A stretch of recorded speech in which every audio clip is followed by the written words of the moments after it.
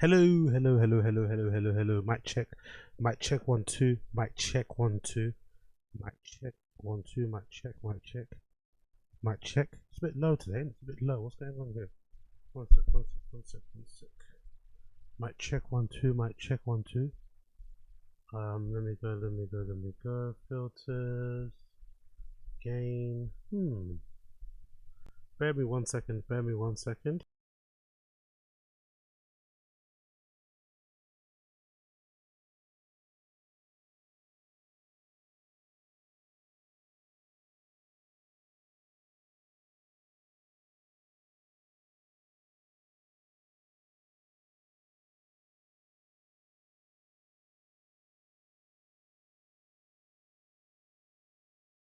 Mic check 1 2. There we go. There we go. There we go. Mic check 1 2. Mic check 1 2. Mic check. Miggity miggity miggity miggity. Mic check. Miggity miggity miggity. Mic check 1 2. Miggity miggity. Mic check. Miggity mic check. Miggity mic check 1 2. Mic check 1 2. Mic check 1 2. Mic check 1 2. What's going on, people? What's going on? What's going on? What's going on? Can you hear me? Can you see me? Can you hear me? Can you see me? Can you hear me? Can you see me? Can you hear me? Can you see me? What's going on? What's going on, people? Hope you're good. Hope you're well. Hope you're good. Hope you're well. Welcome back. Day 16. Day 16 of 31. Day 16 of 31. We're just about over halfway. We're grinding all the way to 31 days. This is going to be it. This is going to be the one. This is the one. This is the stream. This is the run that we're going to hit 31 days finally. We're going to hit 31 days finally. I can't fucking wait. We're doing it. We're doing it. We're doing it. We're doing it. We're doing it. We're doing it. Big up everybody in the stream chat. I appreciate you. Thank you for joining me. It's really always been a pleasure. Going to do a bit of a makeup for last night's stream where I was a little bit tired after banging out a couple of Tazes and stuff and doing a bunch of other stuff in between. Last night's stream wasn't the best, only an hour long as well, so it wasn't my best performance, but today we're hoping to do more. I don't think the time or the duration is an indicator of the quality of the streams, but you know me, I like to yap, so if you do see me yapping on here for less than 2 hours, mostly has to do with my my lack of energy, my tiredness, my fatigue. So today we're going to go through quite a bit of stuff today. As you see in the title, those are the main topics we're going through in the title, but we've got some other things as well we're going to be going on with as well, getting along with as well. So big up everyone for tuning in. I appreciate every single one of you. Thank you for being here. Thank you for being here. Thank you. Thank you. Thank you for being here. Always a pleasure, never a chore. You know how it is. You know how it is. Big up everybody, big up everybody, big up everybody, big up everybody, big up everybody, big up everybody. As per usual, we're trying to hit 500 members, as you know. We're trying to hit 500 members by the end of the 31 days. We're trying to hit 500 members by the end of the 31 days. So if you want to become a member, get access to member-only streams, make sure you click the link down below. I think all of next week, actually, just a heads up, I think all of next week, just a heads up, I think all of next week, I'll most likely be doing... Oh, big up Gitsy. Big up Gitsy. Big up Gitsy. Which one of your fans are you most proud of?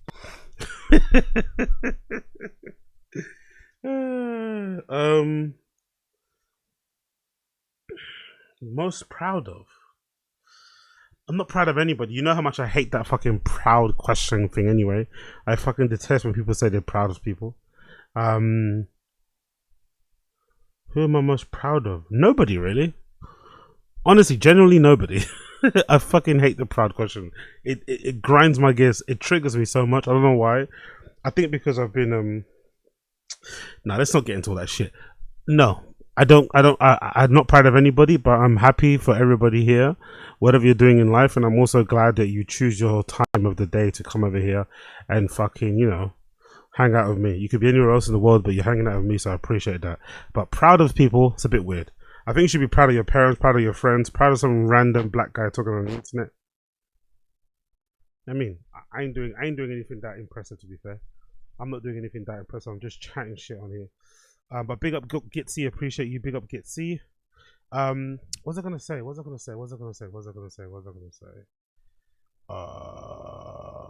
don't know actually. I forgot. Completely lost my train of thought. What was I gonna say? I don't know. Doesn't matter. Doesn't matter. Big up Gitsy. Let's continue. It doesn't matter. Let's just crack on with the show. Got too much to talk about anyway, so let's just crack on. Let's just fucking crack on.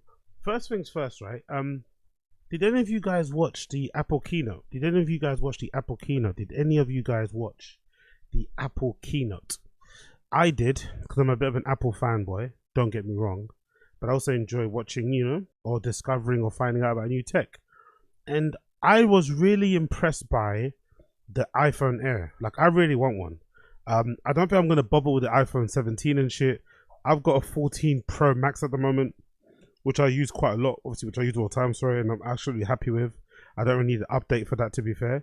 But I kind of like the iPhone Air because it kind of reminds me, do you remember back in the day when phone companies were trying to make phones smaller and thinner so they could fit into your pockets really easily? But then obviously with the invention of touchscreens, everyone wanted these big, massive screens. They wanted to flip open like iPads and shit.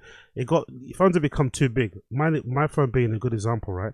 I've got a Pro Max. Like, these phones are too big. Me personally, I only bought it because I've got really big hands, right? I've got really big hands, and when I use a regular iPhone, my hand, you know, it's really hard to type on the keypad. So I purposely bought the Pro Max because, you know, to kind of accommodate my fucking large fingers and shit and thumbs. Even that sometimes isn't the greatest, but I do miss having a normal size iPhone. So I've got the Pro Max to allow me to type easier because I've got big hands. But then when I put them in my trousers or in the bag, you feel it, you know? It's like clunking around in it like a fucking brick. I do actually miss having a smaller phone to just slop into my fucking pocket. So when I saw the iPhone Air, I quite liked it as a concept, as an idea. But people were complaining about the battery, right? The battery life and shit. And I've got an opinion on that when I show you the advert on the other side. Silver though, innit? I would love to get the black, but it has to be the silver. That silver aluminium polished look is just, oh, so pristine. And this is the type of phone that I would wear or I would use without a case. It's a bit risky to do so because it's going to get dented and scratched, but I actually like the dents and the scratches. I would actually use this phone like, I'm going to go bareback with this phone. No case, no nothing. Maybe just a screen protector, but no case on the back. I want it to get dented and scratched and all sorts, but I fucking love it design-wise. It's so thin, it's so shiny, oof, so smooth. For the first time, ceramic shield encloses the titanium frame on both sides. Oh, it's titanium, it's not aluminium, my bad. Titanium, polished titanium, lovely. That feature is a killer feature, isn't it? I hope every single smartphone company copies this feature. This feature that Apple invented, this like center stage selfie thing, where you can take a selfie with, you know, whatever, you and your friends, whatever. You can take it in a square format, but then it could also resize the frame to take it in a landscape without requiring you to flip your phone landscape or horizontally. It's gonna make selfies. It's gonna make, like, especially, it's a weird world to say this, but it's gonna make the world of people taking selfies with celebrities far easier too, because you can just whip it out, make sure the aspect ratio is good, get everybody in frame, and boom, you can go. Instead of having to flip it the weird way around, you know, landscape, having to look at the camera in a weird place, your eyes are over there, your hands are over here. This makes selfies really, really, really easy to take, especially with friends and stuff in landscape, right? And some people are basically saying that it's no way this can last all day because of how thin it is and how thin the battery is. There's no way the charge is going to last all day. And my question is, why do we need our phones to last all day? Shouldn't it just last you the working day? Does it need to actually last 24 hours? Can't you just put your, like, I don't know, me personally, I'm not a big believer in power banks. Maybe you guys that out, you know, on the stream might disagree, but I detest power banks. I think if your phone runs out of battery, getting out another brick to attach to it or a case that's always charging it is bizarre. You don't always need to be tethered to the internet or tethered to your phone all day. Your phone dying, you know, running out of battery is a sign that you should touch grass. It's a sign that you should maybe go home and charge it if you want to use it again. You know what I mean? I don't understand this need to have your phone on all the fucking time at every single hour of the day. We're already inundated with too much information, too many bits of stimulus, too many bits of stimuli. You know, it's good to sometimes give your eyes, ears, and everything else a fucking break. And sometimes the biggest break you can get is when your phone runs out of battery or when you're unable to connect to the internet, you know? I think it's actually a good thing. So I'm not really mad at that. I might purposely get it for that reason.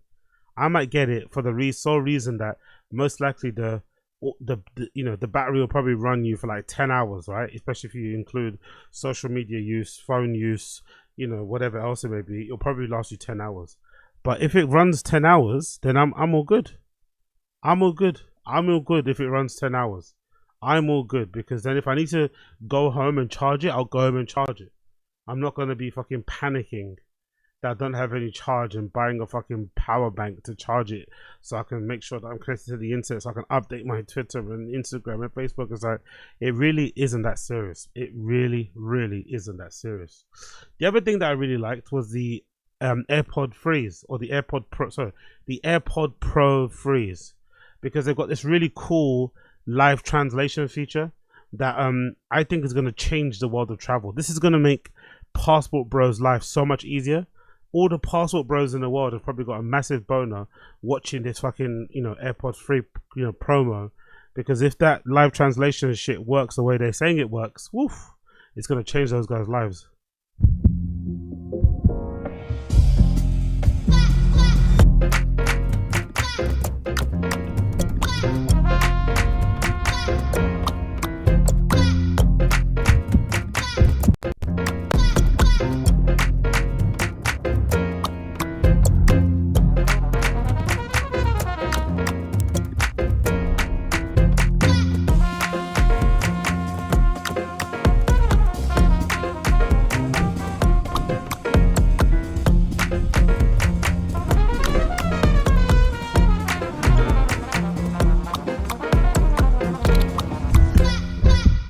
Pretty cool, but they didn't show the live translation there. Let me see if I can get example of the live translation to quickly show you before we leave.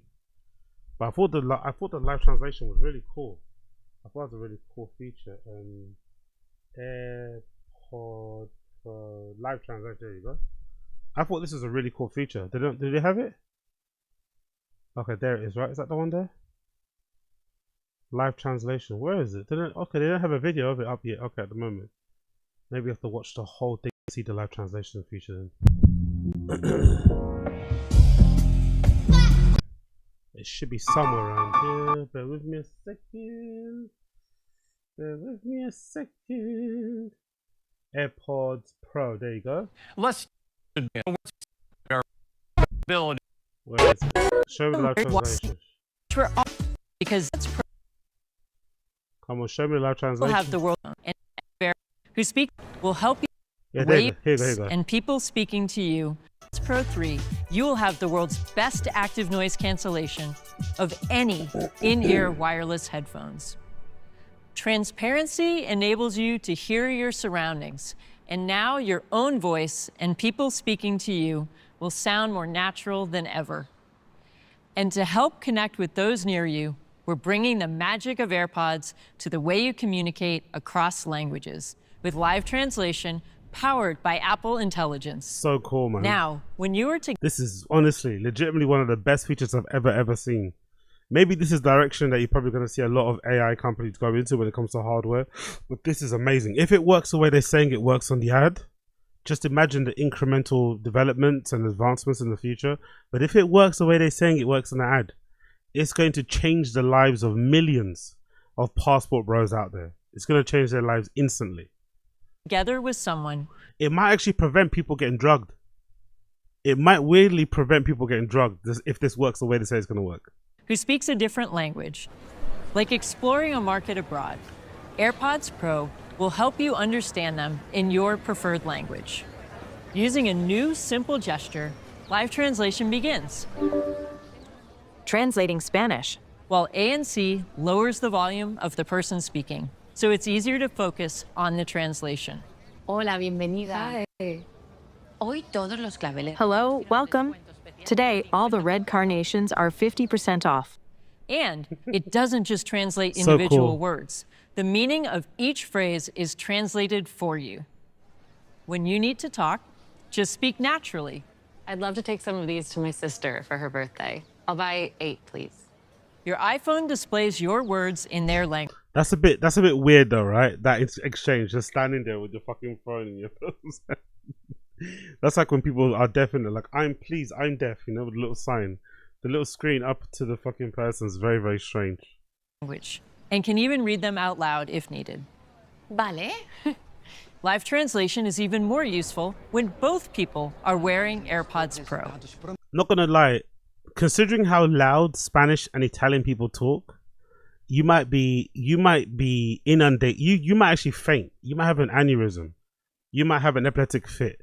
If you're in a cafe or in a bar and you have your AirPods Pros in and you click translation and you start hearing all the arguments and debates and whatever going on around you, whether you're in Spain or Italy, it might actually make your head explode, because those motherfuckers, they talk really loudly. They talk with their arms, they talk very loudly, they're very animated. There's loads of fucking cuss words, you know, they're swearing all the fucking time. It's gonna be crazy. I agree, yeah. Let's include the key Eu findings of concordo, Friday's sim. presentation. Português. Vamos incluir as principais descobertas na apresentação de sexta-feira. Com certeza. O cliente vai adorar ver isso. Definitely. The client will love that. I'll let the strategy team know to prepare that immediately. Podemos This incredible capability is enabled by advanced computational audio on AirPods, combined with Apple Intelligence models running on iPhone. Along Being a bit of an autodidact myself, right? Being a fucking wannabe polyglot, right? I was obsessed with, and still am obsessed with, polyglot fucking YouTube content. RIP to Lao Shu. RIP to Lao Shu. If you know, you know. RIP to Lao Shu. He kind of one of the ones that I first kind of found in that polyglot fucking world. Obsessed with all that shit, and you know, I've always been trying to learn languages for many years. Haven't learned jack shit, to be honest. I know rudimentary fucking Spanish. I could probably order myself a beer and some food in a restaurant, but that's about it for the most part. But I do love trying to learn, right? Trying to learn things, trying to understand things, trying to expand my brain. I did really feel like, I think that one time I took a maths course kind of helped, but I did really feel whenever I did try to learn languages, honestly, I felt like the synapse in my brains were fucking, you know, sparking away, connecting away, clicking away. It's the one thing that legitimately used to make my head hurt, which meant it was working because I was concentrating really hard. I was trying to remember things, and I honestly felt like I was way, you know, for lack of a better phrase, smarter back when I was actually learning a language. And to be fair, when you learn a language as well, you notice it when you go to another country and you learn even the smallest bit of the language that of the country's language. You notice how much easier life becomes. You notice how much it opens up people, changes the experience that you have in those countries. And you don't even need to learn that much. Just learning, you know, general kind of greetings and pleasantries can really go a long way.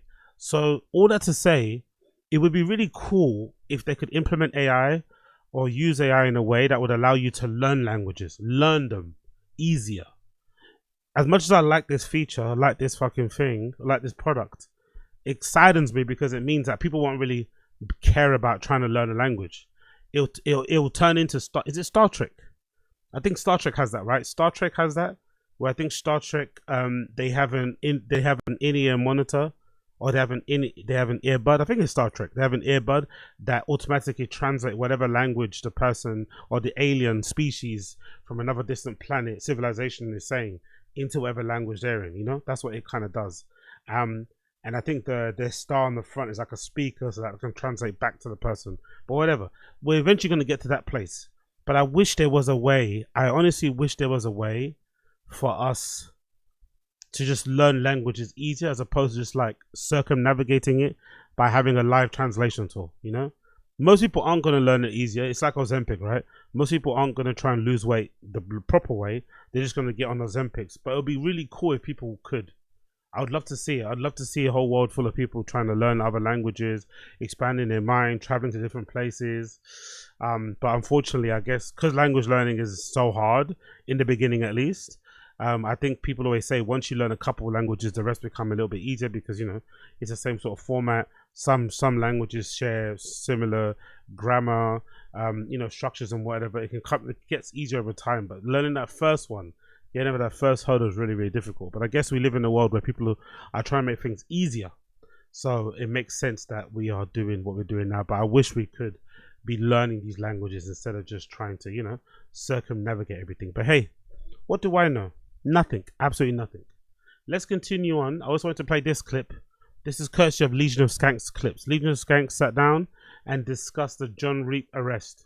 So as I mentioned before on the channel, John Reap was arrested for child exploitation charges and shit. Pretty big news within the comedy scene, but not a lot of people are really talking about it, to be fair. Maybe because it hits too close to home. But my one question is like, why go on for comedians anyway? Why go on for that industry? Why does that industry seem to attract or seem to develop, seem to encourage a lot of PDF or like, you know, sex pesty, sexual harassy kind of energy? Or are those people just usually drawn to comedy? Like, what's going on? Do comedians, does stand-up comedy breed these type of people? Are these monsters out there already and they get drawn to comedy?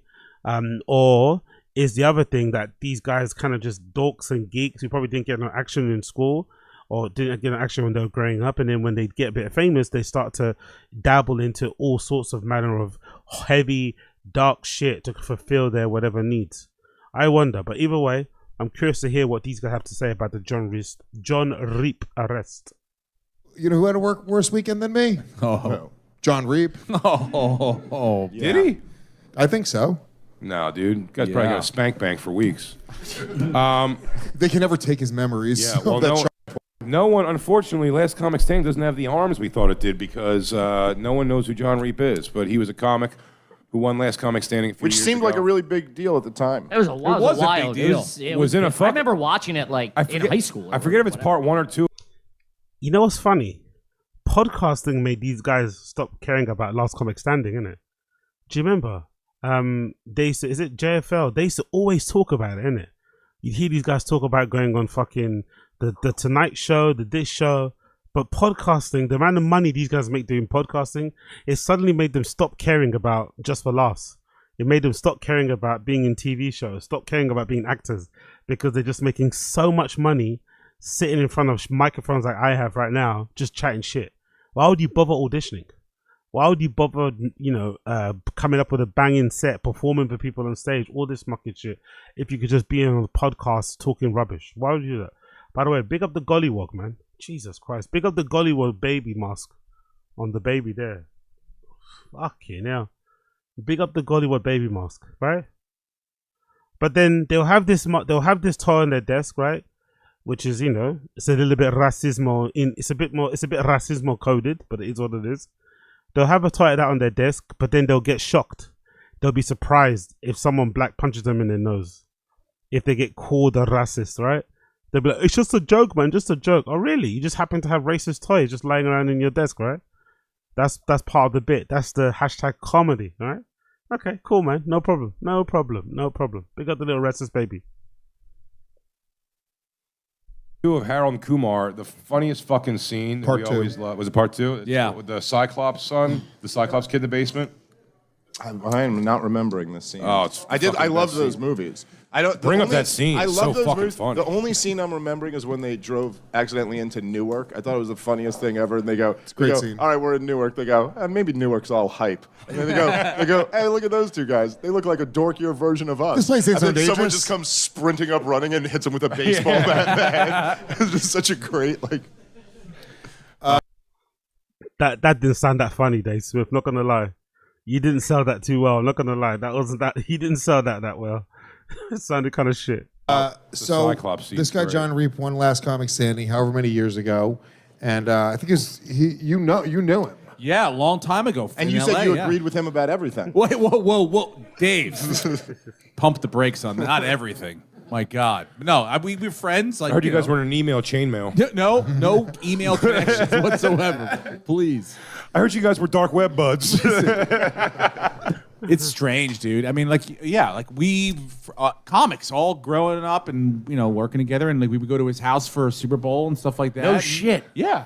I'm trying to think if there's anybody who I know. He's like, someone don't that go you in the know room gets, behind my psychotic. bookshelf. Yeah, never seemed crazier than the people that we all dealt with. Than Lewis. Like we were talking about, he's got like It's easy to blend in amongst Lewis's. Yeah. Yes, exactly. Maybe he dude. wasn't doing it then. Well, I don't think you. Do you gain that when you're That's like what I'm wondering 45? too. That's what you have to think about, like as a person that's known him for a while. It's like, wait a minute. It's like with country music. It's like with country music. People go, look, I know you don't love, but like, listen to this, Chop.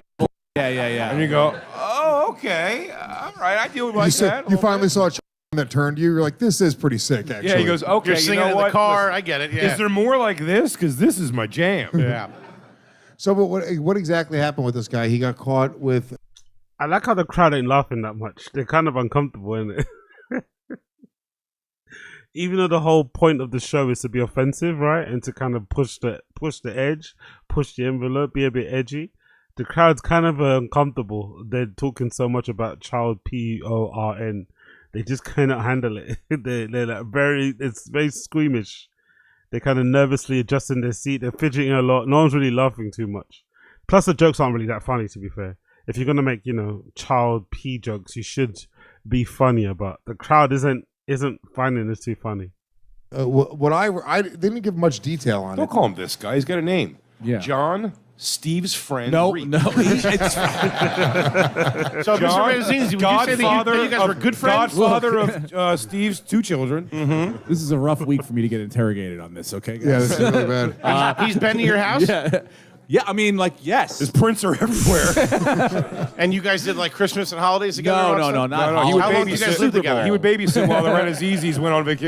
He's really feeling nervous, isn't it? I feel like Stephen Azizi is actually feeling quite nervous. It's like, brother, man, you're not gonna get in trouble, You're all right, bro. You're not, you know what I mean? You're not like an A-list star. No one's gonna try and cancel you because you were friends with John Reap, who hardly anyone remembers. But he's trying his best not to say anything might get him in trouble. His eyes are darting around. He looks like he does look like he's in interrogation, to be fair. Yeah, we vacationed only a couple times. We were in Epstein's Island twice. Listen. It's the off-season. John, would you watch watch my kids? I thought it was a gig. Pull up his face so people can see what we're talking about. Yes, I do I anything will. for a gig. That's a terrible. Fucking hell, that's a brutal mugshot, isn't it? That's a brutal mugshot. I don't know why some police stations do that, but I guess they do that because they don't want to adjust the camera, right? There are some police stations that have the camera that takes a mugshot of you above head height, and you sit down on the chair. So I guess so they don't have to adjust it too much. But you end up having this weird picture where you're either looking up strangely or you're like cowering, like you're kind of afraid of the fucking camera. You have a gun? Yo, big up, NJ. It was Steve Azizi's anniversary the other day. Oh, that's why he said it's a rough day for that's why he said it's a rough time for him to be interrogated, right? That may be why he said that. Oh, yeah. Yeah, they let him off on that one very, very, very, very, very, very easily. Could you imagine if a celebrity did that? Could you imagine if a celebrity would have lied about being in the Twin Towers and 9/11 happened? Like a regular A-list celebrity. They'd be talking about it. It'd be like a running joke on comedy shows all the time. But no one really takes a piss out of Steve Azizi like that anymore, I find that very interesting. But yeah, big up, Angel. That's a bad angle. That's a bad angle. That'll make anybody look like a pedophile. That's a bad angle. He's looking right at Steve right now, like, Steve, you're my friend. Help me. And here's the deal: you don't want to be tell the him I first never person- your children in their band Steve, holes. help me deal with the bad PR stories. As a comic, you don't want to be the first comic to throw another comic under the bus. Of course. You know what I'm saying? Well, this you can't. You don't want to hear, throw him under a school bus because you know what it'll do. What the fuck is Stephen Azizi talking about? You don't want to be the first comic to force someone. What do you mean? Is there like a thin blue line in stand-up comedy? So somebody gets accused of raping somebody. Don't get me wrong. I'm not the biggest believer on piling on, right? And I think if somebody's actually your friend, you don't really owe the public an explanation about how you feel. It should be obvious. But if it's some random person that you don't know that well and they get done for kiddie diddling, no, you should go in on them. You should fucking make it clear that you detest the crime, you detest the person, you don't think greatly of them, and you don't know they're not your friend anymore, whatever. You should do that. You should really. It's not fucking, there is no, what's that thing called? There is no solidarity there. When a person's been charged with having indecent images of children and stuff, there is no solidarity. That goes out the window. I'd hope that go without saying, but Stephen Azizi over here, he has to make it clear. I'm not somebody to snitch on another comedian. Snitch? He's a diddler, bro. He'll dig his way up and that whole bus. I did his podcast, and I would told him that I would follow him straight to hell. So, I'll tell you what. I think this is the arrest picture, right? Yeah, yeah. And I mean, it could. No, it's his headshot. No wonder he hasn't booked This in a weekend while. at the Chuckle Fuck. I didn't know for sure, but the thing is, it's. I mean, like, it's. I saw that picture a bunch now. Like, Do you remember that thing? That thing got a Hemi. The guy Yeah, that was the Hemi he was guy. funny. That was him. Yeah. No, dude. I remember this watching scene it. was so fucking great. Is this the whole scene or is it a picture? Oh, Just a photo. Yeah. it's fucking. Such boomers, isn't it? How can you not tell us a picture, not something that's a play? They're such boomers. How could you not tell that wasn't going to play? It's just a picture. Why they think it's going to play? Of course, it's a picture. They're all sitting there waiting for it to like start the scene. It's obviously a picture, bro. Great. But he's yeah, but that's that arrest picture. I mean, like, there's something about like the face. He's not like this is a misunderstanding face. That is like they have figured it the fuck out. Yeah, that's him accepting this. Yeah. But Steve said that You gotta do a better picture. no. This isn't bad stuff. You say he's divorced. Steve said it's fine. Well, no, you say he's divorced. He has no kids. I think he's he was divorced and with no kids, and then I think he got remarried a couple years ago. But no kids still. I don't believe he has any kids. So no. he should kill himself. Well, that's what's probably Yeah. Unfortunately, I think might because who knows? Maybe he's got a good case. Maybe he's got a good case filled with. I don't know. You More of a footlocker. That's lousy with. You heard more details than I've heard. Well, I just heard the ages because originally I was like, I'm like maybe he was like talking to someone online, and 16's legal. How does he know so much? Why did you know about the ages? How does he know? I guess because they're friends, right? But how do you know so much? Why do you know all these details? Oh, in Europe. Yeah, I thought he was this and that, but then I heard the ages were like apparently like a 3, like 0. When they say 0, What? Man. 0 Yeah, dude. to like Abortion, 8, something like that, and it was like 3. Dude, torture. Stem cell pornography. Jesus Christ. And did he just say before it that he thinks he might have a good case? I hope that was a joke, right? I hope that wasn't being serious. He might have a good case. The ages are between like 0 to 8, 0 to 3, but he might have a good case. What? Have jerked off to pregnancy porn. Is that technically No, dude. under the umbrella? No. Well, because it's. I mean, from the pro-life perspective, sure. Oh, that's true. There's 2 pregnant I could jerk off to. There's one where Ron Jeremy's doing it, which means like, man, you didn't give a fuck about He this got baby. pregnant? No, He looked like it. No. He's the. Gotcha. Okay, He had sorry. sex with a pregnant lady in a video. That's a great one. And then Nice. any pregnant gangbang I'll always watch because I go, yo, this chick does not give a She- fuck about herself or or this that child baby, at all. yeah. And something about that makes me pop quick. CPS should be outside. I get it. So you heard 0 to 3. 0. Can we just say 1? Yeah. I mean, Jesus Christ. Young. I know. It's No, dude, like cord 0 not, hurts. It's Cord not still anywhere. attached. Fucking mouth. Yeah, it's not anywhere near the numbers where you're like, oh, all right. Well, You said it maybe was this is a like mix. What? What? What? Yo, someone tell Stephen Azizi to stop talking. Someone tell Stephen Azizi to stop talking. It's nowhere near the numbers where you're like, yeah, all right. What do you mean, yeah, all right? What numbers are acceptable? Please tell me what numbers are acceptable when it comes to PDF shit. What number is okay? Is 9 okay? Is 10 okay? Is 12 okay? 15 okay? Like, what number's okay? Holy shit.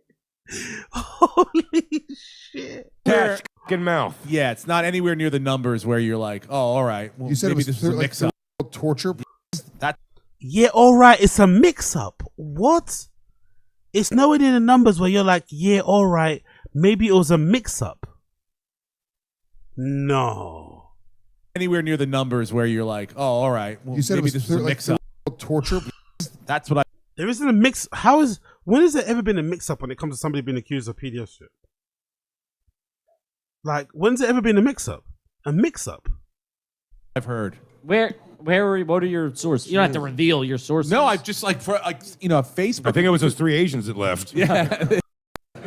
They dropped off the info. They were 0 to 3. Whoa, bro. So bad. Getting So worse. bad. Please answer the question. I'd like to hear his answer. He's saying Facebook. So he's talking to Stephen Aziz to that John Reap's family then or something, right? He needs to reveal. How's he getting his information from? It's getting worse. Oh, top of the morning to you. Something about a Dropbox. I'm so Chinese. Sound like Kirk. Yeah, He was doing it on Dropbox? You gotta know that can be seen. Dropbox? There was like a Dropbox file found or something. That's What the fuck? I mean, I'm no fucking Mark Zuckerberg over here, but I wouldn't be putting it on fucking Dropbox. Dude, I wouldn't. That's what it Dude, is. I don't even open Evites. I don't believe in them. It's always a virus. So I don't welcome that into my world. Well, I mean, do you know how he got caught? He was like going online to like Apparently, chat there was a cyber tip, and so they made it. They got it like a search warrant. Is that what it is? Yeah. He's doing a Dave Pacman. iPick? Like a search warrant? He's doing a David Pacman. Bro, you know what a search warrant is? He knows way more than he's letting on. Was he involved too, do you think? Was he involved? Is that why he's acting so cagey? They had like a search warrant or something? There was a tip? Did he call in the tip? Was he the person that snitched on John Reap? Maybe he was a person. Maybe they were involved, allegedly, and he tipped the police off, allegedly, to John Reap's activities to get the heat off him. I wonder, man. I fucking wonder. And so they made it. They got it like a search warrant. Is that what it is? Yeah. When they come in. Is that what it is? Is that what it is? You know, everybody knows what a search warrant is. You fucking idiot. Is that what it is? And take all your first day here? Yes, search warrant? It's like search warranted him up, took his computers and Then stuff. got I don't know, whatever you have to get to came, go. I think they're called. I don't know. I never watched the Law and Order. Police officers. These guys came with lights. Goddamn and So I'm just saying, like, if you were trying to avoid this, just give me some details about exactly how he got caught. I would get rid of everything that you have computer wise if you have anything. Why are you giving him real answers? I'm off the grid. Jesus Christ, man. He seems to be oddly informed when it comes to this topic, innit? What would you do? I'd get rid of all my... It's like, what? And he seems to have a lot of information that the public don't have in terms of the ages and shit. Very, very, very strange. Like, maybe he's just been looking into it very deep. You know, like when a friend passes away or somebody that you kind of loosely know gets in trouble, you might do a Google deep dive to kind of find out what's going on. Maybe he did one of those things, but it's not looking good, man. He's too clued up for me. I don't like how clued up he is about this thing. I would throw it in the East River tonight. I agree, dude. And No, honestly, but but bash it with a hammer first, in case they get somehow piece. That's what I thought when I saw the picture too. That's the look of someone that's like, fuck. I'm done. Yeah, Yes. That's not a look of like, this is crazy misunderstanding. It's not even like an even face. It's like this is it. But I think that It's face, over. I think it's very important in case anybody gets arrested. This is my plan. That's That like, if you make I'm that serious. picture, that's going to go around to everybody. So that's going to make you look guilty. You got to smile. Right? You got to. No, can I tell you? No matter what you do. Right? No, as they're Fully, taking but it, go for a gun and suicide by cop. Yeah. Just reach for You're the not gun. wrong. I'll tell you what, though. There is something to not a smile, necessarily a full smile, but if he just kind of gave there's a face to make of when do you workshop you got that it all in the wrong. car ride over to the, like you're in a like, I don't know when you figure that out. I think it's like, organic. Hey, can I see that? Can we do that again? I think it's organic. I think if this guy had no idea what the fuck they were talking about, his face would be like, "This is nuts." Dude, Yeah. the What's level. That's look, I'm caught. I know the feeling of getting arrested For trying. for Dave! weed. And that Jesus the feeling Christ. of being I'm in jail for a night and I have to see a judge in the morning. I had that feeling. Yeah. Like you're like, fuck me. If I find out I have to stay until Monday, I might for kill sure myself. did it. And what's going to happen? Dude, getting arrested for this is not only it's so like, first of all, you are physically not safe. Like wherever the fuck they put you, you're fucking in a Whatever Children's green room prison. you land in. You're in a big. They send him to kids' court. Look at Stephen Aziz's face. Whatever green Children's room prison. you land in. Look at Stephen Aziz's face. Look how he's concentrating. Look at Stephen Aziz's face. Look at that man's face. Look how hard he's concentrating on Dave Smith's words. He's really paying attention. He's taking that information. He wants to know while going what he might potentially be in store for. What might be in store for him. Look how he's focusing on Dave Smith. He's like, okay, noted.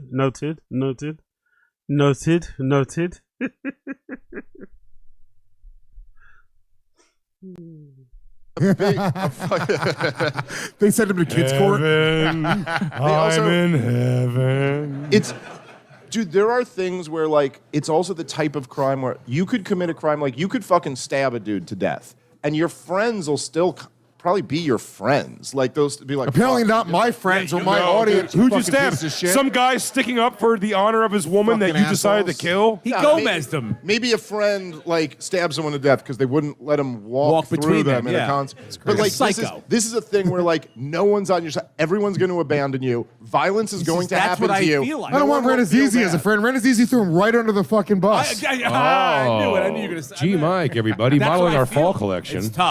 Anyway, I'll leave it there for now. Check it out if you need to check it out. It's on the Legion of Skanks Clips channel where they talk about John Reap's arrest.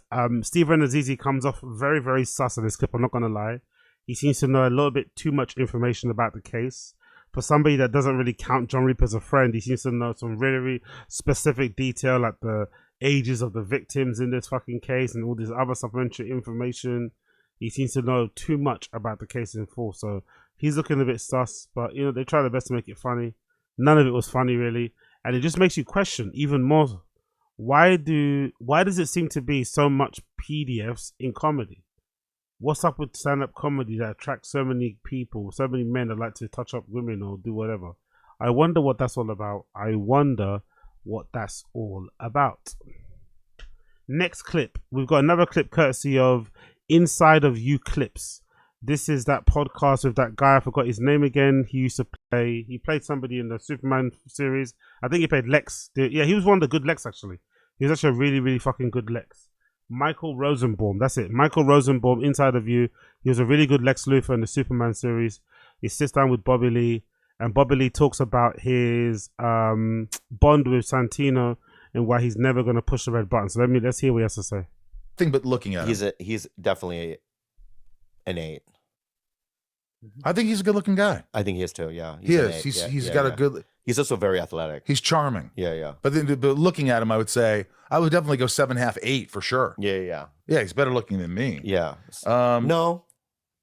Who's a better actor? You guys are both good actors. He's a really good actor. I was surprised because I didn't know, and then I started watching some stuff that he was in. Yeah, he's so good. He's really good. He's good at. He's natural. He's also good at everything. His instincts, like when we're doing a couple of animated shows together, and one of them is a movie.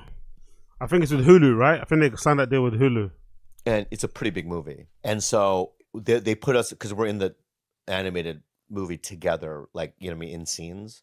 So they have us in the booths together, and he gives me a lot of notes. Nice. Do you like them? He's always right, but it drives me crazy at the time. But he's always right. You just want to go in there and do it. And he goes, "You're rushing that line." I go, "What do you mean?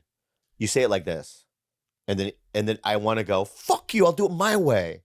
But when he says it, I'm like, "Yeah, that's the way it's done." Do you guys ever honestly get mad at each other? Like you're like really pissed at him? Here's the thing. And this is a lesson that I want to teach everyone that's listening right now, right? Why did Wham break up? They didn't. Simon and Garfunkel. No, Wham's different. I think they got along, but like George wanted to go do something else. It's different for who's the other band you said? Simon and Garfunkel. Simon and Garfunkel. They hated each other. Yeah. So when you're in a duo, right? Egos run amok. Okay. You have an ego. We both do, and resentments can build up pretty quickly, especially when you're together all the time. Yeah. Some people do more work than others, and I know my role in that. He does way more work in the podcast than I do. So I give him some slack and room. And doesn't sound like it gives him more money though, does it? Weird dynamic. It doesn't sound like it gives him more money. Because I know Brendan and Brian have that agreement, right? Because Brendan does more work for the pod, which he really doesn't, to be fair, but technically I guess he does. Brian was okay to give Brendan 70 and he gets 30. I think that's how it is. It was meant to be 50-50. Either Brendan gets 60 or either 60-40 or 70-30. But it's one of those splits that makes it easy. But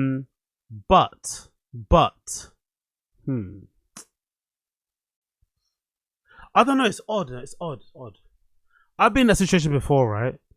My situation was weird though, because we let like I used to do this really popular party one time ages ago, right?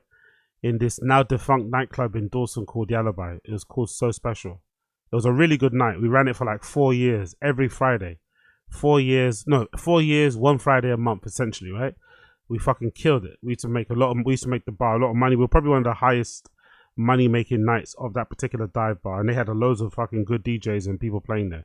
And we put on this really good party. We booked people. We paid all the DJs. One of the only ones that paid DJs too. Everyone was fucking asking for favors. We paid everybody, which obviously didn't help us make money, but went quite well.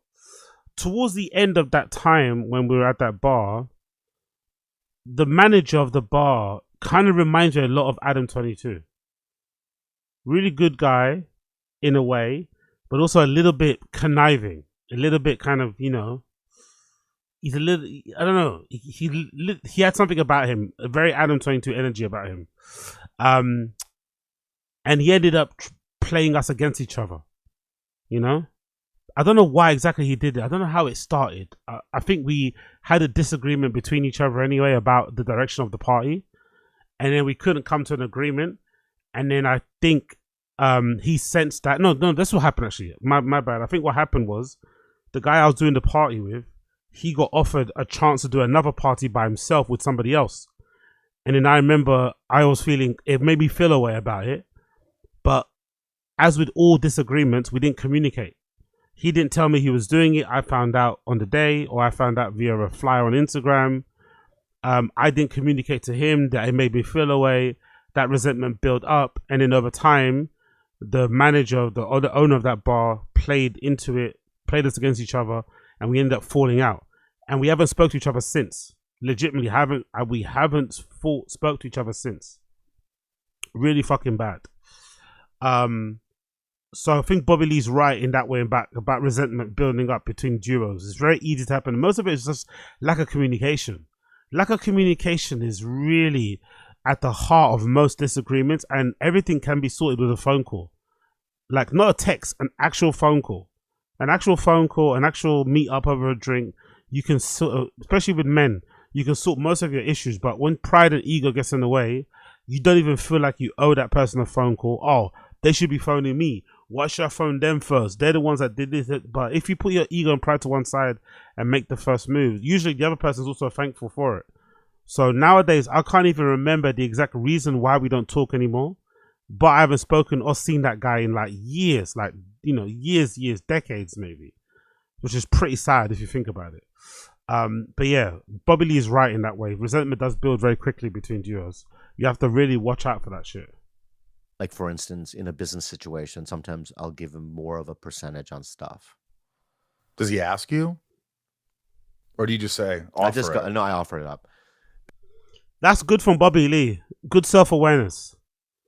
Good self-awareness, because it could be argued, right? This is hard to say here, but Bobby Lee and Andrew Santino's relationship is weird because Bobby Lee, like, I don't like it personally. I like the guy, but I don't like how he gets infantilized. I don't like this, like, never growing up old man thing he's got going on.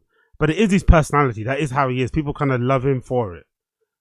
But you have to also admit, the thing that I don't like about him is what makes him special. So really and truly, he doesn't really need to give up more of his percentage to Andrew Santino because he does more work. Because without his star power, without Bobby Lee being Bobby Lee, Bad Friends isn't Bad Friends, you know? It kind of works because he is who he is, and him and Andrew have this special relationship, you know, brotherhood that's always up and down, and they cuss each other out, they laugh, you know what I mean? It's one of those type of things. So I think in this scenario, less so than Brendan and Brian, I think Brian definitely deserves to give Brendan more of his percentage. But I think in this scenario, I could argue that Bobby Lee doesn't need to give Andrew Santino more percentage because he does more work. Because I think what he brings to the show, you can't really quantify, you can't really put a value on it. Do you know what I mean? And they kind of help each other out because they're special relationships. So it's kind of, you know, it kind of evens itself out in a way. Because, you know, I don't want to cause, because we have a good thing going, and I don't want to cause any rift because I don't want to break up. So you have to do a lot of. This is what I like about Bobby Lee a little bit. His self-awareness. What I'm getting here, that what I'm feeling, or what I think he's saying without saying, he knows he's very lazy. He knows he's like not the most ambitious person in the world. He's not a grinder or a hustler or whatever it may be. But Andrew Santino is. So he knows that in order to keep this ship rolling, he has to kind of let some things go because he's better with Andrew than without him. And he knows he can't get certain things done on that show without Andrew. So he'd rather keep him good, keep him sweet by letting some stuff go, turning a blind eye to other things, not mentioning when he gets upset. You know what I mean? Just letting some stuff go because it kind of serves the show best, you know? That's a very mature fucking way of looking at certain things. I wish some of the fucking urban podcasts I listen to that break up all the time, I wish they'd have the same sort of mindset because maybe they'd stay together. Because a lot of those urban podcasts, Joe Budden podcast being a good example, the guys break up, but then the fans are the ones that suffer. You know, they have their own shows, they're still making money, but the fans suffer because the product isn't as good when they break up and do their own shows. The show is better when they're all together under one umbrella, but some of them can't put their egos to one side, and then we end up where we end up in it. That, you know what I mean? Do you honestly, without lying, do you love him? I love him like a brother. Wow, amazing. Right. No, I like a war hero. Like not war hero. Like we're in the same platoon in Vietnam. You know what's funny about this? If I remember the law correctly, one of the reasons why Eric Griffin and Bobby Lee kind of fell out back in the day was because originally Bobby Lee was planning to do a podcast with Eric Griffin because they've been friends forever. But for some reason, Bobby got cold feet, wouldn't return Eric Griffin's phone calls or whatever, or sort the shit out. And then somehow in the interim, while they're waiting or while they're in limbo, they suddenly came up with bad friends, him and fucking Andrew Santino. Which kind of felt a bit out of the blue because I didn't remember them being that close before, but allegedly they were close behind the scenes, and you know what I mean? And obviously Eric Griffin fell a bit away because he was trying to do a show with Bobby Lee, and it kind of played out how it played out. No, but sometimes you get to set and you're going to film and you're already upset about him about something. I'll say something like, "Hey, dude, you know when you said that in front of that person in front of me, that really hurt my feelings." And what will he say? He'll go, "Really, that?" Which will make me even more mad. yeah, that. And then he'll go, "Okay, I'm sorry." Wow. And it's genuine? Yeah. Does he do that with you? Yeah. What's the one thing that bothers him the most that you say? No, because you're trying to. I don't know because these are closed doors. I don't want to reopen a door. Is there something he would say that knows it will trigger you? We both. Okay, it's so funny. We both know things about each other. If we said one thing, not would it trigger us. We could say one thing that would just completely make us not ever hang out with each other again. That extreme. Oh yeah, we know. You have something. I know his buttons, and he knows mine. You both have skeletons. That's a weird way to say it. Well, is it something historical about you, or is it? Yeah, I think Bobby Lee didn't say it correctly. I think the way Bobby Lee made it sound at the beginning, it's like he knows some shit about Andrew Santino that will end him, and Andrew Santino, vice versa. But really, what he meant to say was that they both know each other so well. All it takes is one word, and they can send each other fucking off the handle. I think that's what he meant to say, but it didn't come out the way he thought it came out. More personal about you. It's just things that we're sensitive about. We all have things that we're sensitive about. I don't know yours yet. Oh yeah, there's plenty. But there's probably something so deep and cutting that I could say that will make you go, "Oh, I can never hang out with that guy again." Like if you said something like, I don't want to know. You don't want to know it? I don't want to have bullets in a gun. No, but you would never use that. So yeah, there we go. Quite a nice little tribute, quite a nice little thing. You don't usually hear comedians talking that well about their peers or their co-hosts and shit. It's always like insulting, like the way Brendan does it, right? It's always like taking the piss out of Brian, all this old fucking man shit. It's nice for once to hear a comedian talking very glowingly, telling very well about their co-host, about their partner in crime, and kind of giving them their flowers while they're still around to smell them in a nice kind of, polite, respectful way, instead of just being unnecessarily mean and rude for the sake of a joke, when really you're being serious, and most mean stuff kind of are veiled with a lot of true points and reality and whatnot. So big up Bobby Lee. Let's continue. I want to quickly play a Kill Tony clip because I thought there was a girl on the Reddit that everyone's talking about that did really well, and I want to see what she did. Or people said she had potential. I want to see where the girl is. So let me quickly scan across this episode of Kill Tony to see who this girl was. I'm very curious to see who this girl was that everyone said was really good. Bear with me a second on here, people. We got everybody tuning in. If you're tuning in for the first time, please like the stream. Like the stream. Don't be stingy. Like the stream. Help a brother out. That'd be greatly appreciated. Like the fucking stream. Subscribe to the channel. And of course, as you can see via the bar below, we're trying to hit 500 members by the end of the 31-day challenge or the 31-day marathon. So if you want to jump along or jump in it and get involved, and make sure you click the link in the description, become a member, gift a membership, all that good shit, and you'll get access to all my member only content. Yeah, cool. Here's a girl. There, I found her. Over here. Let's go. Here we go. Looks like we're gonna get our first female comedian of the ooh la la, suis, les incompétents, mayonnaise, Pepe Le Pew, wah wah wah, la mustard. One more time for the lovely Heidi, everybody. And now, this looks like it could be a new name. Make some noise for Elena P, everyone. Elena P.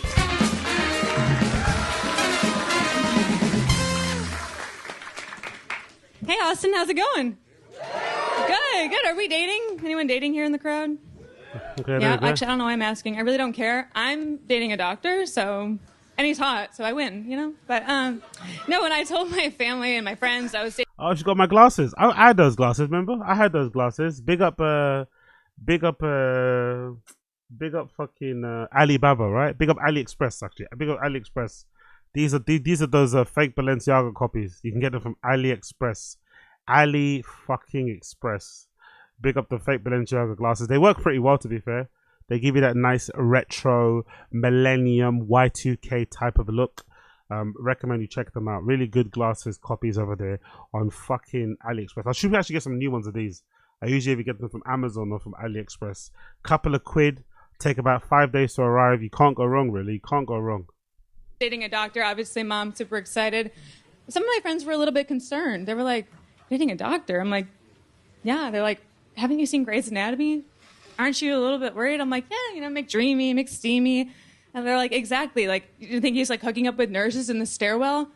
I was a little bit taken aback. Honestly, I was a little offended. I was like, you guys, he's a gentleman. You're crazy if you think he's hooking up with nurses in the stairwell. He's at least fucking them in the call room. My God, come on. No, oh, girl. Is this a comedy set, or are you sending us voice notes on fucking Instagram? You know, the guy behind likes it though. This guy in the band likes what he's seeing. He knows what he likes. He likes what he's seeing, innit? He knows what he likes. He likes what he's seeing. That guy in the back, he's having a blast over there. He's having a fucking blast, isn't he? He's having a fucking blast. Look at him. Look at him. Look at him. Look at him. Look at that. Look at the look in his eyes. Honestly, if anything, the only thing that's really screwing him is the American healthcare system. So, yeah. Hey, that's it. Thank you, guys. Oh, bless her, man. That wasn't good at all. That was fucking horrendous. No laughs whatsoever. Let's see how they react to her. Because she's an attractive lady. Let's see if they're soft on her or if they crush her. All right, Elena P. Welcome to the show. Is this your first time on? It is my first time. How long have you been doing stand-up? Today's my first day, y'all. Wow, starting here? Did you do an open mic earlier or something? You know, I go to a lot of open mics with my boyfriend. He actually does comedy, so we came to Austin on Friday night, and we leave Wednesday afternoon, but we've been popping around. Oh. I can't imagine anything worse, man. I can't imagine anything worse. Being in a couple and you're both pursuing comedy. Oh. Because you know what's going to happen in it, right? You know what's going to happen in it. You know what's going to happen, don't you? She's going to definitely surpass him. She's going to surpass him in a much shorter time. He's probably been doing comedy before her. She's definitely going to surpass him. She's 100% going to surpass him based on her looks and the fact that she's a woman. There's not a lot of women around. If she gets even a little bit funny, people are going to propel her forward. She's definitely going to surpass him, and it's going to really put a strain on that relationship. that relationship's gonna get tested really fucking hard. That's a really, really unfair part of this story. You know where this story's going. To all the local spots. You're And dating it's been a really fun. doctor that also does comedy? I do, yeah. That's his backup plan if comedy doesn't work out. He's got the doctor thing to fall Is back he a on. real doctor? He really is a real doctor. What kind of doctor is he? A general practitioner. Yeah, he does. Wow. Clearly, I did not go to medical school, so I don't Like know. an urgent care. Yeah, you know what? If you go, it turns out they make a lot of money working at urgent care. So yeah. Really? Yeah. How Yeah. much? How much money? Do you know how much money he makes? I know that he's now able to actually practice on his own. And if you got like a job at urgent care, I think they pay like $200 an hour or something ridiculous. Like, yeah, it's Whoa. crazy. I know. Oh my So, goodness! Wow, that's a yeah. lot better than all these valet motherfuckers we've had on today. How about you? What do you do for a living, Elena? So I'm a photographer. So I actually $0 no. per hour. If anything, 0 hours. $0 ever total made. Wow. I am a photographer and a Legree instructor. Most people don't know what Legree is, but if you do, What is it? Legree. What is that? That is like Pilates on steroids, essentially, is what it is. Okay. So, yeah. And you do that? I do, You yeah. teach that? I've been coaching for 3 years and taking for 4. Okay. Do you do private classes? You know what? For you, Red Band, I would, yes. What? Fucking hell, for you. What is it about Red Band that women seem to like? Red Band seems to always have a girl, you know? Especially, hey, don't get me wrong, Asian girls love white men the way black men love Latinas and shit, right? But Red Band seems to get, you know, despite him looking the way he does, he looks like he sleeps in an ashtray, he looks like he's embalmed and stuff, inflated. He does seem to do pretty well in ladies' department. Red Band's always got a little bad bee on his arm, and even this woman's interested. Even this woman's throwing Red Band the cat. Huh. I will Oh, come look at spot that. you and all. Yeah, I got you. He's been eating a lot of pilates of food. That's plates. Plates, but pronounced it pilates. Yeah, there you go. P space lattes. We got the joke, Tony Hinchcliffe. We understood what the joke meant. We got it. You don't have to understand. Don't have to explain it. We got it, bro. We got it. Because you like plates. Multiple plates. I can agree with that. Hell There yeah. you go. Elena, how long you been with this guy? We've known each other for a year, and we've been officially dating for 6 months. 7 months. 7 months. And you Can't really be- trust him? Yeah, yeah. Does he ever text his grandma?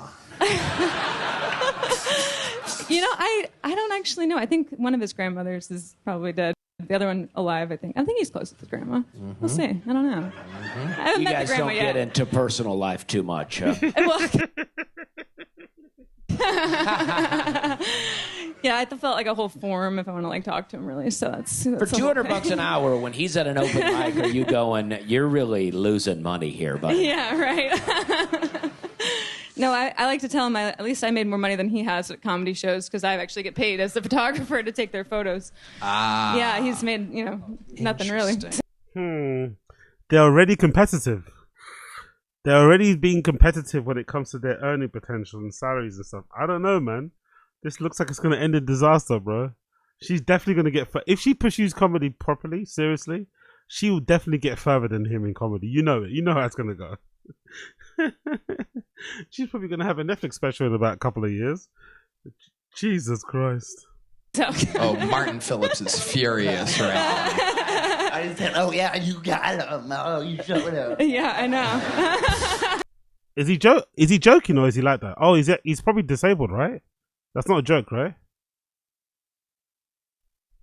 I said, oh, yeah, you got him. Oh, you showed him. Yeah, I know.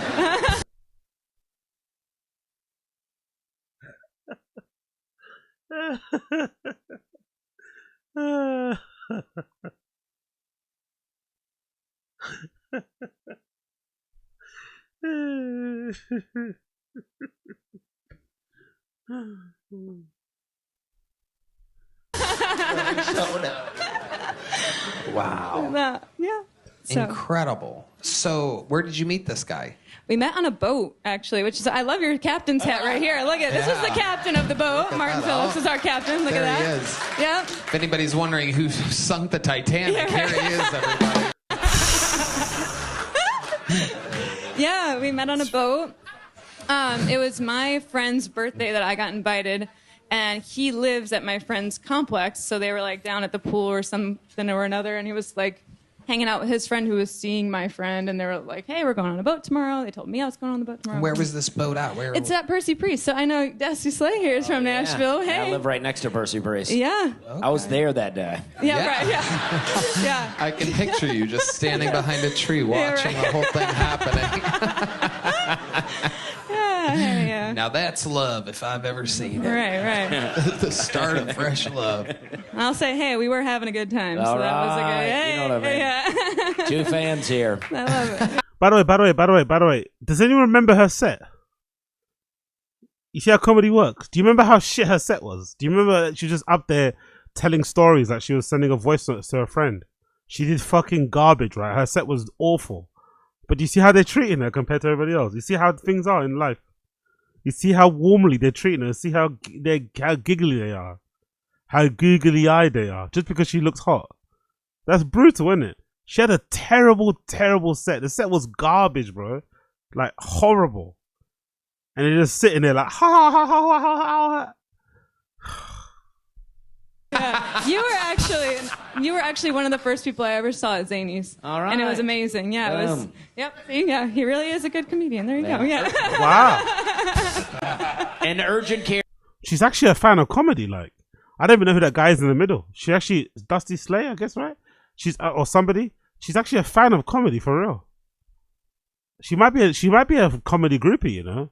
What they call chuckle fuckers or something. If she's smart and she plays her cards well, that's the thing with comedians. They're so I think they're so easy. I think you don't even have to fuck them really to get to the top. I think if you're a woman and you know how to use your attributes, you probably wouldn't even have to touch a man to get somewhere, you know? Honestly. Just indulging, giggling, you know, flapping those fucking eyelashes from time to time. That's all you need, really. You don't even need to do anything with the man in stand-up. Just make him feel like a king, make him feel like he's fucking Eddie Murphy, raw, reincarnated, you know, and you could get further. So if she wanted to, she could do a bit. It really is. But she was terrible at stand-up though. But nobody's mentioning her stand-up so far. They're just giggling and, you know, trying very hard not to flirt with her. And by the way, big up the boyfriend in the crowd. Big up the boyfriend in the crowd. Big up the boyfriend in the crowd sitting there, knowing every man in that audience is looking at his girl she wants to fuck. Knowing everybody on that stage wants to fuck, with the exception of Tony Hinchcliffe because he's gay. But, you know, like, god damn it, bro. Big up the guys who date really attractive women who do stand-up. Brutal. Here is a good job for a doctor. I've always said that. You know, big up Addy Z. Big up Addy Z. Big up Addy Z. They like her strap on. Exactly. Big up Addy Z. I'll take your picture anytime, Dustin. So did this urgent care doctor sign up for this show? He did. He's here. The doctor's in, everybody. The doctor is in. You guys are only visiting this Monday? Only this is. He's got to get back to the clinic. So we got to get back to the in Nashville. Yes. Yeah. Okay. Oh, I could have actually seen your boyfriend before. You probably might have had. I get poison ivy a lot. I think it's What's his name? Dr. T, Dr. Tim T. He signed up as Dr. Tim T? Dr. Tim T is here. Cole, go get Dr. Tim T. Yeah. It's been a long time since we... They're gonna let her boyfriend come on stage. Okay, this should be interesting. Is he gonna propose or something? Is this why they're doing this? Someone's significant other on this show. We're gonna see who fucking really writes the prescriptions in this relationship here. Yes, I love it. Yeah, he's great. Amazing. He's been great. And did he start stand-up before you, or were you doing it? He did. He started back in Arkansas. That's where he's from. And then he got really into it kind of when we started dating almost a year ago. He was really into it. And just kept going to open mics. And yeah, the Nashville scene is really, really something out there. A lot of... The Nashville scene, girl. You just started yesterday, man. Talking to us about fucking scenes. Shut the fuck up. But yeah, interesting, isn't it? I'm not. Call me too woke or call me fucking too Republican, but I'm not really the biggest fan of dating somebody that's into the same shit that I'm into. Not into it, especially career-wise. Not into it. You know, I don't want to date somebody that's into Supreme just as much as I'm into Supreme. You know, I don't want to date someone that wants to become a DJ. You get me? No, thank you. Don't want to date someone that's a fucking influencer or fucking content like creator. Like, no, thank you whatsoever. I'd rather not. You know, I'm not really into that in the slightest. But I know some people are. But I think it's really cringe. Like, what? You're in bed and you're running bits. You know what I mean? Like sending each other lines. Or setups and shit and punchlines. Like, no thank you, man. I'm alright with that one. No thank you. Clean mics, but also there's some dirtier stuff at Zangies and things. So yeah. Yeah, we're really doing it there. Yeah, we are. It's incredible. While we wait for Dr. Mike on... All right. Your high maintenance points after. Where is but it? I like to think, especially in the summertime, I like to do more of like a natural makeup look. So I try not to... This is the most makeup I think I've worn all week. But I usually... Alright, girl, relax. Let's relax. This is the most makeup I've worn all week, and look how hot I look. I love women. Women are so great sometimes. Look her.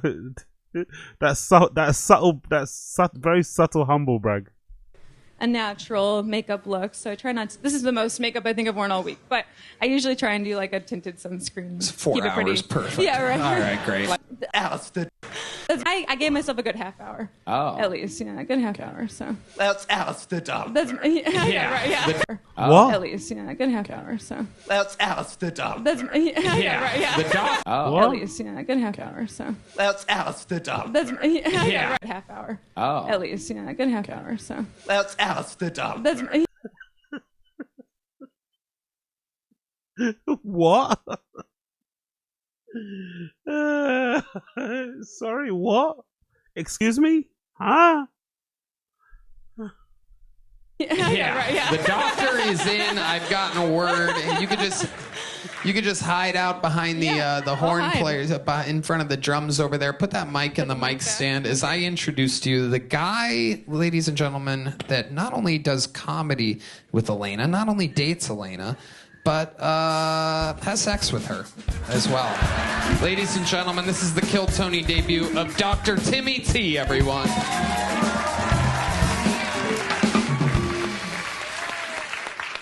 How? Do y'all know why the Native Americans say how? It's because the settlers killed them before they could get out. How are you doing? Oh, thank God. I thought he's going to bomb. Bombing in front of your girl will be brutal. I thought he's going to bomb. Bombing in front of your girl is going to be brutal. Also, don't you feel like they were all kind of disappointed that he's like good looking and shit? They thought they had a chance, innit? I don't know if you felt that, but when he walked out, I felt like their hearts kind of broke in half. You know, he's a good looking dude, you know? He's tall, he's got tattoos and shit. They were like, fuck. She ain't going nowhere, you know? And he's funny too. Great opening line there. He's really, really funny too. Oh, that was fucking brilliant. I felt their hearts break when he walked out. Like, shit. Thank you. I went to this Indian restaurant the other day, and when I walked in, there were swastikas all over the walls. Now I'm from the South, that's not completely unnormal, but I went up to the guy at the front, and I was like, hey, man, what's up with all the swastikas? He was like, listen, it's Sanskrit for good luck. I was like, yeah, but it's Hebrew for bad luck. Go on, guy. Kill him. He's actually funnier than Tony Hinchcliffe. He's actually funnier than Tony Hinchcliffe.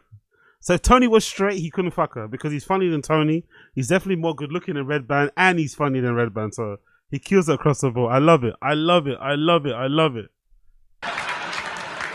went on to ask him, I was like, hey, what's better, the lamb vindaloo or the buttered chicken? He was like, they're both good in their own right. Yeah, I didn't get either one. I ended up getting the... Get it, guys? Get it? They're both good in their own right. Kind of a carry-on from the swastika, you know, a joke. You get it? Right? Third Reich. Get it, guys? Swastika masala. Yeah. I'm kidding. What I really got was diarrhea. No, so I grew up really religious, and being really religious, they're like, hey, you need to try to be like Jesus. which is a really high standard. You know, he was perfect, walked on water, performed miracles. I was like, how can I live up to those expectations? And then I read Revelations 22:12, and it said, Jesus said, behold, I cometh quickly. I was like, finally, I can be a little more Christ-like. Wow. That's a comedian, bro. That's a comedian. That's a fucking comedian. He's better than everyone on stage. I like when that happens, actually. He's not even that amazing, right? He's not even that amazing, but he's better than everybody on the stage. I fucking love it. Dr. Timmy T. Wow, look at that. Yeah, there you go. Claim your girl. Claim your girl. Kiss her in front of the crowd. Kiss her in front of the judges so they feel small. So no, they know while gone. What an incredible thing. Red Band look kind of sad. Red Band look kind of sad. What an incredible thing. Look at Red Band. Red Band looks a bit upset.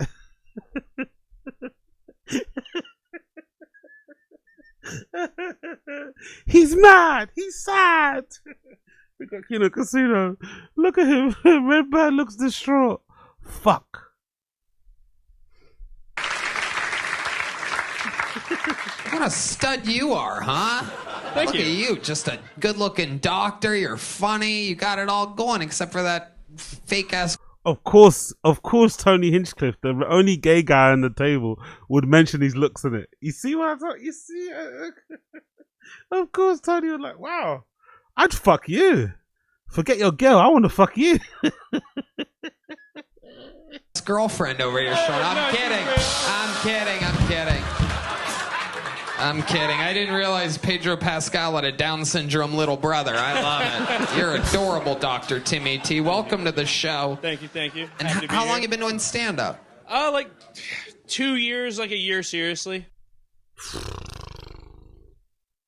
Some people just have it, man. 2 years and he's better than all Joe Rogan's friends. It's not even that good. I'm telling you. But 2 years in, and he's already better than Joe Rogan's friends. Yeah, I know it's only a 1 minute set. Maybe it'll be different if you saw him over half an hour.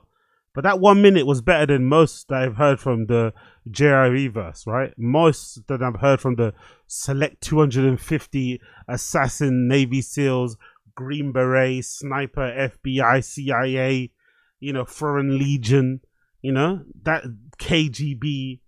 That's better than all those guys that I've heard so far. And he's only been doing it for 2 years. Big up him. And he's got a full-time job. Awesome. Yeah. And how much time did you spend in medical school? 4 years in medical school, 6 years in undergrad. Okay. Yeah. Look at that. Dusty, what do you think about this guy? Well, I'd like to know how you treat chlamydia. Doxycycline, Mr. Dusty. Okay. Yeah, doxycycline. Where would you put it? In the mouth. Yeah. So you think the guy earlier was getting some bad medicine?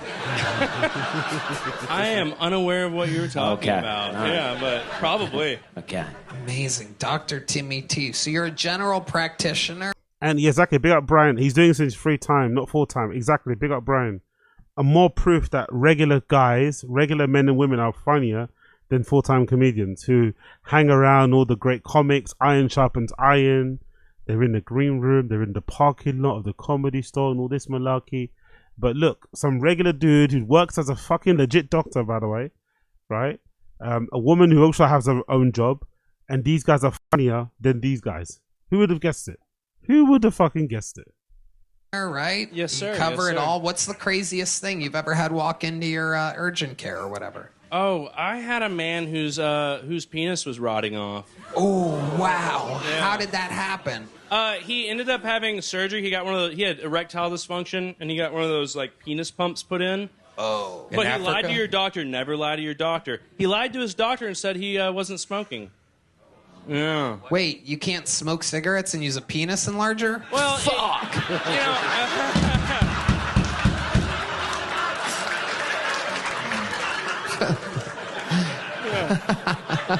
Oh no!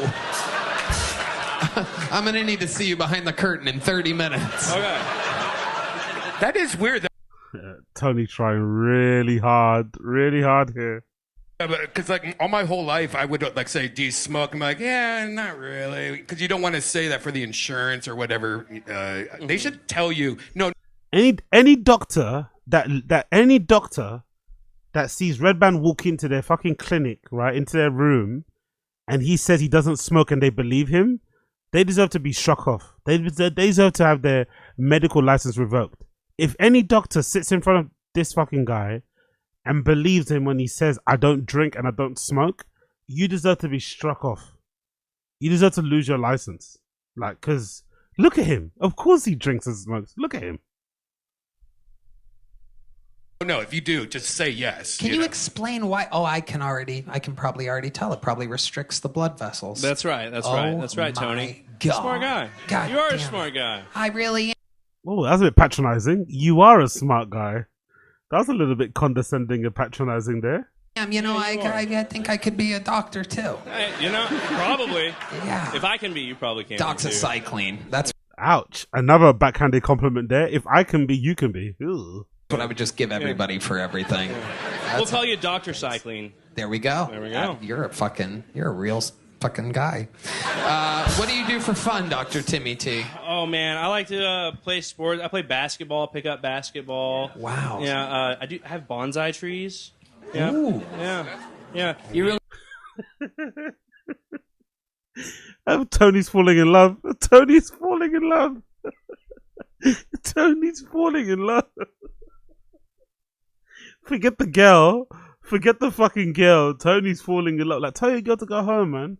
Hang out with the man. Just hang out with the boys, man. Just hang out with the boys. Tony's mesmerizer. That Love and Basketball song is playing, isn't it, right? What's that Love and Basketball song? What's the Love and Basketball song? Love and Basketball song. What's that Love and Basketball song? Remember that song?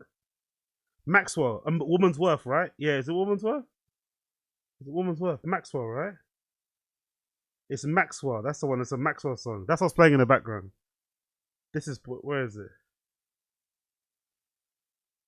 This one. I'll play it in a minute. One sec. This is playing in the background. This is big up a homeless cat. No. This is not. It's not coming. It's not coming. Not watching Canelo, brother. Not watching Canelo.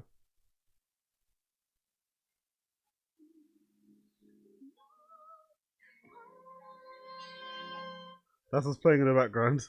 If you know, you know. Really just do it all, huh? Yeah.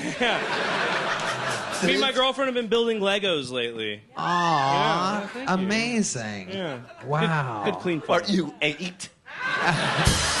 He has to partake in activities that she can do as well.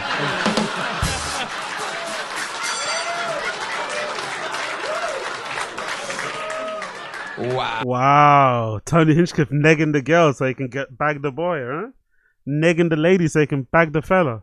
Oh, I love it. What's the longest set you've ever done? 10 minutes. 10 minutes. Would you like to do like an 8-minute set at the Secret Show Thursday? Absolutely, I would. Right, cool. Yeah. There you go. The doctor is in. Dr. Timmy T. Big up, doctor. Big up, doctor. Love to see it. Love to see it. Love to see it. Let's move on.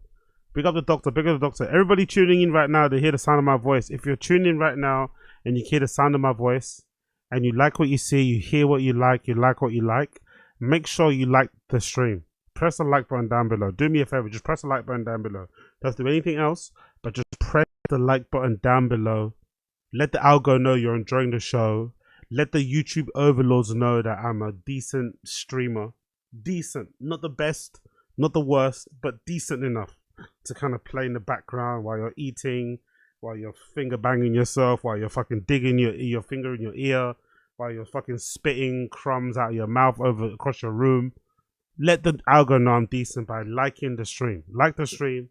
That'll be greatly appreciated. Like the fucking stream. Thank you so much, people. Thank you so much. Moving on. Let's go into some no jumper. Let's go into some no jumper. Let's go into some no jumper. Let's go into some no jumper. Let's go into some no jumper. Let's go onto some no jumper. Let's go into some no jumper. Connected news. Reconnected. So, this is regarding the beef, the ongoing beef between Yuri, former No Jumper co-host, and House Phone and Blasey and Toke, who used to be kind of part, of No Jumper too. They've had a falling out, and recently, if I'm not mistaken, the falling out intensified because Blasey, during a drunken night where Blasey was probably alone at home, probably bored, feeling a little bit horny, feeling a little bit high, he decided to follow Yuri's girlfriend Riley on her Instagram and then like some pictures, which is not cool. Even if him and Yuri aren't friends anymore, I don't think it's acceptable to try and holler at your friend's girl. And nowadays in this world, we know what the follow and the like means, right? The follow and the like is a little signal that you want to send to a girl to let her know you like what you see and you're interested, right? That's what fellas do. So Blasey decided to do that. Yuri wasn't happy about it. He got on camera, he got on stream, and kind of chewed out Blasey, said some stuff about him, and basically called him out on that shit. Blasey responded on another episode of Reconnected and didn't really give a good reason. He kind of just gave the reason that I said, that he was just, fucking around. But it wasn't a good enough excuse. I think it was out of order and not cool at all to do that, especially because they're not cool anyway. He knows what that was going to do.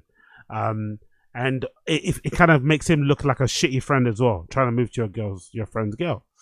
But he wasn't very apologetic about it. He didn't seem apologetic about it. He was kind of like, so fucking what? I'm guessing Yuri saw that, wasn't happy about that, and decided to get on camera and say some very rude and just, I'd say mean things about Blasey, kind of calling him out for his past relationship. And he basically accused Blasey of being a bit of a simp cuck, whatever, a bit of a walkover, because he alleged in his rant that Blasey's ex-girlfriend, that big chunky Mexican girl he was with, cheated on him 1,000,000 times with loads of people, including his friends, and he kept taking her back, which was a revelation that most of us didn't know. And then I think he also spoke very badly about Potlord's girl, and I think maybe something about House Phone, but he mostly went after Blasey, kind of calling him out for that one. So now the clip I'm going to play you is Reconnected people responding to the recent Yuri thing where he kind of crashed out, right? So let me get it up on here for you to see. But it's a very interesting clip to kind of go off the back of. He ended up deleting a clip though, which I'm upset about. He shouldn't have deleted it. In my opinion, he shouldn't delete the clip, but I'm going to get up on you here so you can see what I'm talking about quickly. Bear with me 1 second. Bear with me 1 second. I'm trying to get the clip up on here, but there's a clip there. There we go. Here's the clip. Here's the clip. So this is the clip they're responding to. This is the clip they're responding to, right? So let me get up on the screen so you can see it. This is the clip they're responding to. Where's Reconnected? Where is it? There you go. It's over there, right? Boom. Let's get this over here. Reconnected? Nope. Like that. Let's go like this, right? Boom. Let's go. You got cheated on by your fucking girl with some dude she told you got cheated on by your fucking girl with some dude she told you was her best friend. After she cheated on you, she proceeded to fuck and hang out with every single fucking person you knew. You're a fucking dumbass when it comes to women. Don't be fucking hitting up my goddamn girl and saying you brought it to the internet. Fuck you, fuck the tranny fucker, and then fuck the short guy living off his goddamn crackhead girl. Stop talking about me.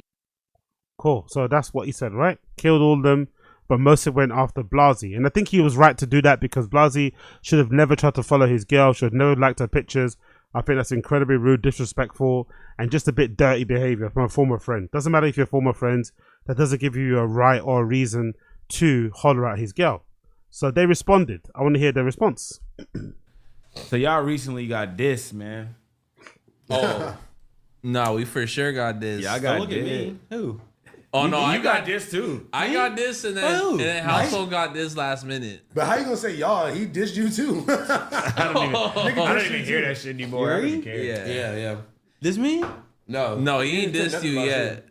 Not yet. Yeah, it's a cold war between y'all. I know he's trying to find a reason. There's never He's no waiting. This Yeah, is he's y'all's waiting. fucking thing. Yeah, but he was upset that I mean, I said the truth on the show. Because you know what I'm saying? You told the whole Yeah, he's saying like, oh, you and your bitch broke up because of this. It's like, all right, bro. One, that was like 2 years ago, right? And two, like, it doesn't take it away though, does it? It still counts, isn't it? Because it still hurts him as well, you can tell.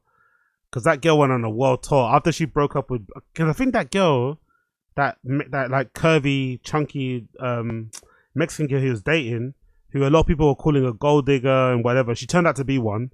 When she broke up with Blasey, she ended up going on like a tour. I think there was pictures of her with every rapper, every popping rapper or influencer in LA. She was doing something with.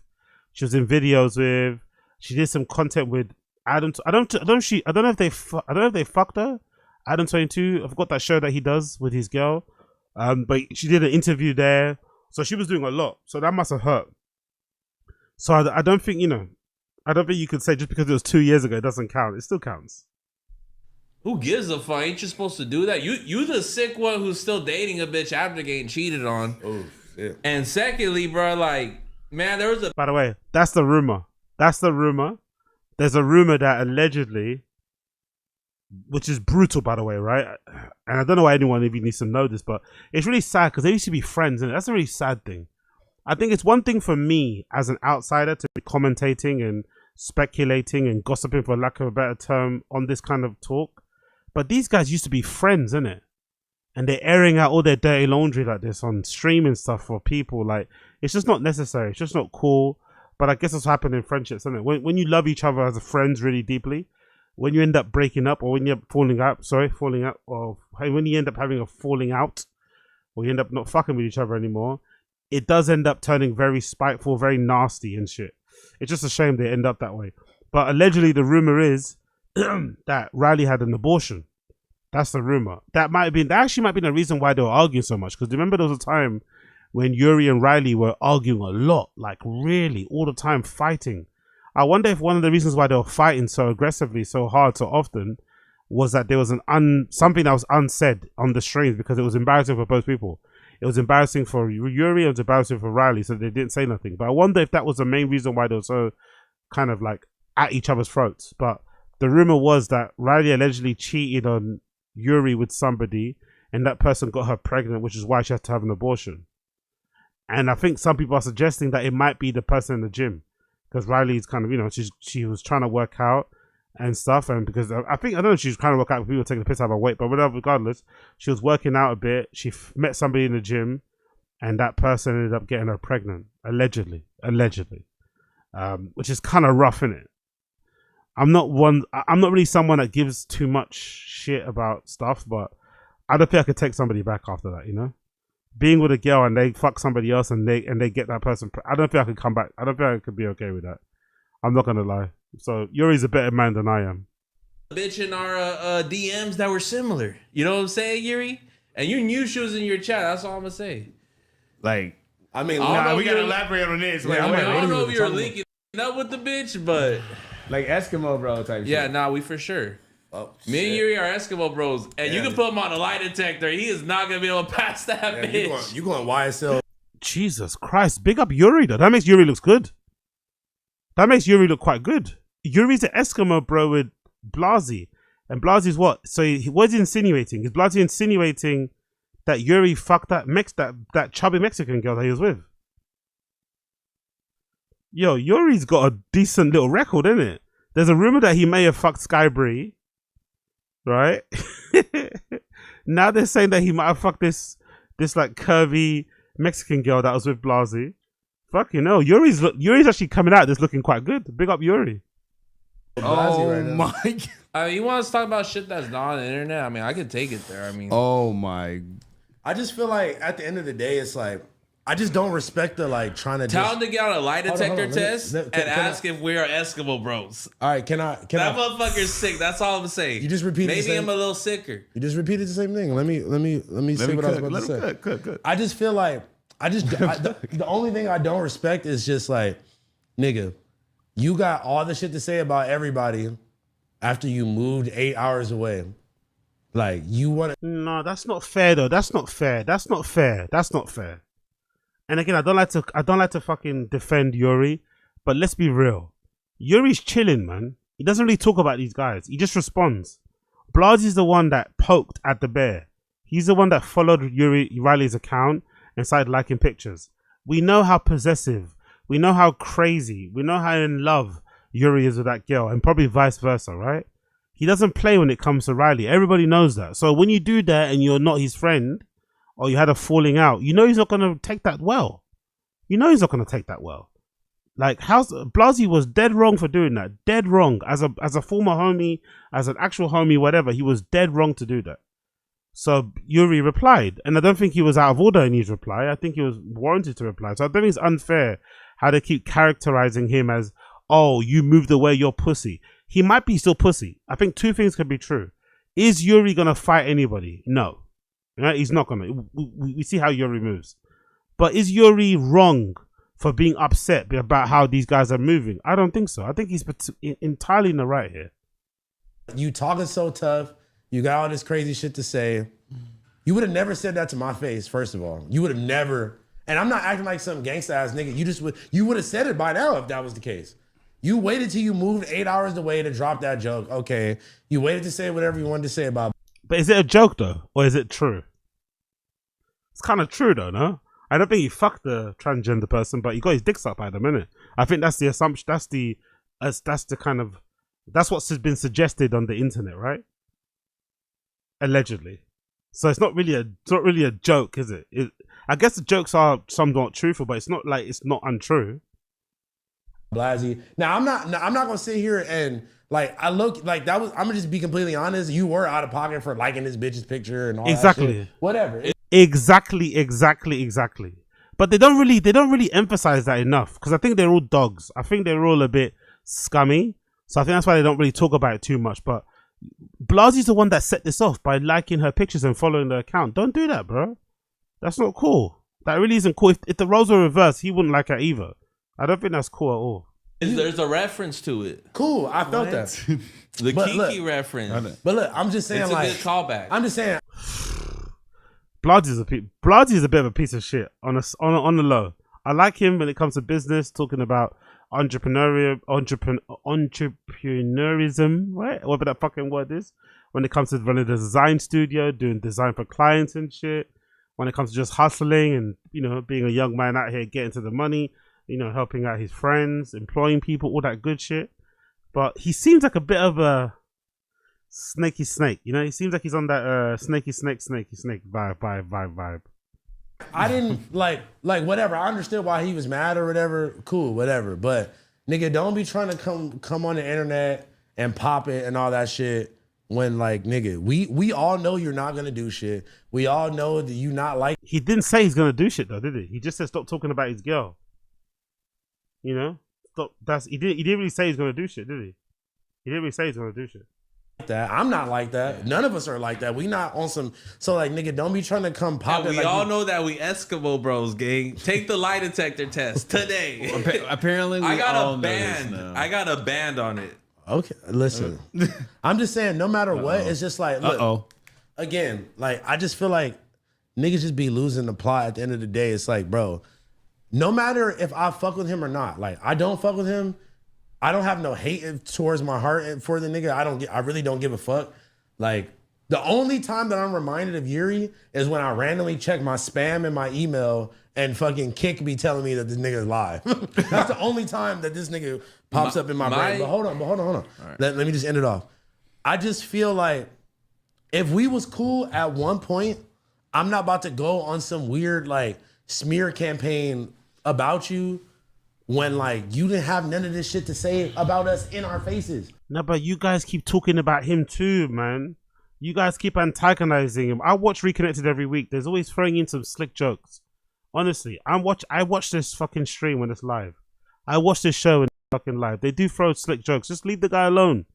I think what's happening here is that deep down they both have love for each other. That's what the real deal is here. They both have love for each other. But men aren't capable of like mending things. Pride and ego gets in the way, and they're just gonna keep, you know, sniping at each other from a distance. But I think in reality, they probably both have love for each other. They just don't know how to like verbalize it, how to fix a relationship, how to mend their friendship.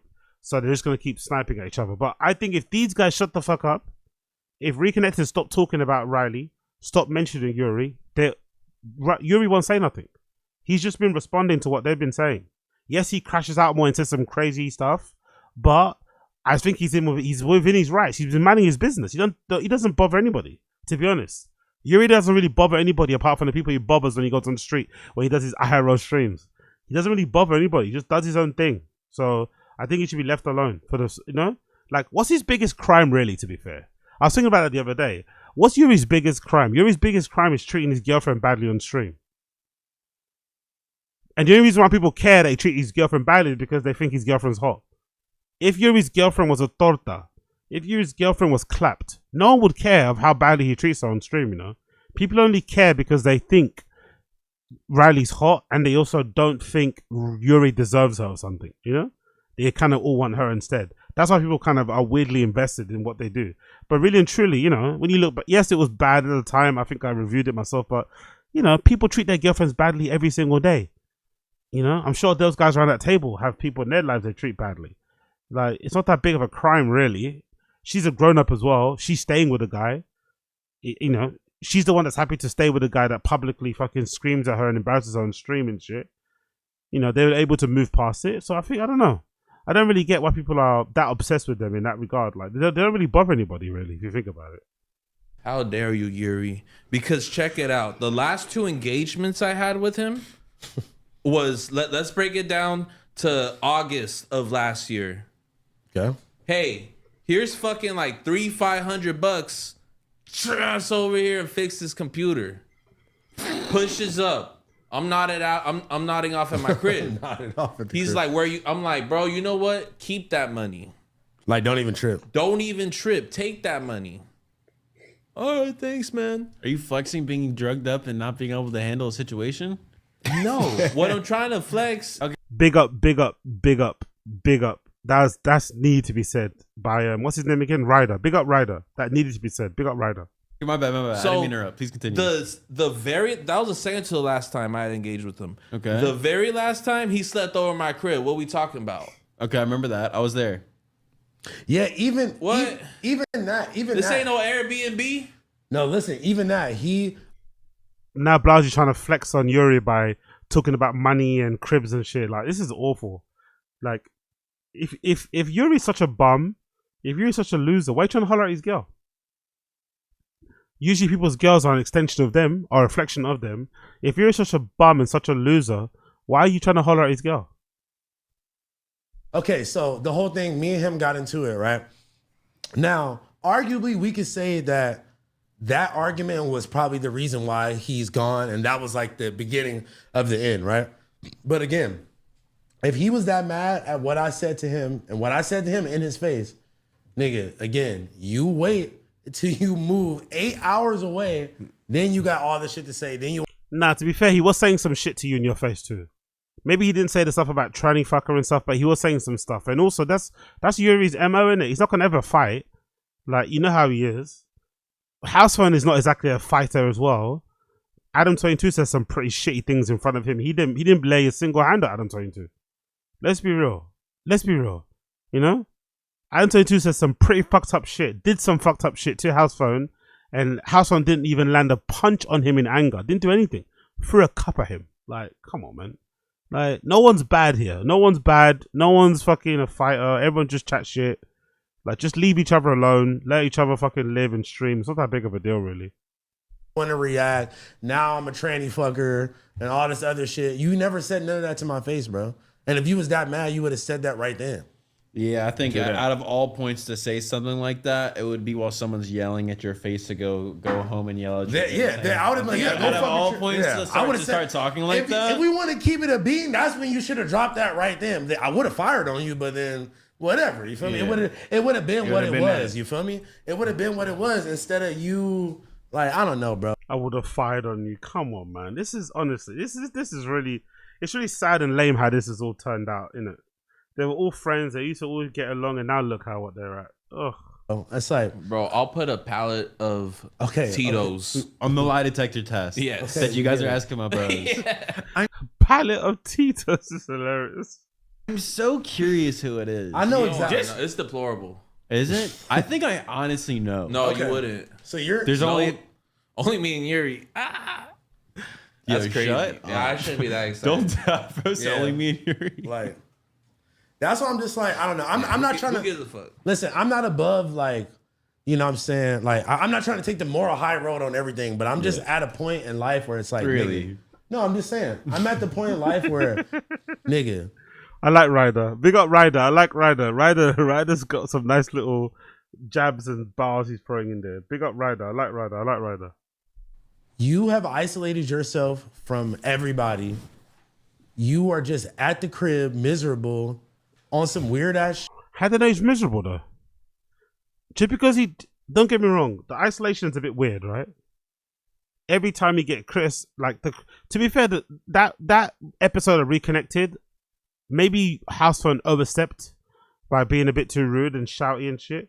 But really and truly, they were just trying to tell him what they weren't happy about, what he was not doing, right, as friends or on the show. And then as soon as he heard that he wasn't able to accept that criticism, he wasn't able to take it on the chin. He got really upset and decided to move, essentially. I don't think it happened because of that, but they moved. It's a bit weird, you know? It's a bit weird. Shit, just on some, just listening to your chat and just alone. And like, bro, listen, live that life. Have fun, bro. Go fucking crazy. I'm not about to be going back and forth with this nigga about nothing. Yes, you will. Bro, I literally don't think about this nigga ever, bro. Y'all brought him up last time. Yes, you do. Whenever anyone says that sort of stuff and starts to stress it, you do. If you have to stress it and say and repeat, look how Ryder's looking at him. If you have to emphasize it that often, you probably do. I didn't even say shit for real. I was having the combo with y'all. Yeah. And I get thrown into it for somehow. And Gotta it's like, live you know life. what? Breathe air. And it's like, you know what, bro? At the end of the day. Tell you like punch it down at this point. But that's why, nigga, you keep bringing it up. Yeah, you What brought keep it up crunching twice. down? Back You to brought it up back. last week and this week. No, I didn't. You were the only nigga that be You were bringing a harmonious reporter. Literally, bro. No, last week I didn't. You did. No, you literally We'll did. bring the clip. But you should respond to it though, innit? Like, why wouldn't they respond to it on their show? To be fair, they should try it because they're the ones that started it. Blasi started it by liking the pics. Yuri replies on his stream. They have their own stream, they reply back. I don't think there's a problem there, but so maybe they should give it a go. Maybe they should give it a go and just don't respond. Whatever Yuri says after, just don't respond. Let's see what happens. Because I think Yuri's usually replying back to them. So let's see what happens if they don't respond first. Someone bring the clip back. Anytime he gets brought up on here, it's you. Anytime. Negative. No, quite literally. No. Negative. Run the clip back. Negative. You say that about everything. He started this one off. By the way, this shit is live. You guys got called out. That's how he started. He literally said, "All right, to switch the topic, you guys just got dissed." Yeah, because we was going into some like, emotional, what the fuck is going on? What would we do for our parents type shit? I was like, bro, let's switch this shit. Nah, I feel you, but I'm not gonna lie though. Like, I'm gonna just call it a spade too. Like you just did the same thing. You just did a little bring like, him up. oh, let me. I did it on Instagram. No. I didn't post about it. Not the same thing, but I'm saying like. It's just like the weird, like, I'm gonna bring up this secret about you. It's like, Hey, he's the one that brought that shit up. But he's the one that brought it up that I like this girl's pic. That's not a secret though. Come on, brother. That's a foul thing to do. What's wrong with Blasi's brain? That's not like a secret. That's a foul thing to do. You don't do that to people, bro. That's with your friend. You don't go holler at his girl. That's kind of fucked up. That's kind of fucked up. Let's be fair. That's not a secret. Bring nothing up. Nah, I felt that. I was just bullshitting on a Saturday night, bro. You don't gotta talk to your chat about Blasi doing that shit. Fuck wrong with you? Now you got me doing it and exposing that like during a time period. We might have used a similar woman. This nigga's stupid. All right, are you gonna talk about it or are you just gonna keep alluding? I mean, I said what I need to say. Lie detector test. Banned. Similar woman. Him and Yuri like this. Shit, man. All right. LA guys are kind of slimy, innit, right? Jesus Christ. LA guys are weird. Like, he has no guilt, no regret, nothing. He doesn't feel bad or at all about following an ex-friend's girl and liking pictures. He's almost annoyed that Yuri spoke about it. Like, what? You're talking to my girl? What do you mean? Like, why are you annoyed? Why are you the one that seems to be upset about this? Like, what? Eskimo Bros. I don't remember her name, but I truly, on the dead homies, remember the situation and talking to Yuri about. I think I'm picking up what you're putting down at this point. It don't matter about. Honestly, I don't give a fuck. And let's just not talk about this next week. Yeah. I mean, he might have another response for this. Yeah, you don't throw a stone from a fucking glass house. You're the one. All right, we're talking about this bro, now. I was pissing on the glass house. Motherfucker walked stones at me. I'm bombing at the house. That was a terrible reference. It's a horrible reference. That nigga's. Why are you pissing on everything? Why are you pissing on the glass house? Why do you gotta piss on everything? Why were you peeing on the glass house, bro? It don't damage the infrastructure. That's my point, bro. Like, what's the little light gonna do? It's a callback. I think you're lost when a callback is. Yeah, like it's a reference of what had happened on another situation. All right, but yeah, it's now just you a know. meme about it. That's a callback. So you just randomly was just high, like, haha, let me. That's all it is, bro. But I'm saying, like, I'm not even defending the nigga. Like, who cares? So that's not cool. That's not a good excuse. He was high and horny. We've all been there before sometimes when you got your phone in your hand, you're high and horny, and you start fucking blasting off fucking DMs. You should not be DM'd though. Who you shouldn't be DMing is your friend's girl. You know? Maybe not. You know? That's not maybe who you should be DMing. And you can't get upset when your friend gets upset that you're doing that. That's not cool either. Here's going through and liking another dude's girlfriend's If there's pictures. context, if that's in the is lore. a callback. If it's in the lore. Forgot Am I this wrong? guy's a comedian working on his If it's in jokes the right lore. now. Bro, it's a in the callback. lore. It's the punchline. It's in the lore. You know what's so pussy about the whole thing was that he threw his little video up, and literally by the time people sent it to me, it was already gone off his story or whatever. Yeah. Like, nigga, you posted it for what, like 5 minutes and deleted it? Nigga, stand on it, man. Stand on it, bro. So I don't know, man. I just at the end of the day, you can pull a ski all you want, go crazy. Like, who cares? Shit, yeah. Who cares? I'm just like, I would find myself a hypocrite if I was like, you know, like I've said this before. I'm like, whenever fucking T-Rail and Smack doing the fake beef, the fake internal beef, like whenever needs to be internal beefing, and it's like that becomes the spectacle of the show or of the program. I just think that shit's lame as fuck, and I just genuinely feel like I don't want to be a hypocrite by saying that. Yeah, I'm about to say this has been a year since the situation that we've talked about it every single week. Good point. Will they stop talking about it ever? Probably not. Somehow he gets brought up every week. So somehow liking the photos and shit. Yeah, you did minding that. my business, bro. A group. That's not minding your business. That's not a group thing. That's exactly. His friends are trying to get through to him and make him make sense of it, but he's not listening. Blasie's refusing to accept that he was in the wrong for liking Riley's pictures. That's how you know you're dealing with somebody that's got some fucked up morals, some fucked up moral compass, fucked up principles. Absolutely fucked up. He does not get why that was a bad thing. He does not get it. Opposite of Yuri getting in my business. I wasn't thinking about Yuri in that moment. You were getting. Wait. Then you know what else I started seeing? I started seeing people be like, nah, you been wanting to fuck Riley, like no one's trying to do all that. That's definitely true. That's definitely true. He's definitely been more vocal about the way Yuri speaks to Riley on stream though. He would say it on camera. You know, Captain Saver Her type of guy. Not Saver Her, but you know, some Captain Saver DV victim or something, you know? Like, respectfully. No, they were calling out certain moments and everything. Yeah, niggas they were like, speaking of callbacks, they started calling back on you. They were like, no, that one time they were arguing on this episode of this podcast. Yeah, at 1:45:02. That was my little sister. Okay, stop. And you gotta stop it, bro. No, you can't say that's my little sister. And then like the recent photos. My cousin. No. What the fuck? What the fuck is wrong with this nigga, bro?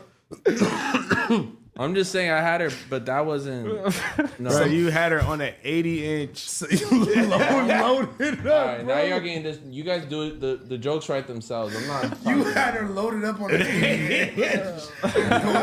Petting Oso going through the flex. He was petting himself. He wasn't petting Oso. No. That Hey, nigga- there's a couple things that aren't cool. Public shoot and this right here. Stop. Bro, that nigga went on Reddit and typed in Riley ass cam compilations. Bro. Oh my god. Why would you? What Wait. the, What are second, you on? what the fuck No, wait a was that minute. about? Wait. I just freestyled. Hey, Is that your you're a line? really good freestyler. Goon Hey.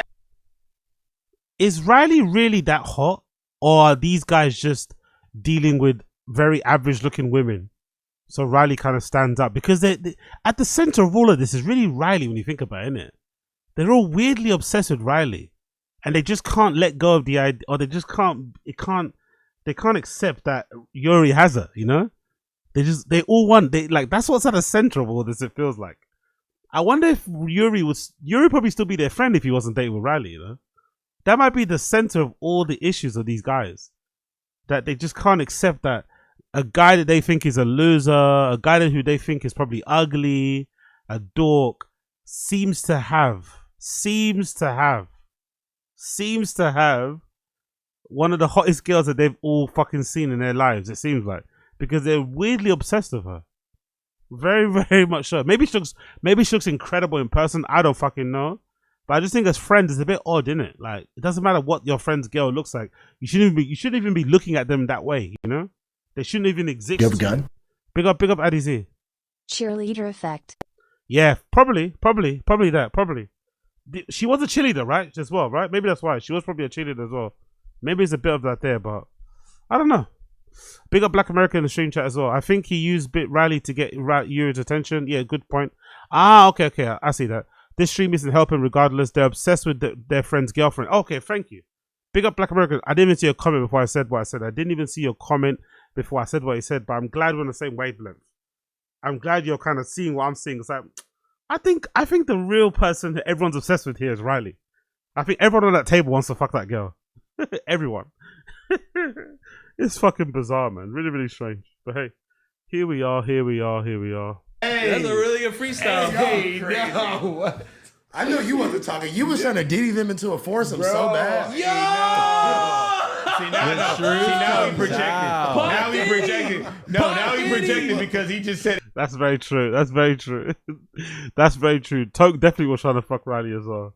Toke was definitely and Riley was also, to be fair, Riley was also kind of slyly flirting with Toke. There's a couple pictures of clips, you know, where where Riley was looking a bit, you know, she was leaning in a bit, you know, like, yeah. yeah. His search history out loud. Now he projected. You was searching IRL. No. He was like, oh yeah, let's go to Vegas. You were crazy. Look, let's get an RV. Let's get share an RV. It's one bed though. I'm gonna function out about y'all. That shit exists, if that shit exists, you gonna look crazy.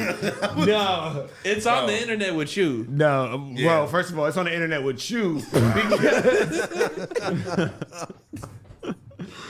Wait, phone editing compilations on here.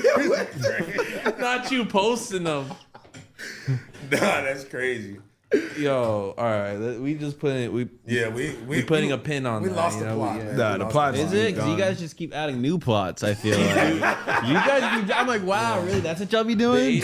Honestly, all this was uncalled for, bro. Y'all brought it out. Really? We brought it out. He was crazy. You brought it on the 80 inch. Oh God! No. Yuri brought it up. She brought it out of him on her Instagram. Bro, Yuri brought it out. Toke. No, Toke didn't do nothing. Hall of Flame deflect is crazy. Yeah. Oh my God. Okay, yeah. So what are we gonna do? Like, we either gotta we gotta lock in with a 4L beef with this nigga, or we gotta just let it go. Bro, let it go. We love you. Come back, man. Yeah, this nigga is retarded. Nigga went to they said Ryder guilty by association. Yeah, I am. I honestly am. Hey, this was mad quiet. I don't know. Anytime we get on the subject, he speaks no words. Because it's none of my shit, and y'all just go on for the entire year every week. She did laugh hard at your joke. Yeah. You're starting shit right now.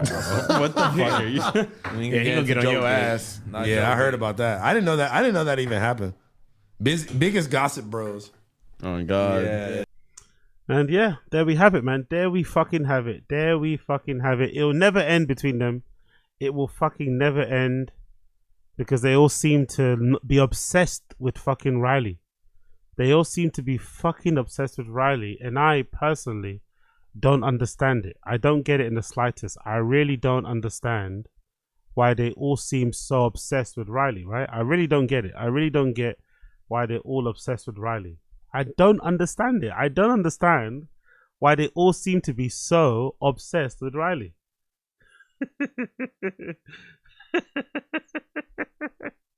I don't get it. I don't get why they're all obsessed with her. I really do not understand why they're all obsessed with this girl. I don't get it. I don't get it. I don't get it. I don't get it. Anyway, let's move on. Let's move on. Let's move on. Let's move on.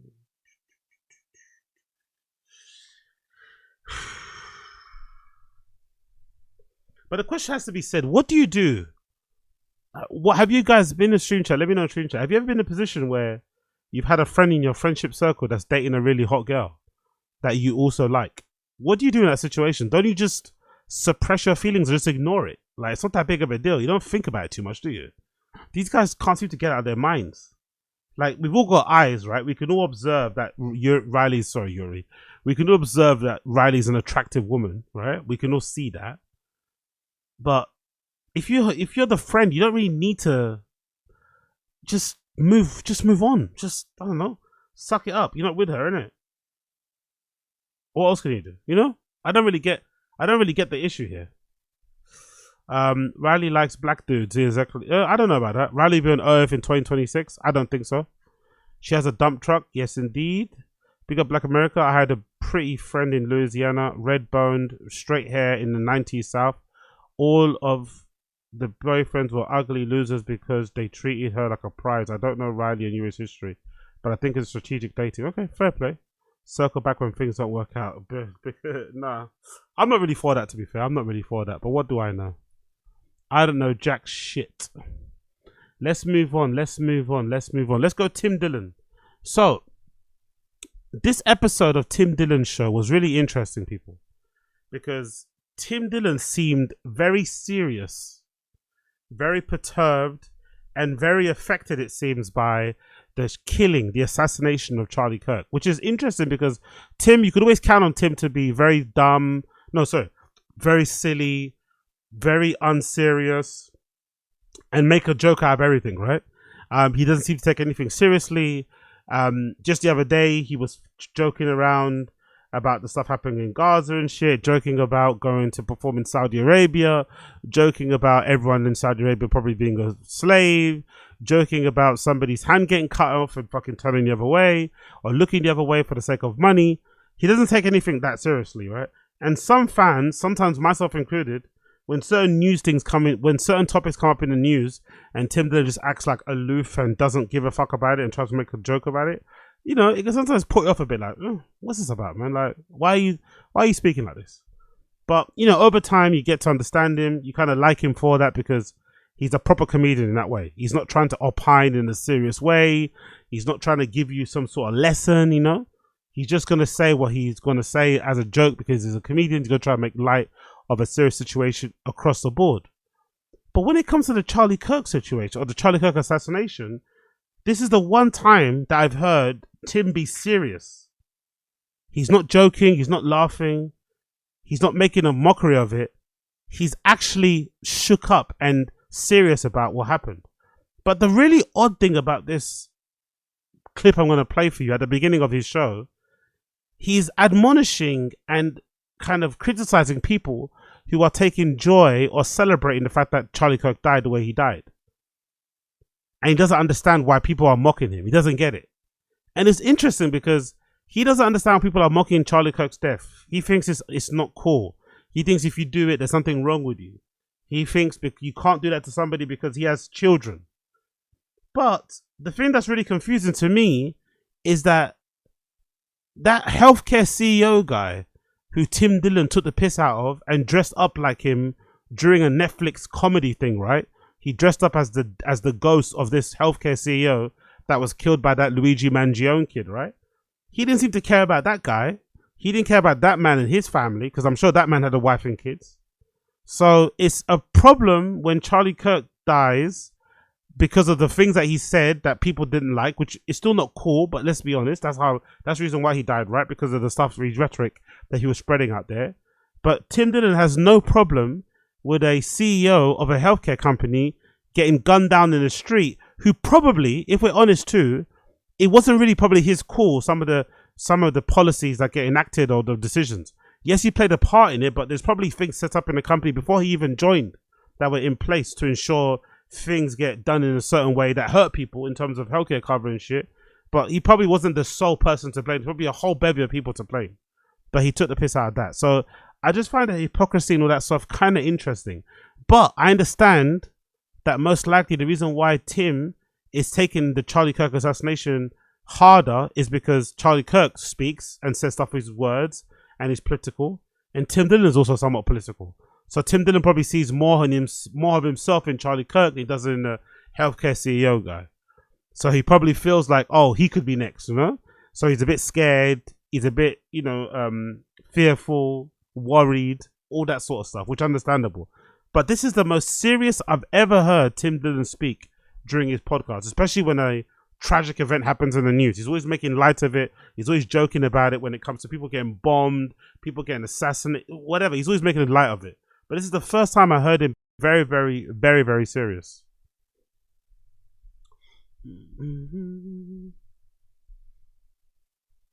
Ladies and gentlemen, welcome to the Tim Dillon Show. We have an interview this episode with Max Blumenthal, who wrote an article in the Gray Zone. Big up Josie. He probably met a new Charlie. No, I think he didn't. I think he says later on in the clip, he didn't actually ever meet him. He didn't actually ever meet him, which is weird, actually. I would have thought he would have been a good guest for Tim Dillon's show. I'm surprised they didn't meet. I'm surprised. I wonder if it was just because they thought they were like, maybe he was weirdly in competition with him. I don't know. But I'm surprised he wouldn't have. He had Candace on the show. I'm surprised he wouldn't have had Charlie Kirk. I think that would have been made for a good guest.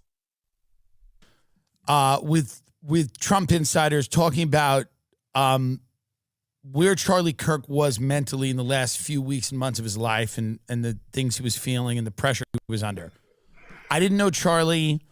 I'd never met him. I knew people that knew him well. Everybody liked him. Both people I know on the Democratic side liked him, and people on the Republican side obviously liked him. But, that was one of the most disturbing things I had ever seen in my life.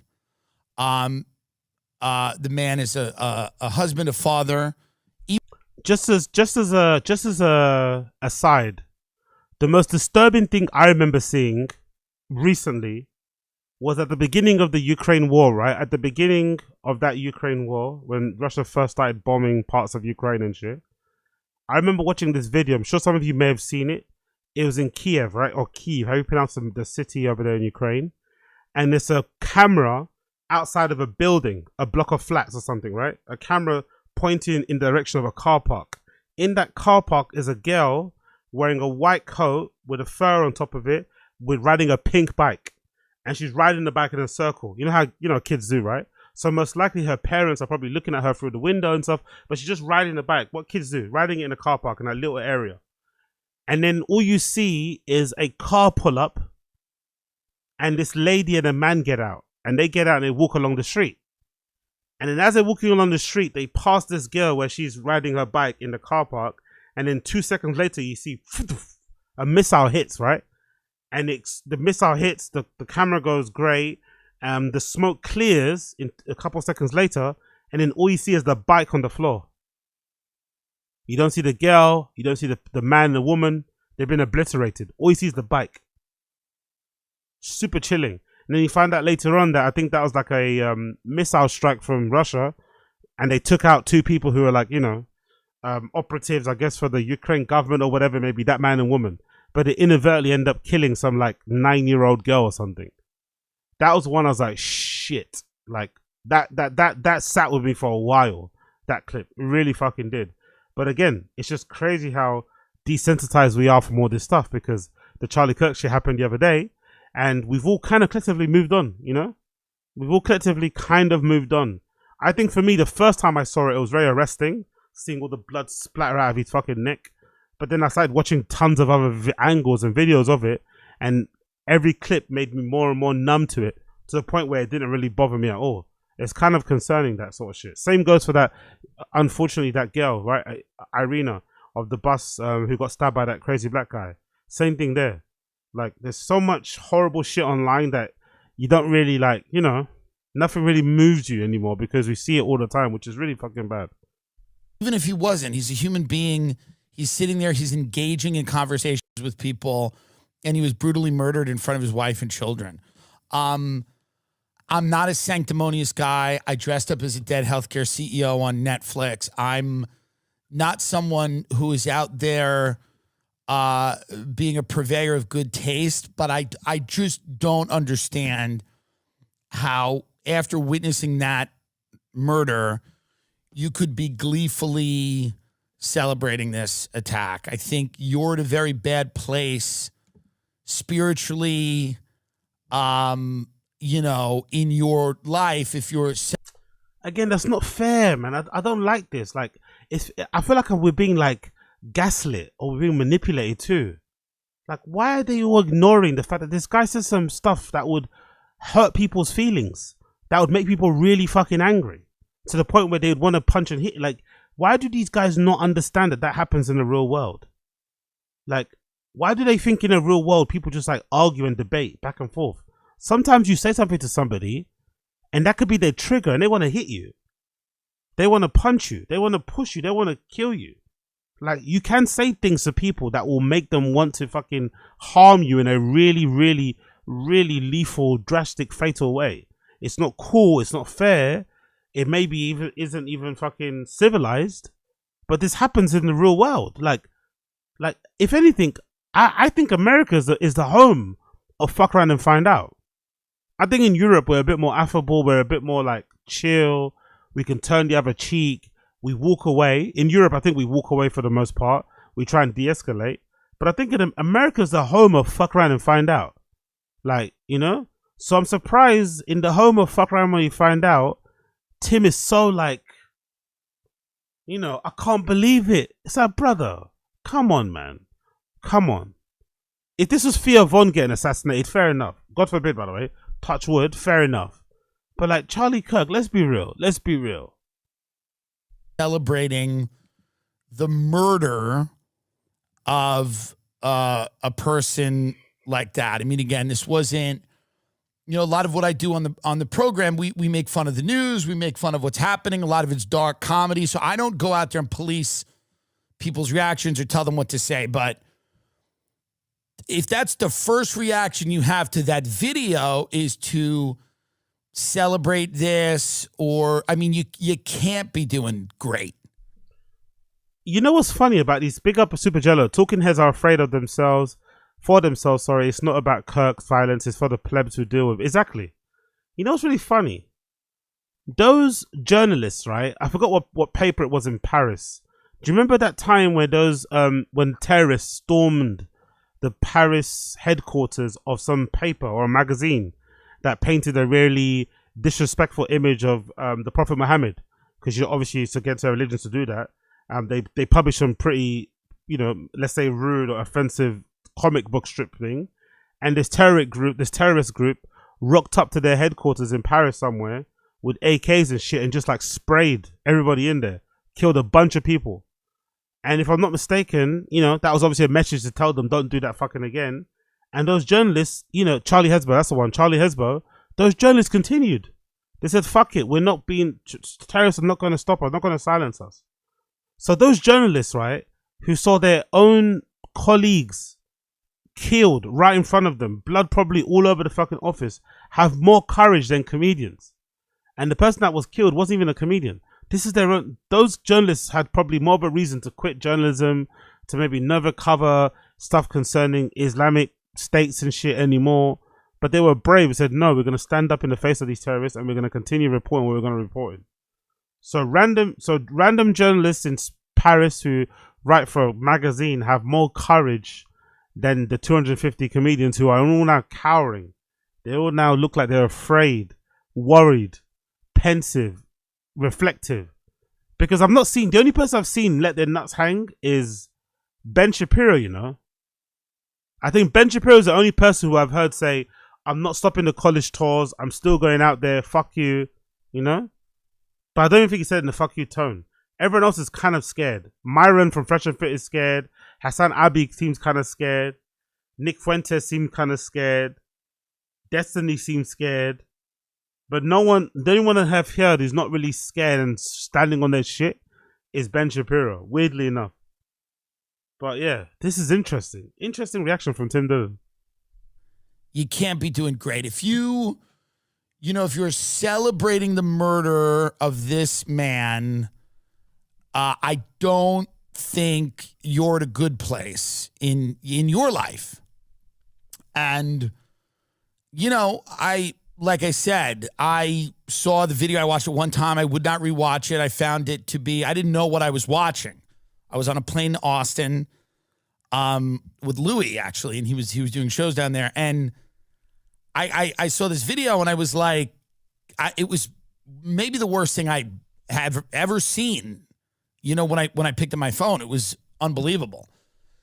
And a lot of people I know, you know, people that I'm, you know, in their orbit comedically or for whatever reason were, you know, I understand people trying to be funny about terrible things. I understand. Look at him. You did exactly the same thing with that healthcare CEO guy. Now he's offended and feels a bit away because comedians are making light of his death. You did exactly the same thing, bro. You covered yourself in ash. You look like you've been shot and shit. Like, come on, Tim Dillon, bro. Just the other day, you were singing Islamic fucking morning prayer songs at the beginning of your set, making light of the fact that you're performing in a place in Saudi Arabia where the government has fucking, you know, killed people, killed journalists, enslaves people in their country, making light of it. Now look at him. Failed attempts at making things funny. I've had them myself. I get it. But some people, the joy, the glee, the delight in this man's assassination. Again, I don't understand how you could look at his wife who's collapsing in front of his casket, who's crying, where the children are asking where their father is. I cannot get to that place. No offense again to the wife. She doesn't deserve any of this shit. The kids don't deserve any of this shit. But no one really cares about his wife or kids. We were focusing on the thing that he was saying.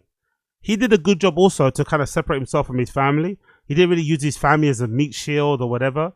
He really just debated what he debated. He had these points of view that were some of them were offensive to certain groups of people. And those groups of people have every right to be happy, celebrate if he died the way he died. I'm not really for it. Not for me personally. I personally wouldn't do it. I'm too much of a pussy to celebrate anybody's death, even somebody that I really dislike. But I just don't understand the confusion that people have around it. It's like, isn't it easy to understand? Like, if you're a fucking if you're a hardcore feminist, why wouldn't you be happy that Charlie Kirk died? Honestly, the things that he said about feminism, the thing that he said about women's reproductive rights and shit, why wouldn't you be happy? The things he said about black people, why wouldn't you be happy? Like, I don't get why Tim is confused. Again, you don't have to agree with it. You don't have to agree with it. You don't have to condone it. You don't have to like it. But surely being confused and not being able to understand why people who Charlie Kirk hurt with the things that he said on stage, whatever, on camera, why they wouldn't be crying about his death and they would instead be crying tears of joy. It feels somewhat disingenuous, and it also feels like I'm being gaslit. It feels like I'm being manipulated. It feels like I'm being told the sky is grey when it's blue. It's like, what the fuck's going on right now? Where I can understand enjoying that. And it scares me that there's a lot of people that are there. And people that I kind of, you know, kind of somewhat know, not close friends, but like people that I am aware of and, you know, kind of, you know, have worked with and know from the life that I've lived. Like, I had disagreements with Charlie Kirk, some substantive ones. I have disagreements with most people. You do not have to agree with someone to not enjoy their murder. This is something that should be. Again, it's not like he's just said, honestly, like, is there a difference between having a point of view and opinion and I don't know, saying that black people were better off when they were slaves. That's a bit different than having an opinion, no? I know technically it can be deemed to be an opinion, but when you say shit like that, like, what do you? I don't know. It's an odd, it's an odd situation because me personally, I don't like this political violence or violence across the board because it's never going to end now. It's going to be a tick for tat, right? It's going to just keep escalating. It's going to get worse before it gets better. But just talking about this situation, isolating the situation, I don't get why he's so perturbed and confused by it. Like, the guy said some hurtful, mean things about people. And those people who were hurt by the hurtful, mean things he said are celebrating his death. It's bad, it's not cool, but it happens, isn't it? Let me actually check. I'm sure I can find this, right? Bear me one moment. Let me see if I can find a worse compilation of his. I'm sure that it exists. It must exist, right? Someone must have put up a, like, not a best of, but a worst of. Let's see. Someone must have one. Charlie Kirk worst compilation. Let's see what we got here. Let's see if it's got some of the clips of stuff he's said, right? Let's see. The Charlie Kirk's top most controversies. Let's see. His top controversies, right? Let's see if we can find some of this shit. Is it on here? Let's see. His reach extended far beyond conservative youth politics, making him a recognizable voice in international debates on ideology, culture, and governance. His speeches and debates made him a central figure admired by supporters and challenged by critics. Now, his death is being seen globally as a chilling reflection of how polarized America's political climate has grown. Let's break down his remarks and the controversies that thrust him into the spotlight. This is one of those AI channels, isn't it? During one of the most polarized and volatile moments They're fucking killing it on YouTube. American politics.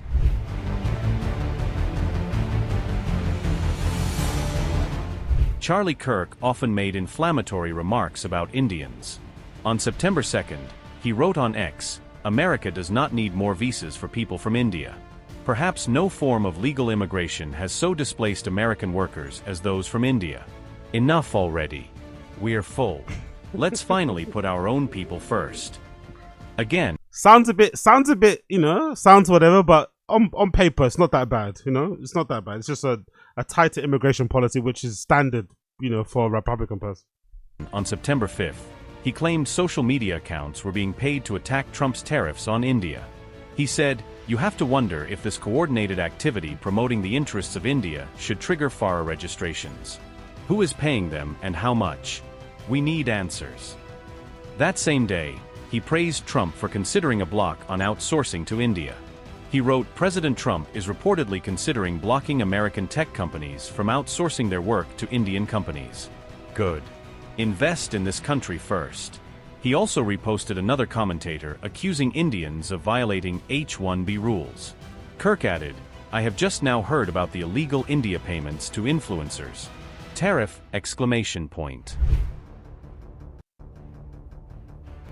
On Gaza and Muslims. Kirk defended Israel during its war on Gaza. In July 2025, he wrote, "No, Israel is not starving Gazans." That same month, he dismissed images of starving children in Gaza as propaganda and emotional visual optical warfare. Jesus Christ. In 2023, he made sweeping remarks against Muslims. He said Muslims that run Hamas are not going to stop until they kill every single Jew on earth.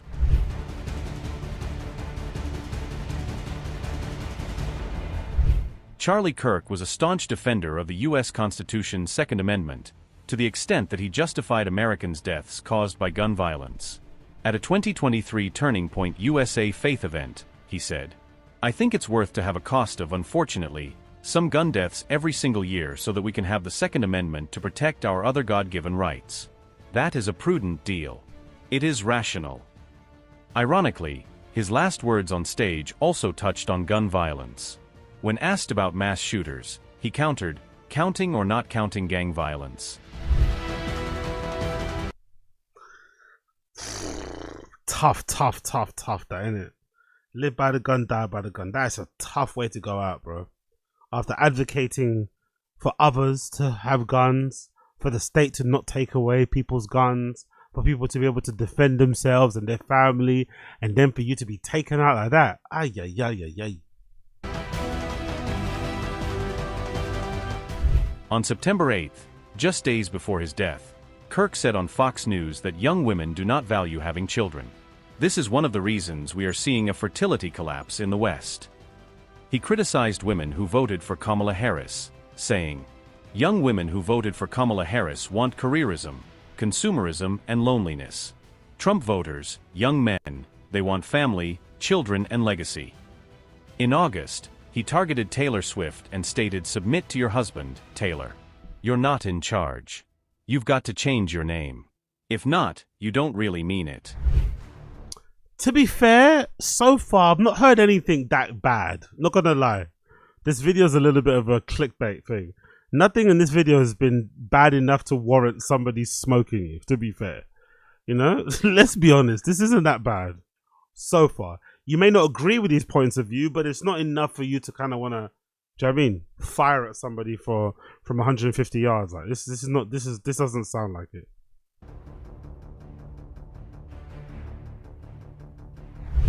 Kirk identified as pro-life, with no exceptions. When asked what he'd do if his underage daughter got pregnant after rape, he replied, "The answer is yes, the baby would be delivered." He called abortion a spiritual battle between good and evil, and accused women of committing murder. Jesus Christ. That might be the most awful thing he said so far in this compilation. If his own daughter got raped, yes, the baby would be delivered. Fucking hell. Fucking hell. That's intense. Imagine the amount of women he must have upset with that. On rape, he argued there was a gray area when alcohol is involved in consent cases. Oof. Fucking hell. There's a gray area. She had it coming because she was tipsy.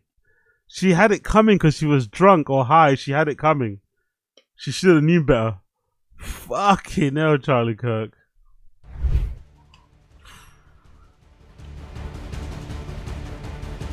In May 2025 at the Oxford Union, Kirk praised J.K. Rowling as a hero. He added, "There's something sick and awful about chopping off a 14-year-old's breasts." At Kansas State University in 2024, he said, "Transgenderism is a mental disorder. I want people suffering from transgenderism to get care." Being trans is a mental disorder. Fucking hell. He's just ramping it up now, isn't it? See, I think they started off with the light stuff, now they're getting to the heavy stuff. Here he goes. Let's see what it says about the blacks. Oh no. Oh no. Oh no. In January 2024, Kirk said, "If I see a black pilot, I'm going to be like, boy, I hope he's qualified."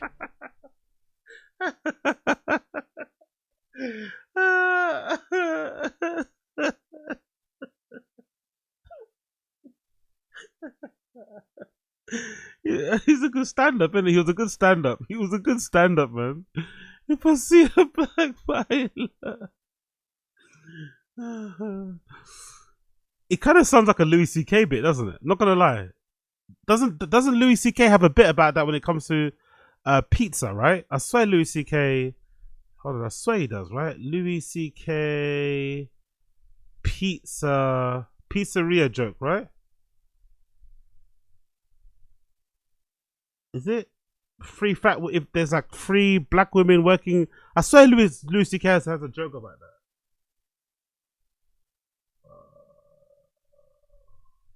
Let's see. I swear he has a bit about if I see. Yeah, what's that?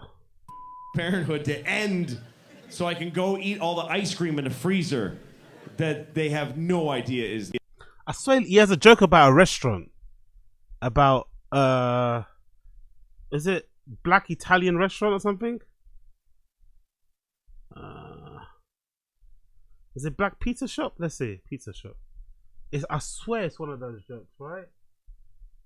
If I see a black person, mild racism, maybe it's this. I was born in 1967, and so I grew up in the 70s. Actually, let's not play it. Let's not play it with sound because I don't want to get copyright struck. Let's see if it's the joke. I'm gonna tap it forward a bit. 70s. Let's see. What's he saying here? Negative racism. Mild. Yeah, there we go. There. That's the joke. That's the joke here. I go to a pizza place I've never been to before, and it's run by 4 black women. I'll go like, Yeah, I think he took it from Louis C.K. I remember that's the Louis C.K. joke. I think that's the joke.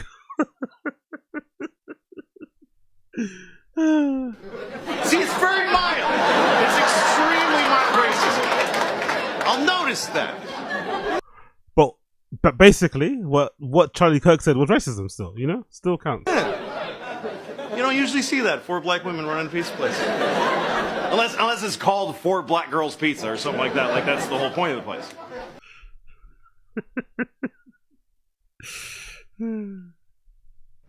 He slammed affirmative action as evil and blamed black communities for crime. He said, "The problem is blacks that kill themselves a lot, kill each other in inner cities. The failing government schools in inner cities." He added, "The problem is that black fathers abandon the women that they impregnate." He also criticized Michelle Obama, Joy Reid, Sheila Jackson Lee, and Ketanji Brown Jackson. He said, "They do not have the brain processing power to otherwise be taken really seriously. You had to go steal a white person's slot." In 2021, he described George Floyd as a scumbag and unworthy of public attention. Charlie Kirk's death has silenced his voice, but his words remain. From his attacks... Yo, big up Ason. Agreed it was... What do you mean agreed? What do you agree? You agree trans people have a mental illness? Agreed mental disorder up to recently, but that doesn't mean we shouldn't treat them with the same OCD, anxiety, depression. I don't know. It's just an insane thing to say and think. Like, do you think everybody that's trans has a mental illness? Or do you think some people have a mental illness? If some people have a mental illness, fair. But to say that every person who identifies or wants to identify as trans is mentally unwell is insane. It really is. It just doesn't make any sense. It's just another way that people want to classify and categorize and box people. It's just nutty. It's just a really nutty way to look at things. But it does seem to be like a strange. Is anyone noticing like a strange, perverse kind of interest when it comes to trans people? Anyway, they seem to be at the center of everything. If I felt like a few years ago it was with the gays, and now it seems like everybody seems to be worried about trans folk. Everyone is oddly obsessed with ridding the world of transgenderism, which is just like never going to happen, really. It's just a strange thing. I feel like it's another psyop, personally. I feel like it's another psyop distracting us from what really fucking matters. Just getting involved in these fucking petty squabbles and beefs and shit, when really and truly, no one, apart from what happened recently in fucking Nepal, but nobody's really overthrowing governments, really calling out the politicians who are actually fucking up and affecting our real lives. Instead, we're like, here we are, Here we are. Here we fucking are. Bit of Chris Mack, it's in the DSM. Gender dysphoria is medically considered to be a disorder. Yeah, it can. I'm sure it can be, but I just don't believe that everybody that's trans, identifies as trans, is mentally unwell. That's not, I'm sure if you go through it and you have your regrets and stuff and you need to be treated for it, of course it's going to be treated as a mental disorder. But I don't agree that anybody that identifies as trans is mentally unwell. That's just an insane statement. An insane thing to believe, as if no one can be born, feeling like they're in the wrong body and want to get that, fixed for themselves. However that may be. Yeah, it's just a strange place to come at. But I don't know, everyone's got a different view and shit. On immigrants and minorities, to his views on guns and women, his rhetoric shaped fierce debates in America. Now, as investigations continue, his legacy is being revisited through the controversies he left behind. Anyway, let's go back to Tim Dillon.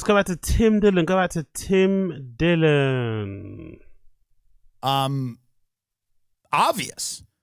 You don't have to agree with someone to not delight in their murder. this guy's life was ended. His family was shattered. It's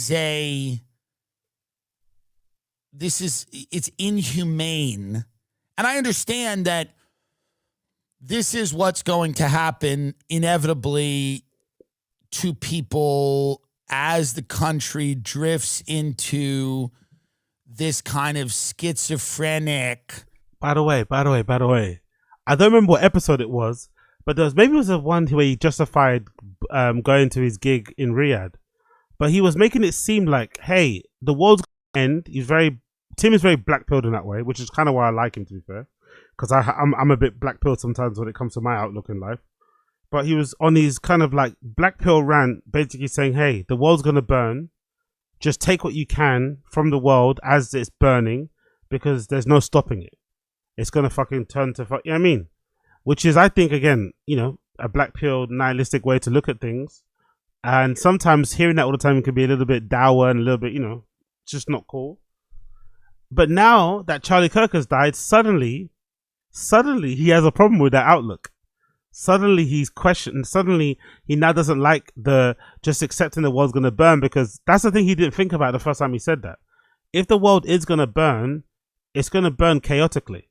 It's going to burn very violently. There's going to be a lot of disorder, and it's going to affect your life. He thought he could just like watch calmly from his balcony as the world burns. No, as you watch from your balcony, people are going to be flinging Molotov cocktails up towards you. They're going to be throwing bricks up there, maybe even shooting you. It's going to get crazy before it gets it's going to get really crazy before it gets any better. So when he was making excuses for carnage and degradation of society and having no morals, having no principles, and just securing the bag, but for whatever it takes to secure the bag, now he knows the consequences of doing so. Now he knows. Fever dream where nothing is real and people are, living online and they're radicalized and everyone's an enemy and everybody's dehumanizing them. And everybody feels for whatever reason that this type of thing is justified. You know what I think as well is going to be worrying a lot of these people, because as much as I don't understand why people like Tim are surprised that someone like Charlie Kirk would get killed that way, or people would be celebrating his death, let's also be honest. If you pay attention to people who speak online, talking heads, influencers, whatever they may be, Charlie Kirk was pretty tame compared to other people out there. So if you're the likes of Nick Fuentes, if you're the likes of Myron, I understand why you're nervous. Because if Charlie Kirk can get smoked like that, and I think he's like, I think Candace Owens has said far more inflammatory things about people, groups of people, certain communities of people, politics in general, than fucking Charlie Kirk has ever had. So if Charlie Kirk can get smoked that way, just imagine the other people who really are edgy, who really push the envelope, who really push the line. That's where I think some of the fear comes in, because Charlie Kirk wasn't really that he wasn't really that crazy, that outlandish. He said some really crazy things, but it wasn't as bad as everybody else. So imagine how they must be feeling. And it's a terrible omen for the future of America if people think... Yeah, exactly. Big up Perk Angle. The current administration is more radical. That dude, is it Miller? That dude that dude who looks really young, but he's really bald. He's balding. That dude says far worse stuff than what Charlie Kirk has said. You know what I'm talking about? That guy that's kind of balding. He says some crazy shit, that guy. Like, Marjorie Taylor Greene says more crazy shit than Charlie Kirk says. No one lays a finger on them. I think that a guy who's willing to sit at a campus and engage in debate with students should be assassinated. I can't understand that. That's not something that I'm open to understanding. I think it's a pathology. I don't think it's a political point of view. Is it the same pathology that drives Tim Dillon to make light of any serious conversation, any serious issue that happens in the world, because he wants to avoid having a real opinion on it, because it's going to force him to think, and it's going to maybe alter his worldview or his moral compass. So he frames everything as a joke, as a bit, to avoid actually talking about the real things that he probably has a real opinion on but can't process because he wants to secure the bag. That's the most important thing. See, it comes back around, does it? That's the thing, because he's an intelligent guy. He's a well-read guy. He's a well-informed guy, but in the pursuit to line his pockets, he's having to make joke or make light of a lot of serious things to try to keep his best face and move forward. But when real shit hits the fan and it lands at your doorstep, suddenly it makes you kind of readjust everything. Readjust everything. When someone's head is blown off in front of their children, and for someone to say, oh, good. It's not a political point of view. That's kind of a deeply destructive. Yeah, but I think that's why I got a joke from my ear, but I think that's why he messes up though. He messes up because he mixes the comedy and the seriousness. That's the really hard bit about making content. If you're not going to do politics, just don't do it. You can't then start taking interest and talking loudly when it starts to affect you, when it lands on your doorstep. Either you care about it or you don't. Either you talk about it or you don't. But you can't have one foot in the other. Yes, most of us, myself included, go to Tim Dillon for his comedic relief. But if you're going to talk politics, you're going to have to talk honestly about all topics. You're going to have not just the ones that interest you, you know. But they don't, because, you know, they're only kind of serving their best of interest. But now that it's landed at their doorstep, now it's become really, really real. Have pathology. And I don't think that, you know, I understand, again, people trying to make a horrible situation funny and failing and doing things that are in bad taste. I've done them myself. I get it. That's not really what I'm talking about here. That's not what I saw that was the most disturbing. What I saw that was the most disturbing was the complete delight and joy in seeing someone cut down like that. I don't agree with. Come on, man. Come on, bro. The amount of jokes that he's made when it comes to serious situations, and he's just outraged. He can't get his head right. It's like, come on, brother. Come on. Come on. You don't have to like it, but being surprised and shocked and perturbed by it, come on. A lot of the people that run the state that I'm sitting in right now, it's California. I feel they've been incredibly destructive to my living in the sense that, like, I think they've ruined large swaths of the most beautiful state in the union. I think their policies have driven business out of the state. They've increased crime, and I agree with their policies on some things, right? Like I'm pro-choice, I'm pro-gay marriage, I'm pro, on a lot of the social issues. I have kind of a libertarian view. Suddenly he's a libertarian. Suddenly he's a libertarian, bro. They're all flirting with the far right, flirting with Republicans, flirting with conservatives. Now that the Charlie Kirk assassination happened, look at them. I'm actually a libertarian, man. We're going to hear that from Rogan next, isn't it? I'm actually a libertarian. Really? Holy shit. Holy shit. I'm actually a libertarian. I bet you are now. I bet you are now. I bet you are, huh? No more MAGA hats for you, huh? No more MAGA hats for you. No more red ties. No more fucking Trump ball glazing, I guess. Now it's got real. Now it's got real. So, like, states like New York and California, I'll agree with them on certain things, and then on other things, I don't agree with them, right? I don't agree with, like pick a gender day in preschool or whatever's happening. Like, no one does, though. Most people don't agree with pick a gender day in preschools.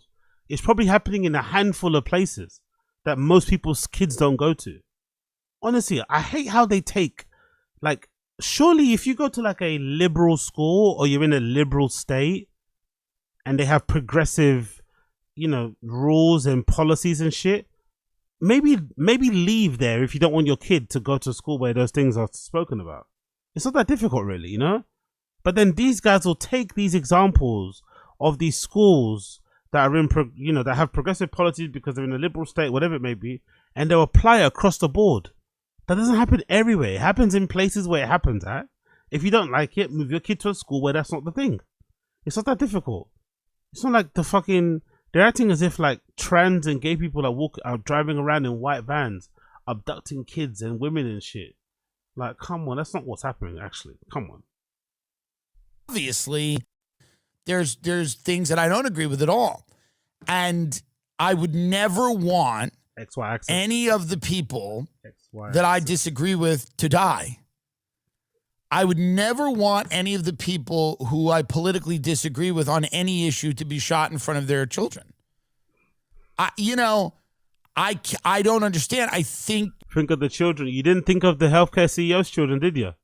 When you were mocking the healthcare CEO's death, who was also gunned down on camera. Yes, the picture wasn't as clear or as gruesome as the Charlie Kirk one, but you had no sympathy for that guy's kids when you were fucking mocking him on that Saturday Night Live stage, That's, come on now.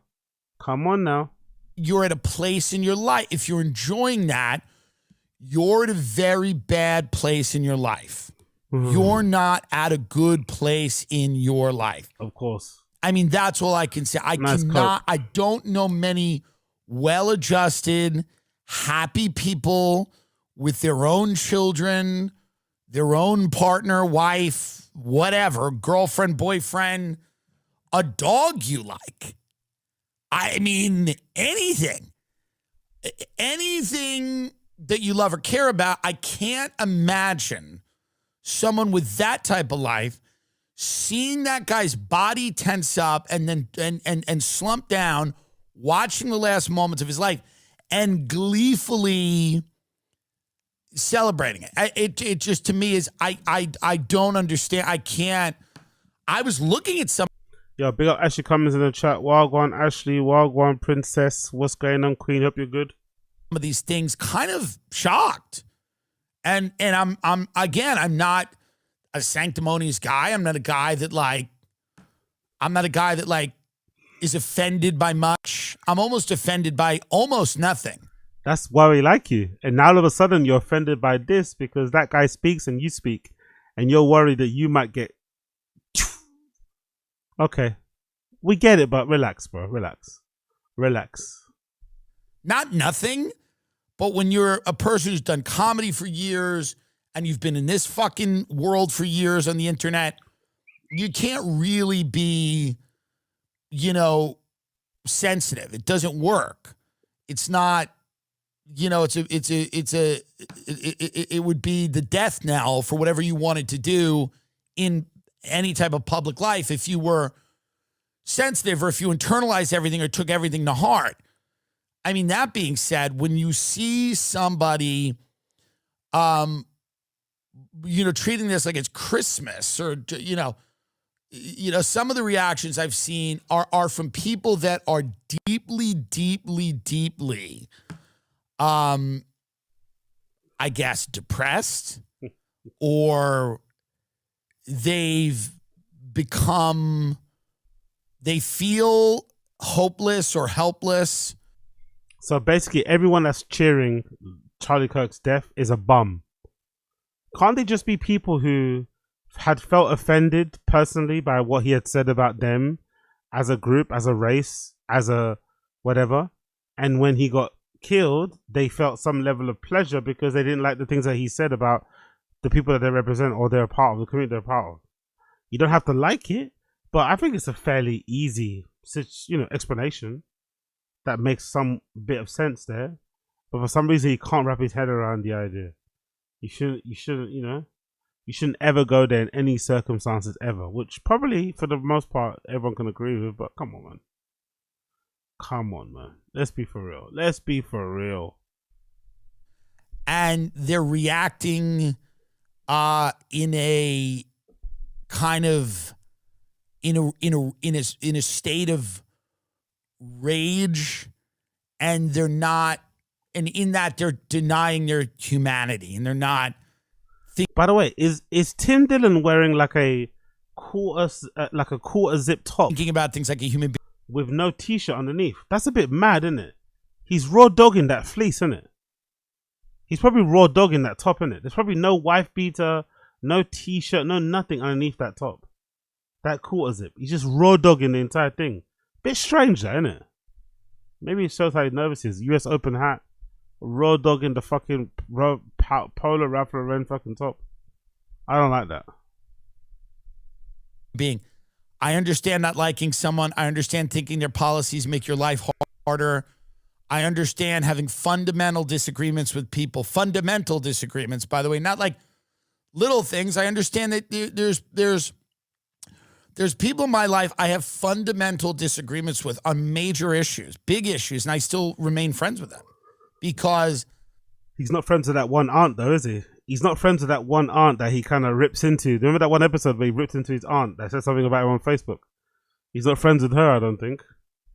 I believe that humanity is incredibly important, and that people respect the fact that people are human beings that come from different places, have different belief systems, have different faiths, have different ways of doing things.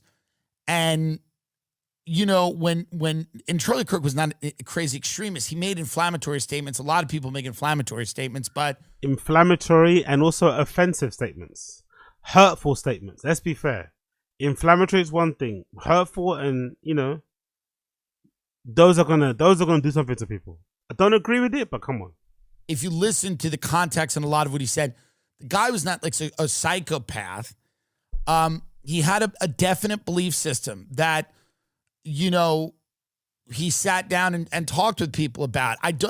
If you're for the assassination of that person, I can't quite get into your head. I said this.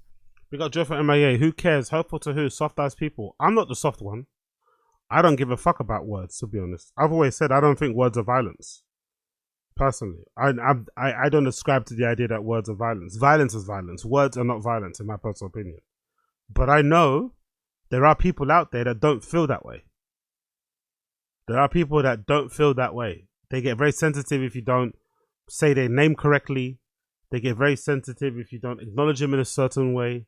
They get very sensitive if you don't, whatever. So just imagine if you say things about the things that they hold dear, women's rights, abortion, whatever it may be, marriage, immigration. Of course, they're going to be volatile. Like I just don't get why people are shocked about the volatility, about the levels of anger, frustration, all that fucking shit. Like, come on, man. Like, what are we doing here, man? Like, look at where the world is. Look at how people are suffering and shit. Like, I'm surprised it doesn't happen more often. It's probably a testament to how well adjusted most people are, that this is not like a regular thing that happens. Given the amount of times the government disappoints most of us, lets us down, all this sort of stuff. You'd think there'd be more, more of these things, but it's not. It's just, here and there, really, for the most part. So, what can you do? In 2020, when people were talking about the need for violence, not only protests, violence. And I said, this goes to a terrible place. It's already there. If you stop having conversations, if you stop debating people. Some people just don't like having conversations though, man. Honestly. We see it all the time on that, my favorite subreddit, Public Freakout.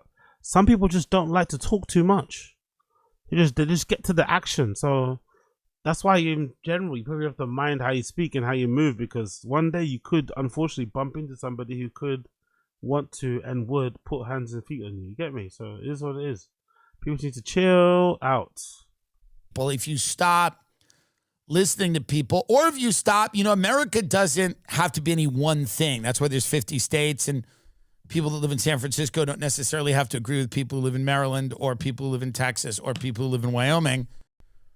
There are 50 state legislatures, 50 governors, There's a reason, and different states need different things, value different things, whatever. I just can't see the value in celebrating someone's death. I mean, whenever there's a weapon, number one, everybody. I just want to know, personally, I just want to know this.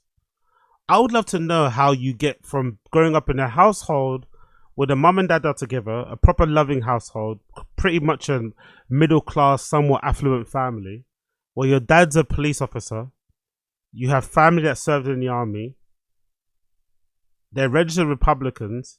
How do you end up as the kid from that family?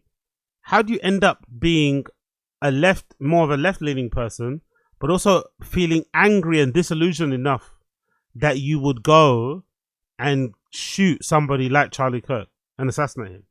That's what I don't really figure out. Because it makes more sense if he was left-leaning anyway to begin with, or came from a left-leaning family. But the fact that his entire family were right-leaning and his dad was a police officer makes it all weird, isn't it? How it kind of played out. But I guess that's what happens when you go to college. You go to college, you get influenced very quickly by people because, you know, you're around people that you're the same age, and maybe you just get a speed run course on like why Republicans are bad, why this is bad, why and then suddenly after a year, the kid your parents dropped off in school or to school for the first year is a different person they pick up on the second. You know, you got completely different views as well. So maybe that's what happened. College thing. Oh yeah, true. I remember. I saw that article actually. The boyfriend was the boyfriend, girlfriend, whatever. The person they were seeing was the roommate. He was trans. Yeah, so maybe that's the person that introduced him to all the Joe Rogan hate content, which is fucking plentiful. Jesus, absolutely wild how it plays out. Absolutely wild. He uses it. So anybody celebrating this, it will come for you. It will come for someone on your side eventually.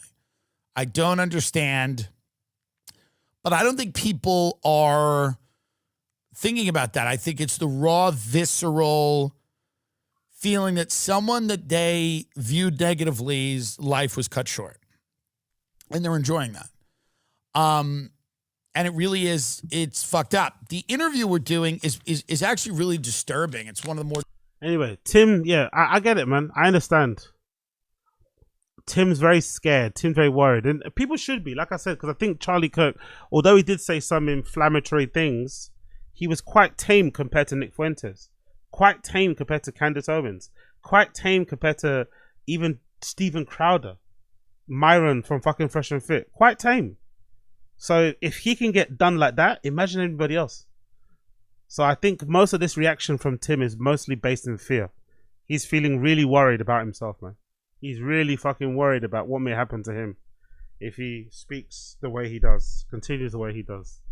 But I've been quite disappointed by how the lack of bravery that I've seen, which is understandable, but I haven't really heard a lot of right-wing people come out with being brave, you know? Like, oh, we're going to carry on Charlie's legacy, we're going to speak from the tomorrow we've got a debate in the same uni, you know? I've not really seen a lot of brave, almost like, you know, Braveheart-esque movie type stances from people. Everyone's kind of been quiet, introspective, you know, very sad in their delivery. No one's speaking with their chest anymore. No one's speaking with their chest. No one's speaking with their chest anymore. Really odd. Really odd. Really, really, really odd. Big up the stream chat. Like the stream if you're here. Like the stream if you're here. Remember, we're trying to hit 500 members by the end of the marathon. So if you want to become a member, click the link in the description. We're trying to hit 500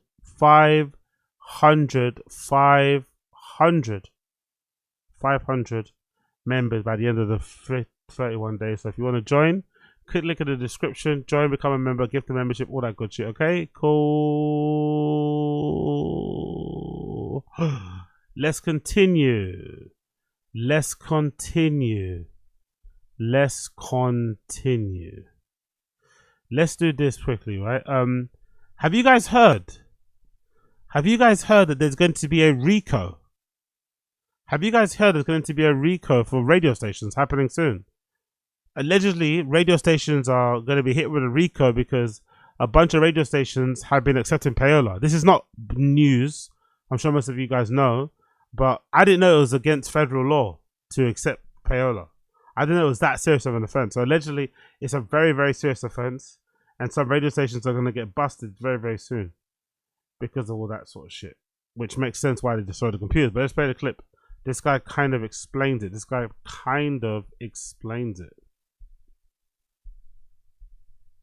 Universal and the record business was built on corruption. It started in the time of Prohibition and bootlegging. And once Prohibition ended, that distribution system became the music distribution system. You know, it was the Chitlin circuit. They would traffic, you know, okay, so during Prohibition and during the Great Depression, there were these speakeasies, and all of the rich guys would go to these little clubs, these little speakeasies, and the gangsters would bring in the liquor, but the artists would either ride in the car with the liquor or right behind the car with the liquor, and they were on the circuit with the liquor. So once the liquor became legal, then they started selling records through that system. Is that how the 2-drink minimum started in comedy clubs? Honestly, is that how the 2-drink minimum in comedy clubs started? And that's how the music business became, paying people, you know, under the table, doing this kind of stuff and all of this. So it was built on corruption. It was built on taking advantage of the artists. So do I believe it? Fuck, I believe it. Because, you know, there were jocks that I had to fire that some record company gave them a pile of cocaine and a stack of cash and said, play a record. You know what I mean? And I'm like... So I guess this radio payola is like the legal version of buying streams and views, isn't it? If you think of it, not legal, but it was the prehistoric version of doing it. So there's always been fraud, there's always been dodginess involved in the entertainment industry. Since the very beginning, there's always been something dodgy. Always something dodgy. Oh, fucking no. What a crazy, crazy situation. But yeah, they're saying that Breakfast Club, Hot 97, they're going to be part of some RICO happening very, very soon. So that might explain why the office was so trashed and fucked up and things were getting destroyed and fucking, you know, fucking, what's it called? Scanners, everything else was getting destroyed. I find it really interesting all the stuff was getting destroyed. Because it seems like if you're destroying that type of evidence, you probably are somewhat guilty, innit? Cool. Let's continue. Let's do another clip. Let's do a bit of chin. Let's do a little bit of chin. Where is he? We'll do a little bit of chin on the After Hours episode, yeah? So if you're here and you like what you see, you really like what you like, smash like button down below, okay? Where is it? What the fuck is it? Where's that After Hour pod? Bear with me a second here. Where the fuck is it? What the fuck is it? After Hour. Okay, cool. Let's go here. Doesn't matter. Let's go. After Hour pod episode number 52. Let's watch a bit of this. It was in his packet. Kazoo. Oh, I love a good kazoo sound. We all have to find a bit to do with the kazoo. Hang on, I could barely hear you. This is a kazoo. Nice. Hi, I'd like one large burger, please. Nice. I'm so excited to get home from Vancouver. We're flying on this plane. We got a big guy next. That's a big time. Whose beer is that? Oh, so this might be the person that's encouraging Chin to drink, innit?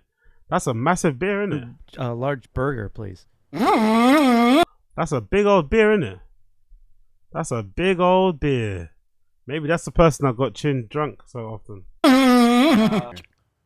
Nice. I'm so excited to get home from Vancouver. We're flying on this plane. We got a big guy next to us. The captain has something to say. Welcome to the... Have beef with other skate groups? No, not once. Nice. Where's Chin? I want to see Chin. Where's Chin? Bro, have you seen Brink? No, we've talked about this. No, Get your own big beer. Motherfucker, my you big seen beer. Brink? I've seen Brink. One more sip, but don't be hijacking my big beer. I brought that big beer for me for today. I gave you a sip, and that was very cool of me to do. Don't. If you're gonna bring treats, you have to bring them for the class. You're right. But I only had one. I only had one. I should have got more, maybe. It's right at the 7-Eleven on the way, too. That's the deal. The deal is 3 of these for $7 at the 7-Eleven by me. Wow. That's not bad at all. Yeah. Free cans. That's a pretty good deal. 3 for $7 also means it must be shit in it. 3 for $7. Ugh. It must taste like backwash. Yeah. That's That's 75 ounces. Fermented backwash. It's basically a 6-pack for $7. Yeah, in fact, I was gonna say that's pretty good. Thank you. Pretty good. Welcome to them. There he is. There he is, the star of the show, the real star. There he is. There's the real star, General Chin. General Chin. Oh, looks like he got some blood work done. Looks like Chin got some blood. I see a little patch there. Looks like Chin went to go get some blood work done. It looks like Chin went to go check his levels once more in the hospital again. Motherfucking after hour. Welcome to motherfucking after hour. Welcome. We got booze in hand. Welcome to the after hour. I'm having a beer. Is it starting right now? I'm not the. Am I? Chin, are you having a beer?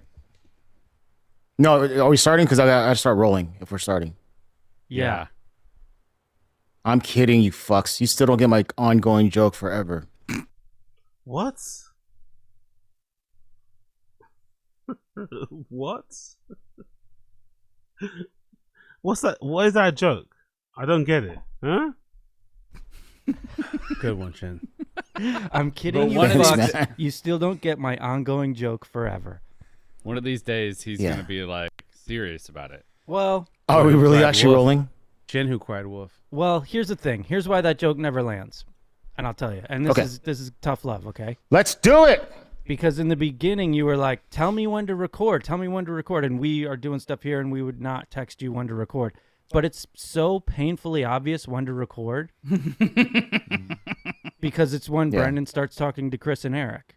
So that's when to record, and that should just kind of be like common sense, I guess you would say. So when you would think, you would think. But in the beginning, I remember because there's so many different, a lot of moving parts. We did it. So many moving parts. Yeah.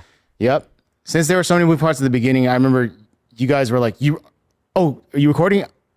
And I was like, are you? Is he drunk? Is he drunk or is he just like short circuiting? What's wrong with him? Is he alright? It's painful to talk to him in a conversation, isn't it? Is he alright? Is he okay? I guess you would say. So when you would think. But in the beginning, I remember because there's so many different, a lot of moving parts. We did it. So many moving parts. Yeah. Yep. Since there were so many moving parts at the beginning, I remember you guys were like, are you recording? And I was like, are you serious right now? I was recording, I think. And I was just like, are you serious right now? Because I wanted to just kind of like give you a little kick in the butt. Like he talks like when like you're using, like when you're, I don't know, there's too many slurs and you gotta like beep it out. He talks like an old rap song where they're beeping out the slurs. Like Jesus Christ, brother. He's literally short circuiting.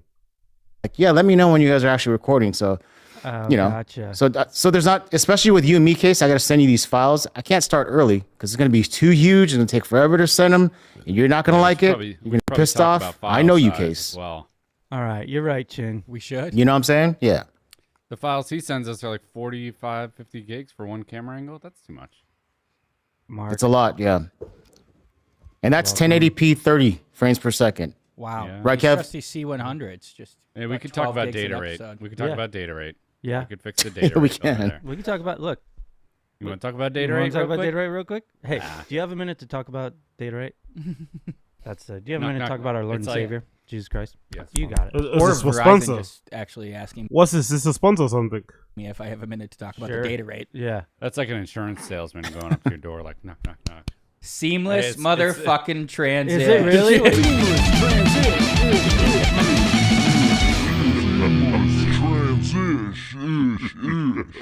I know what he's doing. More production value is put into this nonsense, non-10 slop YouTube than was put into Tfatk. No, there's no redesign of the fucking room, no nothing. Just a table and a lamp, or whatever that is. Whatever that is. But yeah, interesting. Interesting. Let's continue on. Let's do a little bit of, because I didn't fucking get a chance to do it myself. Let's do a little bit of fucking find the kid then. Let's see if I can find the tab. Bear with me a second on here. Where is it? I don't know. What the fuck did I put it? Not too sure actually. Maybe it's just not there. Who knows?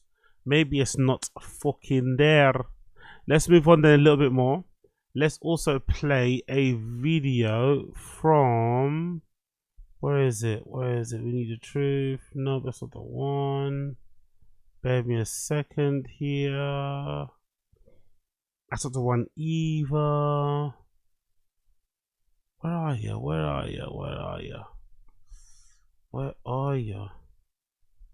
Where did I put the fucking thing? Where is it? Okay, not that. There you go. Maybe it's just, let's go back to the video. Fucking hell. Oh no, it's not. Wrong one again. Wrong fucking one again. Where is it? Nope. Cool. Nope. Okay. Let's do this one then. Let's do this. Let's mix up. Let's do a little bit of Dr. Umar Johnson. Big up O'Shea Duke Johnson. I like this channel. O'Shea Duke Jackson. Let's mix up a little bit. This one's called Dr. Umar Johnson regrets saying this about Charlie Kirk. Let's play this a little bit. Dr. Umar Johnson. For those of you who love Dr. Umar, you remember many years ago he did a particular talk. And in the talk, he discussed some problematic people in the black community. And there were some people that just could not be saved. But he had a solution for those individuals in our community. But I want to be clear. I know some of us love our children, but some of our children are so far gone that we're going to have to put some of them to sleep. Legendary. In order to take back the neighborhood. Legendary quote. We're finna have to kill some YNs to progress the black race. We're gonna have to fucking unalive some YNs, unalive some ninjas in order to progress the black race. But he had a solution for those individuals in our community. But I want to be clear. I know some of us love our children, but some of our children are so far gone that we're going to have to put some of them to sleep in order to take back the neighborhood. Some of y'all don't want to hear that because you don't live in reality. But I'm telling you, as a psychologist, I'm not going to be able to psychologize all of them on the corner. Some of them going to sleep. Oh, yes, the foregone clip that everybody in the community is talking about. Some people will have to leave for good. They can't be saved and they can't be helped. Now, on the flip side, you have whites who may feel the same way about blacks and even some of the people in their community. And in the case of what happened with Charlie Kirk, a lot of people are just not feeling sympathetic, all right? And you gotta understand, Charlie Kirk just didn't offend people in the black community. He also offended people in the Arabic community. He was a big time supporter of Israel and really disliked Gaza. I wonder if the reaction would be different if Charlie Kirk was killed by like a black person, a brown person, a woman, a gay person, a trans person. I wonder if the reaction would be different. I wonder because he doesn't match up, or the shooter doesn't look like, you know, a lot of the propaganda that was being fucking spewed out there. Maybe that kind of has put a bit of a dampener on today's events. You never know. You never fucking know. Palestine. And even some of the people in that community weighing in on his past. The news of the murder of Charlie Kirk is deeply shocking and absolutely wrong. I want to say clearly, I do not agree with much of what he used to stand for, but I would never wish this upon him or anyone. Violence and murder. He'd wish it upon you. Are not justice. They are crimes. And Islam clearly states, whoever kills a soul, it is as if that person has slain all of mankind. Tell that to Hezbollah. There is a beautiful Sufi saying, Dushman mare to khushi na kariye, asa vi mar jana. Do not rejoice at the death of your enemy, for we too shall die one day. Now you notice he did mention the word enemy. He kind of slipped up there. So he did say that, but still doesn't believe that he should have passed away. Now, Dr. Umar Johnson also weighed in on this, and typically when somebody high profile dies, it was the same with Kevin Samuels. He did not like Kevin Samuels or vice versa, but anytime he sees someone, kind of wild still how Kevin Samuels died, isn't it? Kevin Samuels died the way he probably would have liked to have died, but still kind of tragic, isn't it? He died fucking, right? I think the girl was on top of him and he had a heart attack. She was very good at her job, I guess. She is very skilled, and it got Kevin Samuels so flustered that his heart gave out. Intense. Fucking tense. Damn.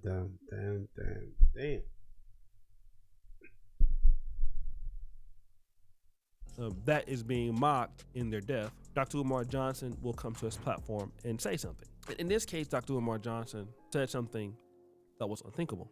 He said this: while I did not agree with Mr. Kirk's rhetoric and considered him to be an anti-black bigot, I will never rejoice at the loss of life of anyone who hasn't directly participated in the unaliving of a member of the black African race. I am ashamed to see members of my community celebrating the situation. I will never ask you to mourn the loss of an enemy of our race, but to celebrate an unaliving is completely unacceptable.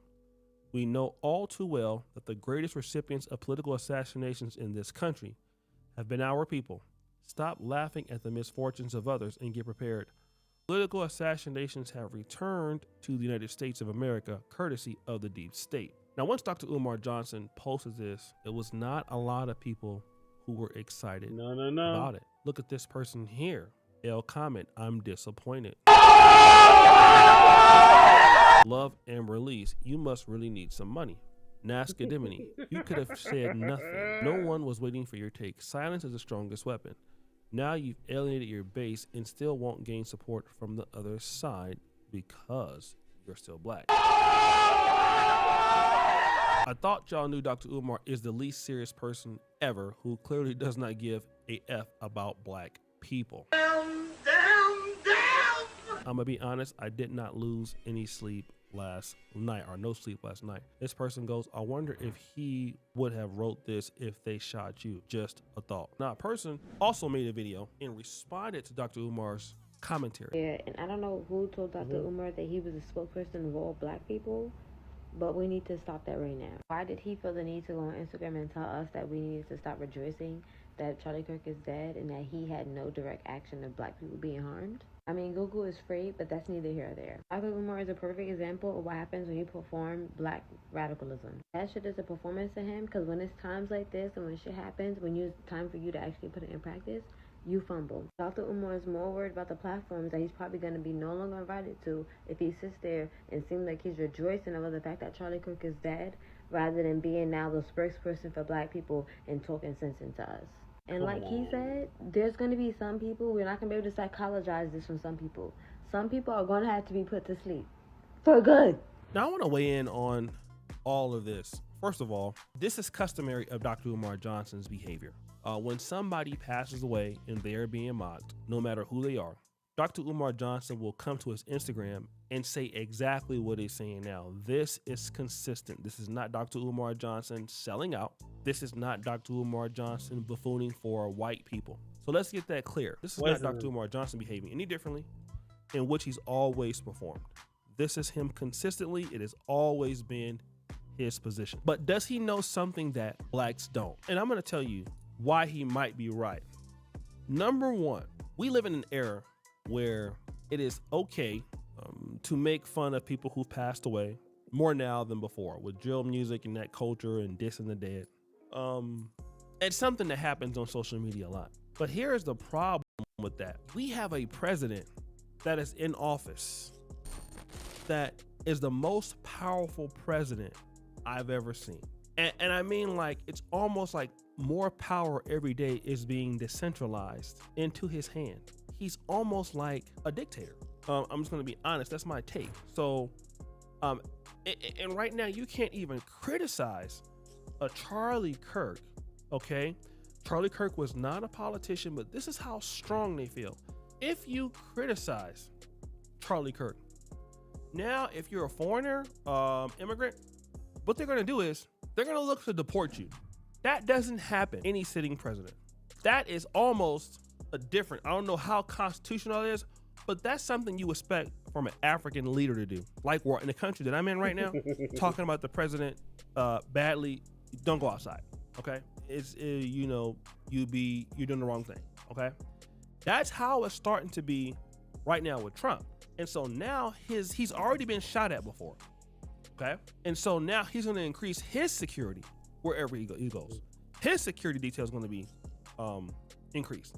And as you know, Charlie Kirk was also anti-migrant. So if you are saying certain things, what people are gonna do is they're gonna look and screenshot what you're saying. And if you work someplace and you happen to have a conservative boss, yeah, you could be fired. And then you try to go and do a lawsuit or whatever, and it's the federal lawsuit. What do you think they're gonna do? They're gonna pass it by.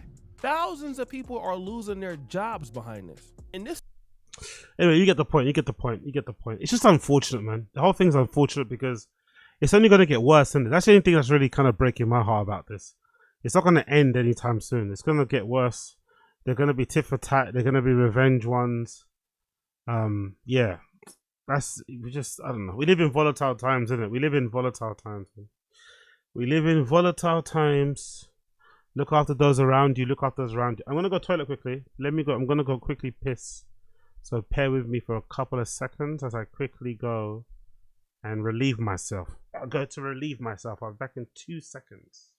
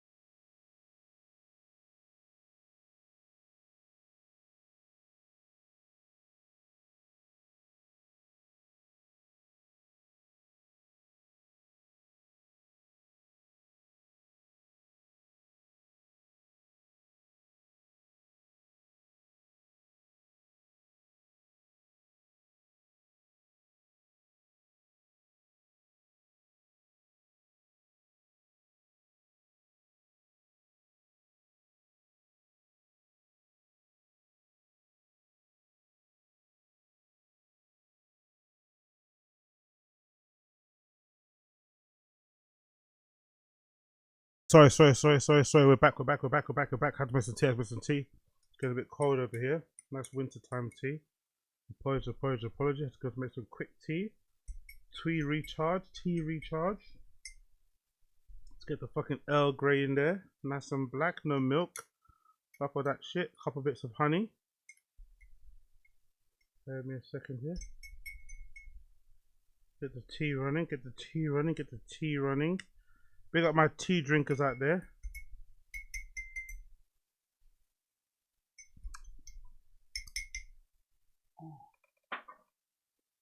Let's go.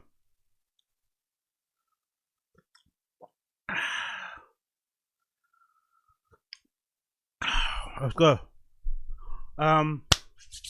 Let's do this. Okay, let's do a little bit of Tfatk K. Let's go through a couple golden hour clips on Tfatk K Reddit, and then we're gonna go through the proper Tfatk K probably tomorrow. I just need to pull clips. So I'm being lazy. I need to pull the clips. Let me just go through the. Let's see. Because I've got on the title. What have I got here? I've got Tfatk K, right, and golden hour. Cool. Let's go here. Let's do. Bear me a second. Let's go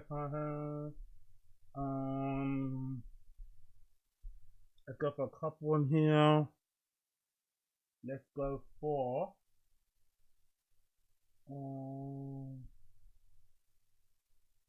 Yeah, let's just go through all of them actually. Let's go through all of them quickly. Big up everyone in the stream chat. Let's go through all of them. So let's start with this one. Let's start with Papa agrees with Joe Rogan on every facet. Let's see this one. What does he agree with? Let's see. I've never been to Paris. I just had a layover there once in the I have airport. no desire to go. Great city. Great city. I have no desire to go. I sent you guys in the text message Ooh. chain today. Oh, dude. That young kid, He's a the problem. Muay Thai kid. This is a very good card, though. Great card. Especially who's allowed. Fucking hell, man! I forgot what this is like, man. I forgot what this is like, man. I forgot when the good old days when Brendan and Rogan were closer, or when Brendan was doing comedy, and you come on Rogan, it would just be like him agreeing with everything Rogan says. Yeah, I love that too, Rogan. I love it. You love it. I love it. I like what Joe likes, like some proper dick sucking shit. Jesus Christ. You have a gun? Yo, big up Kevin. Just came home from seeing Harland Williams at the Wilbur in Boston. Absolute garbage. 50% crowd work in a theater. No, don't say that. I quite like Harland. Is Harland Williams shit at stand-up? No, that's sad. He's one of the good ones. He's actually really funny. Don't tell me he does crowd work. Oh, fuck. Big up Kevin. What you got? I feel bad for you, man. Fuck. Is it Harlan Williams or Harlem Williams? Is Harlan Williams the black one that I don't know about? Harlan Williams is the one that's funny, isn't it? That one's on Kill Tony that ripped into David Lucas. Fuck. Apologies, man. Apologies to fucking Kevin Cornell. But big up for the super chat. I appreciate it, brother. Allowing this to today. Oh, dude. That young kid, He's a the problem. Muay Thai kid. This is a very good card, though. Great card. Especially who's allowing this to happen, and what's the end goal? Did you see the new lady What's who the apparently agenda? was just the The very country that you're emigrating into. I mean, Well, that's but the problem that's is if you say something essentially against treason. it, then you're racist. Yeah, Was that when he fought Tony? Was it that fight? That could be anything. That doesn't look raised, though. Dude, how about Tony got a win the other night? I don't know. Thank Against a God. YouTuber. I heard that staff doesn't come from the mat; it comes from the person you're rolling with. Is this What's true? up, Jamie? You Oh, can live on the that mat. is staff. That's staff for Oh, sure. that's McKee. That is staff. That's staff right there. Well, what's Up, Jamie? can Oh, live on the that mat. is staff. That's staff for Oh, sure. that's McKee is the guy with the tattoos. Yep.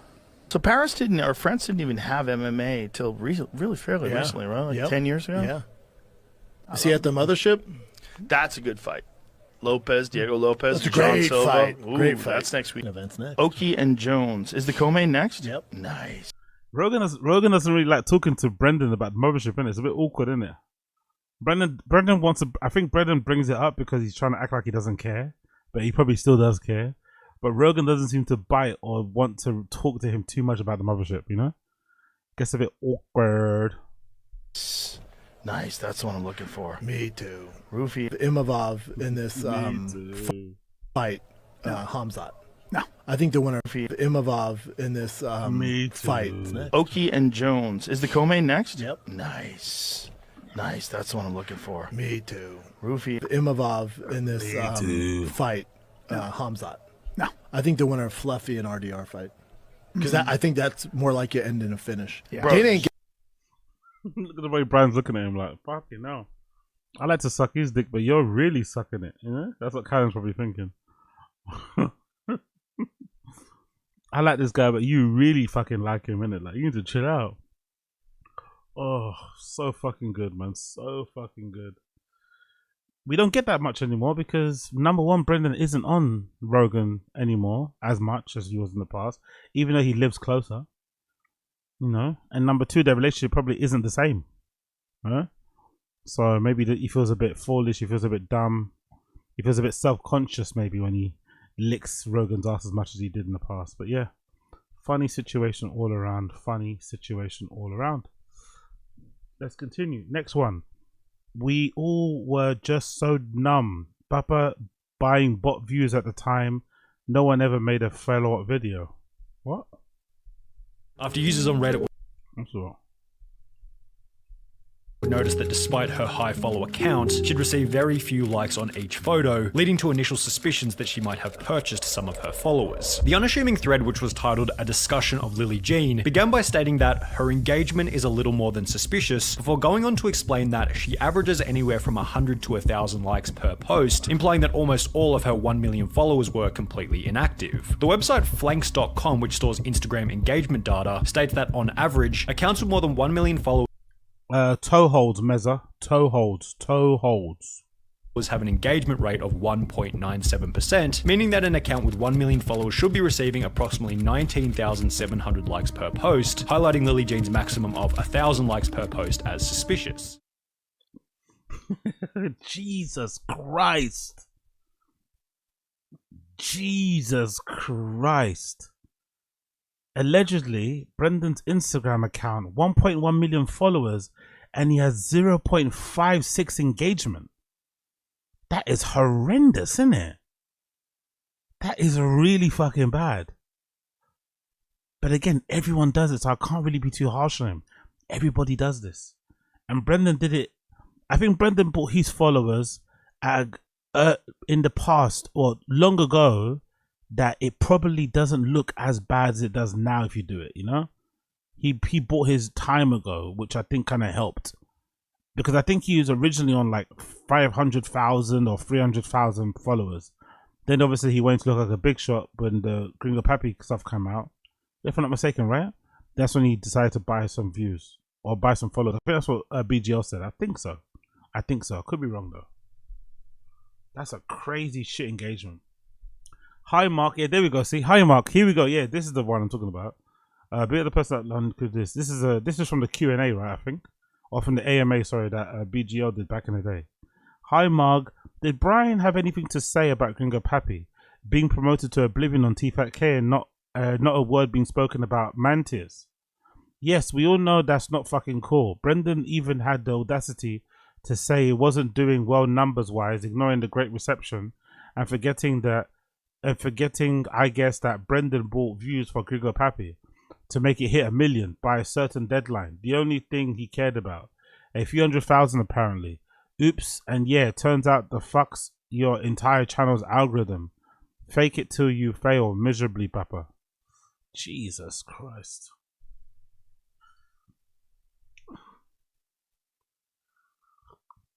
Because I think at the time, right, I'm not sure if it's the same, but I remember at the time, when comedians were dropping specials on YouTube, or at that time, Gringo Pappy came out, one of the ways to measure if your special was doing well or not was how quickly it got to 1 million views. And a lot of comedians were hoping that their special would get to 1 million views by 7 days, in a 7-day window. I think Brendan's did, but it seems like he did it artificially. it seems like he might have got to a certain number, maybe 400,000 or something, and he got the rest of it by buying the fake views and shit. So, you know, here we are. Here we are. We're in the weird world, but I guess the weird world is where we're at now. I guess the weird world is where we're at now. Next one. It says Bappa and his random fans. Let's say when you do enough podcasts, and you've been doing it as long as you can easily start forgetting what's like. Did I hear that on a podcast and internalize it? Yep. Do I do it? Like, I'm getting to an age where, like, you know, maybe I'll say something and maybe read more books, bro. If that's the case, and you're starting to like internalize everything you hear on podcasts, and you start to make it treat it like it's your own fucking words, maybe stop, you know, internalize people's words. Maybe read a book. Maybe go outside, touch grass. Maybe hang out with your kids more, and not be on the timeline so often. Innit? I don't know. Honestly, me, if I was Brian's age, right? If I was 60, 70 years old, you should be trying to find a solution that doesn't require you to be on the internet. He seems to like the attention of Brian, so maybe it's different. But you should be trying to look for an option that will mean that you won't need to be on the internet, you know? What do I know? maybe it didn't even happen. Yeah. Although I don't do that. I know what happened. Yeah, you're turning to Bruce Willis. That's fine. Yeah, maybe I am. Jesus Christ. Nice joke, by the way. Nice joke. Hey, dude, I forget people's names and faces now. I know you do. Faces. I'll never forget a face. I remember faces, but I'm saying faces. I'm good. Names. If I remember faces.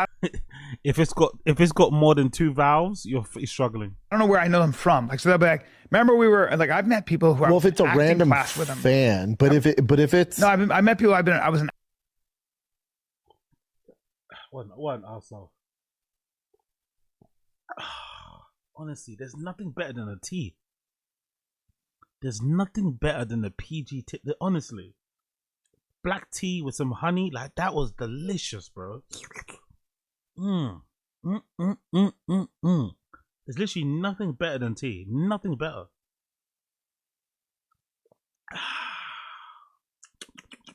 Oof, that was fucking delicious. Absolutely delicious. Big up the tea drinkers. Big up the tea drinkers. Tea is more superior than coffee, and I drink coffee. Tea is way more superior than fucking coffee. Any day of the week, I take it. Tea is more superior than coffee. Chamomile tea, green tea, herbal tea, banging. Papa's still not invited to the mothership. Well, let's play this one. Well. Back at it, pal. I know this is a back at it, pal. I know this is a weird thing to say, and I just yo, the volume levels, man. Fucking no chin. The recording. Let's make it half. Blowing out my headphones. Sometimes I get cravings, and I have a craving. I want cock. That. Well, no. Okay, I never going had to a different craving angle. for that. I will say though, I was at the Bullshit. mothership last night, and Gordon Ryan and GSP were in the green room, and Tony. Ouch, bro. Gordon Ryan and GSP talking shop in the green room of the mothership. And where's Brendan? Where was Brendan? Pretending to fix cars in his garage. Before he hands it over to some mechanic to do. Off camera. God damn, he's got to be jealous about that, innit? Hinchcliffe comes up and goes, and then Rogan was there, and so it's the who's who. And Tony Hinchcliffe goes, I can always tell where Brian will be when there are muscular men in a room. True. Right next to them, Facts. practically feeling their muscles. And I went, Yeah. Tony, you know me too well. Yeah. Because anytime there's a room full of people, if there are really hot girls over there and really big, strong, where muscular Brian's gonna guys with be. cauliflower ear, or if they're Navy SEALs, you know you're going to find good old Bri saddled up to them. And did you talk to Mr. GSP? What a sweetheart. Yeah, We had a long the talk. best. Mr. GSP, Mr. Joseph Rogan. Oh, do yourself a favor, man. Log off. He's such a good guy. And He's still living in Montreal? he is I living in Montreal. assume he's out here training with Danaher? Yeah. He's still living in Montreal. Like he knows some inside information. It's probably on his fucking Wikipedia. He's still living in Montreal. Yo, you weren't included. You weren't invited. Stop trying to act familiar. Like him and GSP are super close. Yeah, I bet he's here for the. You don't know nothing about the guy, man. Shut up. Or you're just following what he posts on Instagram. Shut up. He comes out here and trains with Gordon Ryan. Yeah. Because he was there. He was good. He was thinking about coming out to Archetype Boxing. And I said, you coming to Archetype? He goes, Nice little name drop there. I guess you're wondering, what is Archetype Boxing? It's the same t-shirt he was wearing when he went to Rogan. So he definitely was getting some kickback. Silent investor. I was, but I'm going to go over there and just play around with those guys because the way they treat me is that it's always humbling, and he lets me go a little bit, and then I keep. His GSP accent sounds kind of Caribbean. It sounds like he's trying to say a patois accent. Sounds a bit weird. Doesn't sound very. Yeah. What could you do? Brings me back. I think I'm going to get out. He's talking about Gordon Ryan. Yeah. I think I'm going to get out. He gives me some space, and then I'm back to square one. Yeah. I'm like, well, that's what happens. So he likes to train with Gordon. I don't know if people understand how much better Gordon Ryan is than everybody. I know jiu-jitsu people do. We do, yeah. But everyone knows that. But we do. Jiu-jitsu people do. We do. He said we. Brendan's a jiu-jitsu person now. He's hated by the entire community, by the way, but he's part of it now. Like, you're not in the area code as that motherfucker. It's just unbelievable. Yeah. Especially if you're just doing straight jiu-jitsu, No. But anyway, so there was that. Great story. So that's my one craving, which is, of course, muscular guys. But I want a donkey. There you go. That's the incredible talk conversation. Brendan seemed to be that interested talking about the mothership. It seems like he brought up the topic, but I don't want to talk about it too much. Maybe it hurts too bad. Big up. It will drive me nuts if AZ isn't on the 10 minutes of Shab 24-hour Gringo Poppy stream. When is that? When is it happening? You say it's not happening soon, isn't it? When's it happening? I'll be in the chat. Why not? I'll hang out in the chat. It's happening soon, no? If it happens soon, why not? I'll be in the chat. I don't need to be on there though. I'm not. I don't have a divine right to be on any show just because I talk about Papa on here. They're doing their thing, innit? But I'll be in the chat. I'll hang out. I'll watch it. It sounds like a fun show. 24 hours. It sounds fucking fun. It sounds fucking fun. Big up David O'Donovan. Merci beaucoup for les super chat. Let's see another one. Picard about to be as old as Theo's father. Now, what's else interesting? Do you have that other article I sent you, Chin? There's a CIA operative who talking about CIA. I take back everything I said about fucking the Terminal List. I take back everything I said about Terminal List season 2 or season 2, season 3, whatever I'm watching now at the moment. Terminal List is fucking sick. I just finished watching the latest episode. Oh, God Almighty! 3 banger episodes back to back. 3, 4, 5, I think. Or was it? Yeah, 3, 4, and 5. So fucking good. I take back everything I said about the Terminal List. It's fucking great. Which one's this? A small clique was responsible for the assassination. You can find it. What? Curtis is always waiting and Curtis is always hungry. Navajo proverb. Oh, fuck. Damn it, Armando. Fuck. A warning would have been nice. You sound like my wife. Mm-mm.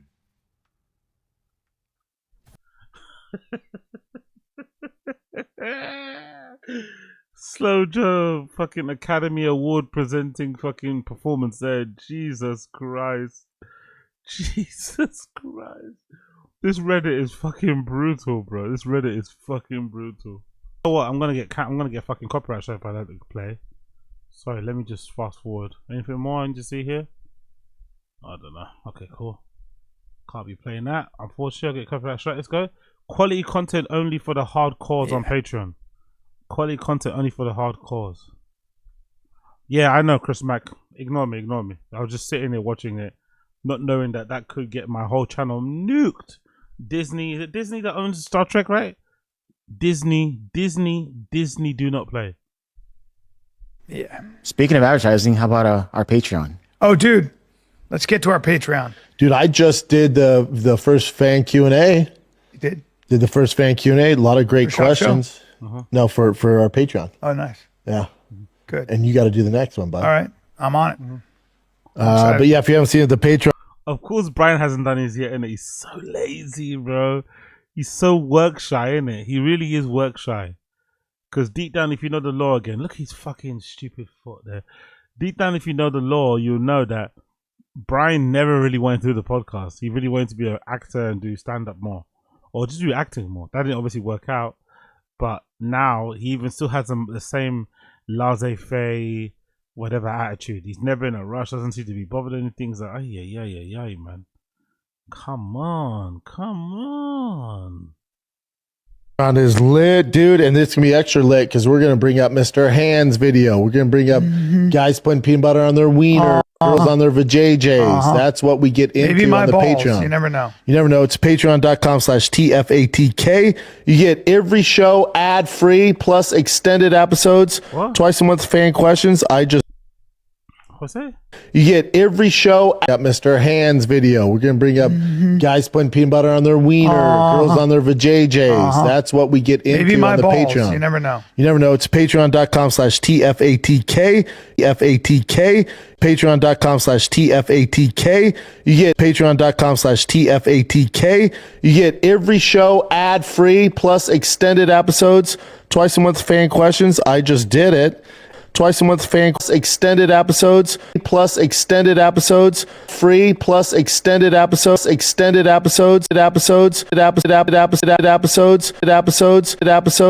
twice a month fan questions. I just did it. Extra behind the scenes content like Chin going on a fishing trip using one of my trucks. It's only $5 a month. You get Chin is now using Brendan's trucks to go on fishing trips. So it's safe to say everybody in the stream chat that was arguing against me, or you're all right. Chin doesn't get paid enough, does he? Chin has to borrow one of Brendan's trucks to go on his fishing escapades. He can't buy his own. That's a bit. Damn, bro. Damn. Find the Kid ad free, Shop Show ad free, safe environment to have some fun. Fire away your questions. Am I allowed to show my balls on Patreon? I did look it up, but it's a tricky territory. I mean, if I just had my balls sitting out like this for no reason because I'm trying to air them out, is that illegal on Patreon? I'm gonna ask our Patreon guy, but I'm also gonna. I think it's worth just doing. I don't. Not if it gets Patreon taken down. Definitely ask before we upload Especially it. Oh, the money. The money. It's worth just doing it and not asking. It's worth just doing it and asking for forgiveness.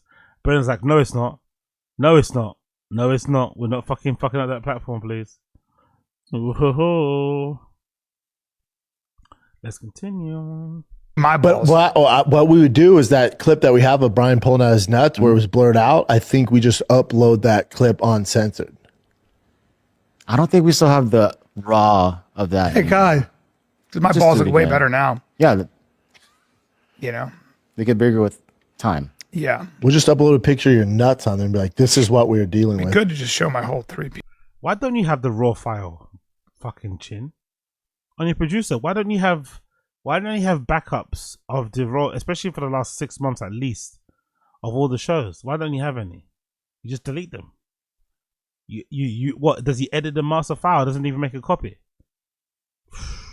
This guy, bro. This fucking guy, Chin. He's legit taking the piss. He's legit a bit of a wage thief, I'm not gonna lie. He doesn't know the fuck he's doing.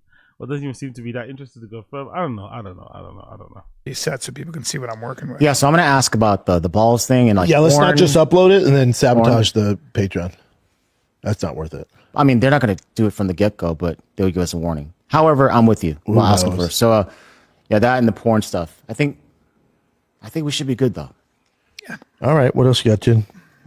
What are they gonna do? Are they gonna start doing porn watch-alongs on Patreon? I'm sure that's a thing, right? There must be a thing, right? Porn watch-alongs on Patreon. It must be a thing. It must be a fucking thing. It sounds insane, but I bet you it's definitely a thing. 100% it's a thing. I bet ya. Moving on. Let's do another one. Let's do Chin signed his life away. No more Chin's cooks. What's this about? Extra behind the scenes content like Chin going on a fishing trip using one of my trucks. But I asked the captain, I go, when I caught that 80-pound fish for the story of, say, 200, I said, or 250, I said, is this the biggest halibut you've ever caught? He goes, no. I've caught a 340-pound halibut. I went, no, you didn't. He goes, oh, yeah. Show me the picture. It looked Photoshopped. Bring up big halibut. It was the size of that wall. I go, how long did it take? He goes, like an hour and a half. I love the lies. I love the lies, man. I love the lies. I love the lies. I love the lies. I love the lies.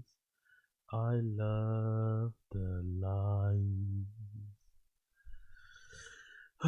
Okay, let's do a couple more. Let's just do a couple more. Let's do a couple more. Let's do a couple more.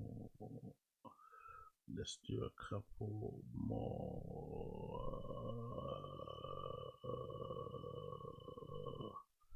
Let's do a couple more. Let's do a couple more. Let's do a couple more. Let's do a couple more. Okay. Let's do a couple more.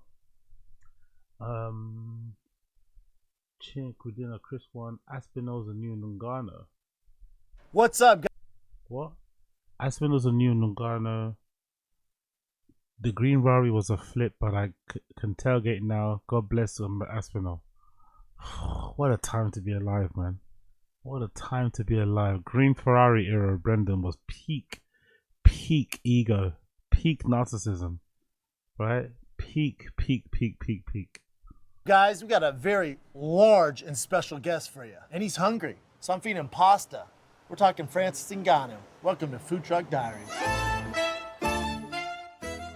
He's the baddest man on the planet. He's the heavyweight champion of the world. It's Francis Ngannou on this week's Food Truck Diaries. And we booked him really short notice, so we couldn't get him a food truck. So I went and picked up chicken sandwiches, and we got him out of the trunk of my car. It's this week's Food Truck Diaries with Francis Ngannou. Show was so poorly produced, so shit in it. Looking back, like the show was garbage, innit? Absolutely wasted. All those great fighter interviews on just a terrible concept, very poorly done. Like, God almighty, Brendan, just a little bit of effort, a tiny bit more effort, man. All right, Francis, it's called Food Truck Diaries, but because we booked you on short notice, not a lot of food trucks can do it on a day's notice. So I went and picked the food up for you, and this is my ride, and I think you're gonna be able to afford about 30 of these after your next deal. But I got, you better be able to. I can fit on this. You'll fit in it, man. I'm a huge guy, and I got you. But what we did is we.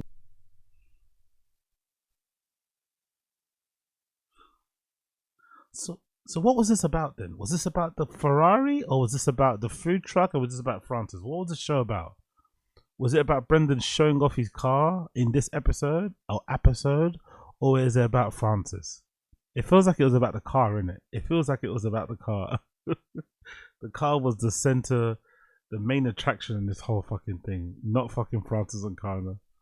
Got you some chicken sandwiches to celebrate this big. That's just a. I can't look. Hold on. Should I play? It's so cringe. I need to play this whole thing. It's so. I can't fast forward it. It's so cringe. It's so cringe. In it, man. I'm a huge guy, and I got you. But what we did is we got you some chicken sandwiches to celebrate this big win. They're in here. It looks good. It's tasty. You're gonna have a little downtime with this knee, so I feel like we can chow. That's just to hold it up. Hollywood stuff. But let me feed you. The food's inside. It's gonna be tasty though, man. So let's eat and let's chat some more. It's good that I have fight. Yeah, right? I got you, man. Not bad? Yeah, definitely good. All right, let's do it, man. Let me feed you, dog. A champion's meal here. You've always been a big dude. Big baby? Big baby. I was a big baby. I bet. You have brothers and sisters? Yeah. I have 3 brothers and 1 sister. Wrong. Almost and then people you feel like a loser? Yes, you feel like a loser. And people was like, hey man, can I have a picture with you? It was like, is this serious? I know. Like,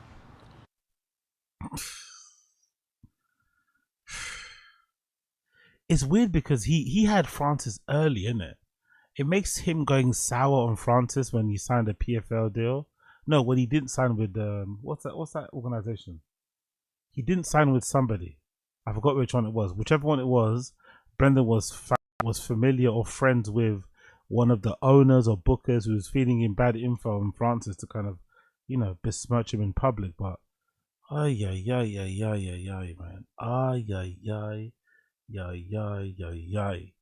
The way you went bad on Francis was so fucking poor taste, was so rude. What can you do? That's Brendan for you, innit? That's fucking Brendan for you. Piece of shit. A piece of fucking shit.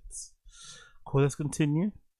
Let's do a couple more, then I got a bounce. What are we doing here? If only, yeah, this one. If only Papa could confront Gordo like Strickland did Tommyberg.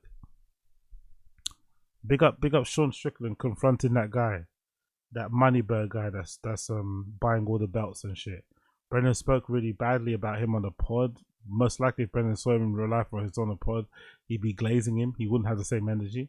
But Sean Strickland kind of put it on the guy, man. So credit to Sean Strickland. He's a bit crazy anyway, Sean Strickland. But credit to him for still sticking it on the go. Crazy enough, guys. Look who I ran into. This guy's real big, real jack. He says, why do I call him a scumbag on the internet? This is why I asked him. And again, you could say... So you got to do that for camera. You can't have a private conversation like an adult. You can only do things for the internet. You can't have a private because conversation. What I have to say is factual. And you guys... It's not factual. You just... So you guys, let me tell you why I don't... Would I like to get free money from this guy? Yeah, sure, dude. Would I pay me money for... But Sean, when I just asked you, hey, have a conversation... Well, you asked me why I called you a scumbag. Then you need to have your camera. You can only talk on the internet. But I'll tell you why. I'll tell you why I called you a scumbag. Only on the internet. But I'll tell you why I called you a scumbag. You're the one being the fucking scumbag right now. No, I'll tell you why. I'm saying it to your face. I'll tell you why. You're the one being the fucking scumbag right now. I love my fans more than anything, you guys. And would I love to go take free money from this guy and peddle? Yeah, would I love to make free money from this guy? I would. I absolutely fucking would. I fucking would love to. But this man takes advantage of low-paid UFC fighters who are great men who are just trying to make their mortgage and live a life. And he takes advantage of these men and he uses their platform to peddle financial scams and he sues people and what he does is so dishonest and so scummy that no, I will not. Just because you're nice and you shake my hand and you say you're my buddy, no.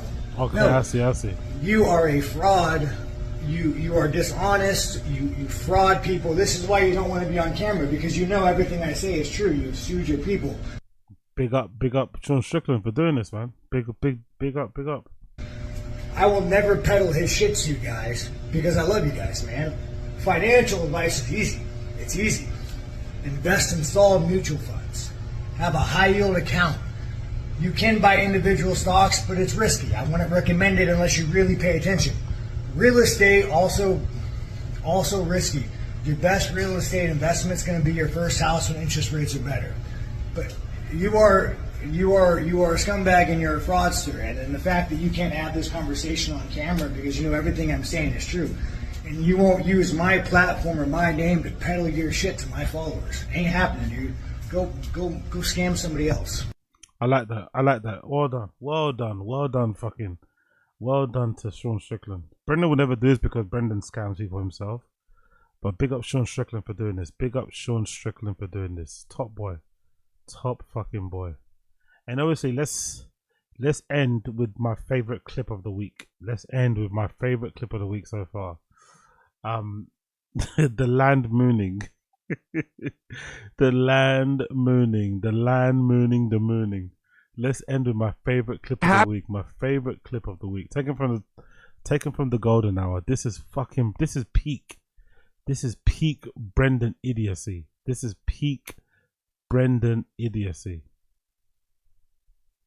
Happens, you just go, all right, if I was in the government, this is what me, I wouldn't lie about this. Yeah.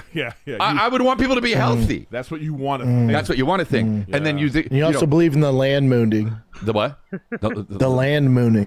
The land mooning? The mooning. Moon landing? The landing on the moon. Jesus Christ. All this Diet Coke's fucking up my brain. Land mooning. Well, that's too much. Moon landing. That's that you're like...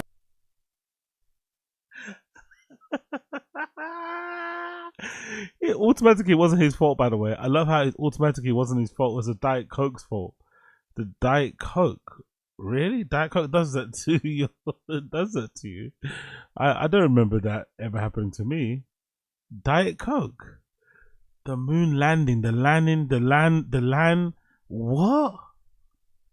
One more. Happens, you just go, all right, if I was in the government, this is what me, I wouldn't lie about this. Yeah.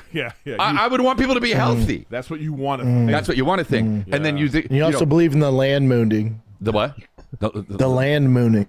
The land mooning? The mooning. Moon landing? The landing on the moon. Jesus Christ. All this Diet Coke's fucking up my brain. He still can't say moon landing. He still keeps saying land. Every time he says it, he always says land first. He can't just say moon landing. You used to believe the moon landing was real. Right. If I was in the government, this is what me, I wouldn't lie about this. Yeah. I would want people to be healthy. That's what you want to think. That's what you want to think. And then You also believe in the land mooning. The what? The land mooning. The land mooning? The mooning. Moon landing? The landing on the moon. Jesus Christ. All this Diet Coke's fucking up my brain. Land mooning. Well, that's too much. Moon landing. That's that Diet You're like Pepsi Foghorn and Foghorn that, Leghorn. Land moon and land. The land mooning. The mooning of the land. What? What? The land mooning. The mooning of the land. The land. You still believe in the mooning? The mooning? What? Honestly, one more time. One last time. This is too good. One last fucking time, please. Happens, you just go, all right, if I was in the government, this is what me, I wouldn't lie about this. Yeah. I would want. Big up. You have a gun? Big up, page. Please make your dosing land moonding. My TTS, you mean? Yeah, the TTS. Yeah, maybe I'll refresh it, actually. Maybe I'll refresh it. That's a good point. Maybe I'll refresh the... Do you have a gun? Or maybe I'll switch it. Maybe do you have a gun for super chats? And maybe... No, moon landing super chats and I'll switch it around. Switch it around. Land mooning. Moon landing. I want people to be healthy. That's what you want to think. That's what you want to think. Big up Purple Pidge. And then you also believe in the land mooning. The what? The land mooning. The land mooning? The mooning. Moon landing? The landing on the moon. Jesus Christ. All this Diet Coke's fucking up my brain. Land mooning. Well, that's too much. Moon landing. That's that You're like Diet Pepsi Foghorn and that, Leghorn. Land moon and land. The land mooning. The land mooning. Of course, we've got some edits here. We've got some edits, right? About that. We've got some edits. We got the edit crew. And now, you're like a baby. No. That's fine. But hold on though. This is how. But when that happens, you just go, all right. If I was in the government, this is what me, I wouldn't lie about this. Yeah. I would want people to be healthy. That's what you want to think. That's what you want to think. And then You also believe in the land mooning. The what? The land mooning. The land mooning? The mooning. Moon landing? The landing on the moon. Jesus Christ. All this Diet Coke's fucking up my brain. Land mooning. Well, that's too much. Moon landing. That's that Diet You're like Pepsi Foghorn and Foghorn that, Leghorn. Land moon and land. Moon landed. I said.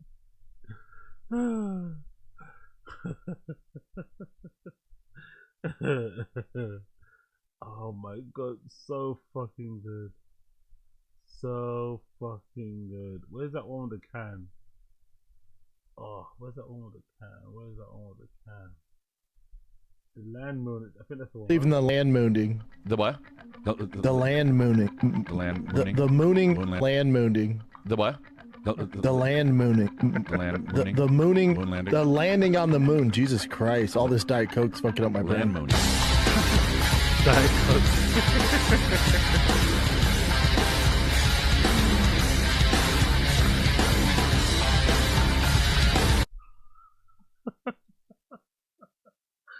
The land mooning, the mooning of the land. Oh, so good, so fucking good. Honestly, so fucking good. I absolutely love it. So fucking good. Cool. I'm gonna bounce now, but let me quickly check the Instagrams. I haven't checked the Instagrams in a while, so let me quickly check what they're saying. What they're doing on the Instagrams. Anything special on there? Was he got any new posts? No new posts from Rogue Brendan. There's any new stories? Anything we missed out on? Let's see. Texas police added 1,000 SRT Hellcat red eye to their fleet. Cool.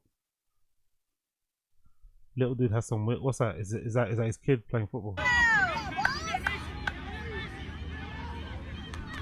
Cool. In memorial of Charlie Kirk from USA. Fair. Let's do Brian Callen. Let's see what Brian Callen's been up to. Any new post from Brian Callen? Oh yeah, we got what he's talking about Charlie Kirk here, right? Yeah, I don't care about that. Let's go through his stories. Has he got anything fun on there? Life, you want to have a cigar, and he's always shilling something, isn't it? Slightly, isn't it? Brian's always shilling something. This Hollywood smokes. What's this? A cigar shop, a lounge or something. He's always shilling something. This guy. the problem is that if you're friends with somebody who owns a shop like Hollywood Smoke, they'll ruin you because they'll make you smoke a cigar like this. And the bastard that has ruined me for cigars by giving me the best cigars is that Armenian gangster right there. Chris Shabazzian. He's a bad person. See how he smiles like the devil? He's a bad guy, and he's ruined me. And look at his fucking hat, and he's just a bad person here. So now I have to spend a fortune on fucking cigars, or I can't smoke. So I just want to say, from the bottom of my heart, fuck you very much. Callan with a healthy group of friends there. You only see that from Brendan too much, do you? Healthy friendship circle. Let's see what Chin's been up to. No stories, no posts so far from Chin. A little clip here from a podcast, I think, right? Don't care about that really. Oh, and Joanna. Let's see what's Joanna been up to. What's Slojo been doing these days? What's Slojo been doing these days? Let's check her out. Any new posts from her? No new posts, I don't think so. I like this one, by the way. This is one of my favorite ones. I like this one, right? Look at the caption. I was born to be a sports mum. To my two beast athletes, me, Billy, and Grandma are their #1 fans. And look at the picture of her watching her kids play sports. She's holding one of her kids, and look down below. There you go. Let's make sure people see the batty. I'm a sports mum, but I got a dumpy. I'm a sports mum, but let them see the BBL. Let them fucking see the BBL. They must see the BBL. They must. Oh, big up Slojo. Let's go through her stories. Anything fun?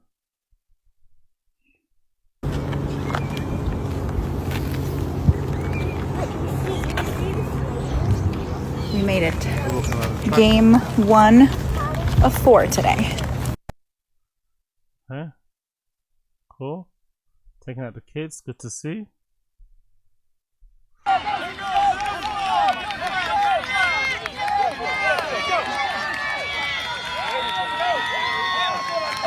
Go boy.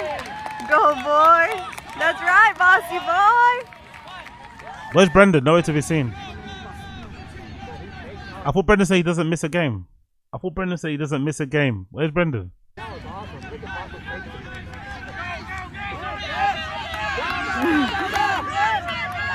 Wow, good work, guys. Yeah, Kid looks faster than Brendan, I'm not gonna lie. That kid looks faster than Brendan. Boston looks like he's faster than Brendan.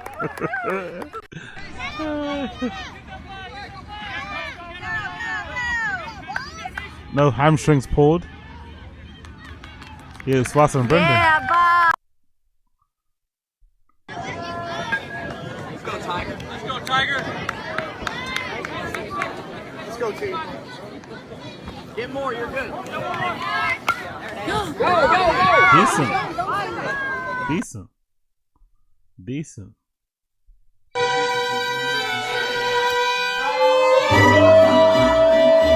Not in Vegas, but this will do.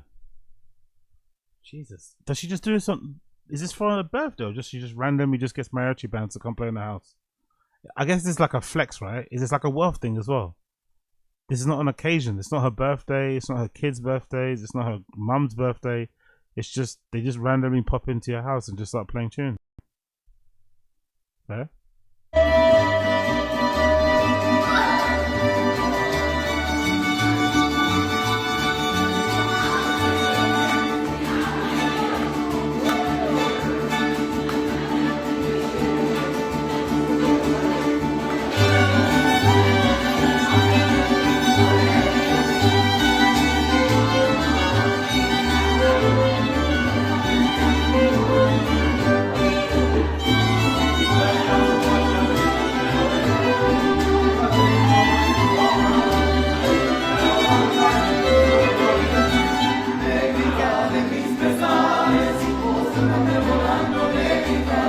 Oh, they're doing it for the Canelo fight. Okay.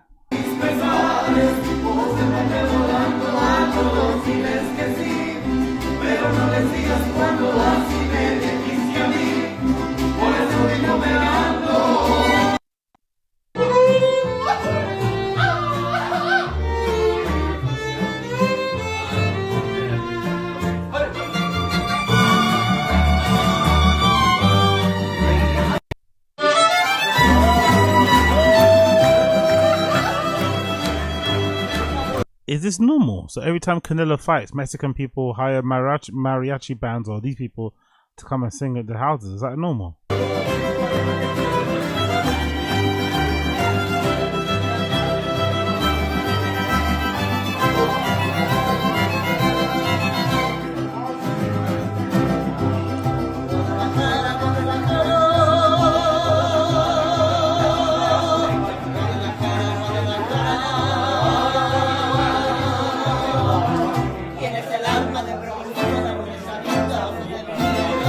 Okay. Cool. My soul is lifted. Mariachi is life. Fair play. The Mummy. Baddie. Cool.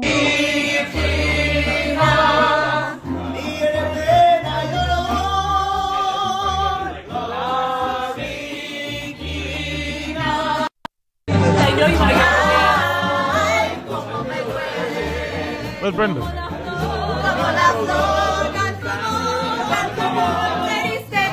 Where's Brendan?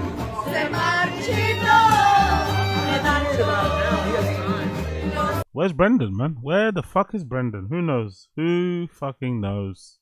Who fucking knows? Anyways, that's the update. That's the update. That's the update. That's the update. That's the update. Thank you for tuning in. Episode number 450, 480? 480. We're approaching 500 soon. Wow. Wow, bro. And I'm on like 900 of Taz. I'm already doing 500 shows on a random show. I guess it's because I'm doing them every day as well, innit, right? Shit. I'm only on like 940 of Taz. And I'm nearly approaching 500 of fucking random show. Fucking crazy. Jesus Christ. Big up everybody for tuning in. Appreciate you. Smash the like, hit subscribe. We're day number 16. Day 17 coming tomorrow. We're fast approaching 31 days. I appreciate every single one of you out there for hanging out with me. It's always a pleasure, never a chore. Smash the like, hit subscribe. Make sure you become a member too, because next week's streams will be members only chat as well. Next week's streams will be members only chat. We need to up the member count, so I want to make the whole streams next week. They'll be open and viewable to everybody, but there'll be member only chat for the entire week. There'll be a couple member only streams too, but we're going to try and lock that in. So make sure if you want to get chatting and all that malarkey, make sure you become a member sometime between now until next week, innit? Of course. But until then, appreciate all of you. Smash the like, hit subscribe, and I'll see the rest of you guys again tomorrow, okay? I'll see the rest of you guys again tomorrow. Thank you. Appreciate you. Appreciate you. See you tomorrow. See you tomorrow. See you tomorrow.